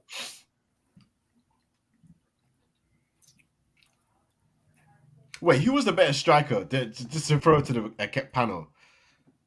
Robin van Persie or Crespo? Colder. I think For Crespo. blue eyes. For blue eyes. I think Crespo. For me, I think Because Crespo. I you need got to. me there. Blue eyes. think I need Crespo. to know. You got me there, man. I think got me Crespo. there, man. Crespo. I think the Crespo. amount of goal Crespo scored. Wow. Crespo, I think but Crespo. you know what? You know what, RPP. Lakoba, you're wicked, because that question is very strategic. You're very wicked. Crespo, but I think Van Persie was more consistent. He Yeah, scored I a agree. lot more goals as well. Yeah. So consistency versus functionality. So it's a tough question, man. Tough Crespo, I think, is more cool, but It's more- consistency, for me- like Steven, volume for me, of it's goals, RVP. I give it to Van Persie. For So, me, it's Steven, Van Persie. And then Because Crespo. I know. the technical Crespo ability for of me. Van Persie. So That volley. Ooh! The way he would peel off. Hey, Yep. You know, the cameraman will spot him. like I said, Everyone will spot him. they don't build them. They don't build them like they used to, bro. Like I said, Yep. Oh, God. Crespo for me is top 3 for me. Top 3. Yeah. Wow. oh, nice. I'll go Drogba's number 1, Crespo number 2, Diego's nice. number 3. Man, Crespo was money in that 2005, 2006. I mean, This and then jersey. Crespo. One of the reasons most people bought this jersey was that Crespo, man. Mhm. This jersey, I think this jersey was 100 years. I think this is 100 years jersey, right? And then, yeah, That was yeah. 100th Yeah. year of existing, right? Yeah. 1905 to 2005. Yeah, that was Yeah. and we won the league that season. It That was season. We won in 2020. we actually played. I think that season we played better football compared to the 2004 season, right? Mhm. Oh, Because this 2005, 2006 season, we were just whoa. We had more flair. I think the players now understood Mourinho a little more, and they were just knocking teams out. And that He year, didn't Crespo draw was to money. Man That City. it was We would have money. gone invincible. If only Anelka didn't score that penalty. Oh my God. Yeah, We could have got a gold trophy over Arsenal. Don't start, Arsenal please. will never rest. Please. Please don't True. raise my blood pressure. My blood pressure is low this weekend. They'll never Please, rest. Don't do this to me. I'll be doing So, straight Emmy, life. how do you rate Anan Crespo?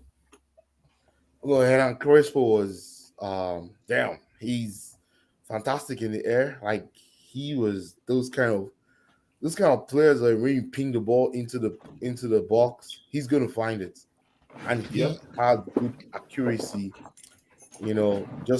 Getting to putting the ball where the keeper didn't want. He wasn't the guy that would shoot all the shots with all his might, but he was able to place that ball. He would place it where the keeper will never get to it. Right? He was just. I think after he won. He won. He gave us that a few. I think 1 year or 2 years before I think he moved on back to Italy. But those 2 years, he was a fantastic player. Yes. Go to your feet. That's the only one that's the only data you know. Go to your feet. Nonsense. The guy was a true Premier League champion, though. Was a true Premier League champion, and he won the Scudetto too with Milan. But his days in Chelsea were very good. Like he was a good. What about his days with Argentina, man? Hey. Yeah, they showed us in the 2002 World Cup. They finished us, man. Crespo. Yep.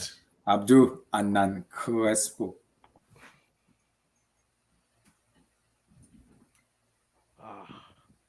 Can you hear me? Louder, a little louder. Can you guys hear me now? We can hear you, but you're far. You are far away from the mic. What about now? No. Come closer. Whatever you're doing, come closer. So speak, let's hear. Yeah, we can hear you. Yeah, go ahead. You can hear me better now. Yeah, we can hear better. Yeah, go ahead, man. Mm-hmm. Yeah, I think there's a delay. I don't know why. Mm-hmm. What can I say about Crespo? The thing is, I don't think we saw the best of Crespo at Chelsea because of other social and personal reasons. But when you want to talk about a striker, number one that I like about Crespo is he always plays with a smile. He always plays with a smile. Unbelievable. If you want to teach a kid how to attack the 18-yard box as a striker, Show him ask Crespo. him to study Crespo. He was just a joy to watch. Trust me. But Absolutely. we didn't see the best of him at Chelsea. But Yeah. I loved him. He was top dollar, man. Top dollar. Crespo. I remember that commentator when saying Crespo. This guy. I like Crespo too. I like Crespo. So, for me, like, I can't forget what's done. But the problem is, how I wish he stayed longer. How I wish he did stay longer. How I wish. We'll have enjoy him more. Yeah, he wasn't settled. Yeah. I wish he stayed longer, but we'll have enjoyed him more, but he didn't. So, guys, next week we'll come back again. Nice. Next week we'll come back. Good again. show, man. Good show. So hopefully then everything about the ownership stuff will have been confirmed. We'll have know the pros and cons and everything. We'll know where we're going. In Jesus' name, Mbappe will buy the Chelsea. In Jesus' name, Mbappe. Hey, when is our next game? Anybody know? When does Chelsea play? Wolves at home Saturday. On Saturday. We'll play on Saturday. Leeds. We'll play Wolves. Wolves. Ooh, another tricky one. Low Wolves block. have lost the 3 last games. Means we're Steven, gonna you know what that means? We're losing this game. Yeah, Charity FC. Charity FC. Low block FC. When is the FA No, Cup final? guys, the Wolves are already Next Saturday. next week. We're I'm getting doing battered, what you man. want for that already. But guys, you better bring great come. No problem. You Yo, we bring better great. beat Wolves, man. Listen. We We didn't have even to talk beat about Wolves. losing to Man U and losing to Arsenal and Everton. But it's We have okay. to beat Wolves. If we lose to Wolves, we're not finishing top 4. We are not- I'm telling you. I'm just true. I'm Not saying gonna true, happen. man. Wolves are already on holiday. Yeah, but so are Everton we. was on vacation. What are you talking about? Everton wasn't even on the field, and we lost to them. the mentality of that player needs to be all right, man. If not, I go swear for them inside. With all these things like Kai Havertz is jumping around like I hope the takeover stuff will have calmed down and everybody will understand. Okay, this is the new owner now. Now I play lost with- his head in that game, bro. he did. He let They this said guy Kai get I Havertz away, was man. fighting with Jeremina. Yeremina was so smart, man. Yeremina got into I was his like, head. Kai, stop doing this bullshit. This man is making you. Why are you doing this, man? Stop This letting Kai go of him. Havertz Lampard is told the him what to is- do. You know the funny part, Blue Eyes. Yeah. It make me remind. What Jeremina is doing now, it makes me laugh. That's Imagine Diego Costa. God bless you. God bless you. God in heaven will bless you. Imagine when I to Costa, he won't live long. You remember Diego Costa and Costa. what's his name? Stevie G. Stevie Stevie G, and not only that, what's the guy? Arsenal. No, Arsenal. What's his name? Coquelin. Gabriel. No, their captain before he left to France. Koscielny. Koscielny, Kocho. He feasted on Koscielny, man. He finished Koscielny. I like Kai Costa. Havertz, I come miss on, man. Costa. How you let this guy get to you like this, man? Come on. Just imagine what Jeremina was doing to Harvard. Imagine that was Costa. It's in trouble. Oh, he won't try that with Costa now. Costa He's will in score. trouble. If VAR was here when Diego was here, he'd have more Oh, cards than anyone, bro. Costa. Villar and Costa, not in the same sentence. Villar and Costa, they don't like each other. Villar. No, not at all, man. He Not will at all. always get a red card. Costa, there's no match he won't get a red card. Costa and referee is fight. Costa and last man is fight. Costa and opposition is fight. Yo, I'm scared of Wolves, man. I'm scared of this game against Wolves. I didn't know it was Wolves. My Me goodness. too, but we'll see. Hopefully we win. Hopefully, oh Lord. So guys, I appreciate you guys for coming on. Thank you guys. Hey man, thanks for week- having Oh, us, guys, man. this was a nice show. Do next week. Nice show, man. Nice show. Everybody show, know what great. we did. It's because of the Europa League. That was why I started them a little bit late. It was because of the No, Europa nice League. show, man. Nice Oh, show. We're doing one after Wolves. Yeah, that's true. Are you doing one after Wolves? Yeah, we're gonna do something on Saturday. We're gonna do like Okay. normal show, our normal show. Okay, cool. Our normal show. No, Our We don't- hangout. Our The hangout. Yeah. hangout. So we'll do the Cool, man. preview of the weekend. Then we'll look forward to the Sundays. No UCL, so we'll probably. Oh, where's Tosin? Where's Tosin? Tosin said Tosin he's said he's coming. working. He said he's said- making money. He said he's coming. He said he will come on Saturday. He Said wrote come it on in the Text me chat. already. Yeah, because I have He said some he's coming on questions for Saturday. this is team. He said he's coming on Saturday. He said he's been watching our show. He's been listening to it, but he will come on Saturday. Okay. Yeah. Cool, Okay, man. He said, he guys. said he wants to Nice talk Guys, about have a it. great yourself, evening. man. Great, Yeah, great big up, show, big up, guys. big up. Enjoy, Big up, guys. man. Cheers, Thank you, cheers, guys. cheers. I Big appreciate up. guys. God bless Good night, everybody. guys. Peace. I appreciate you guys. So thank you.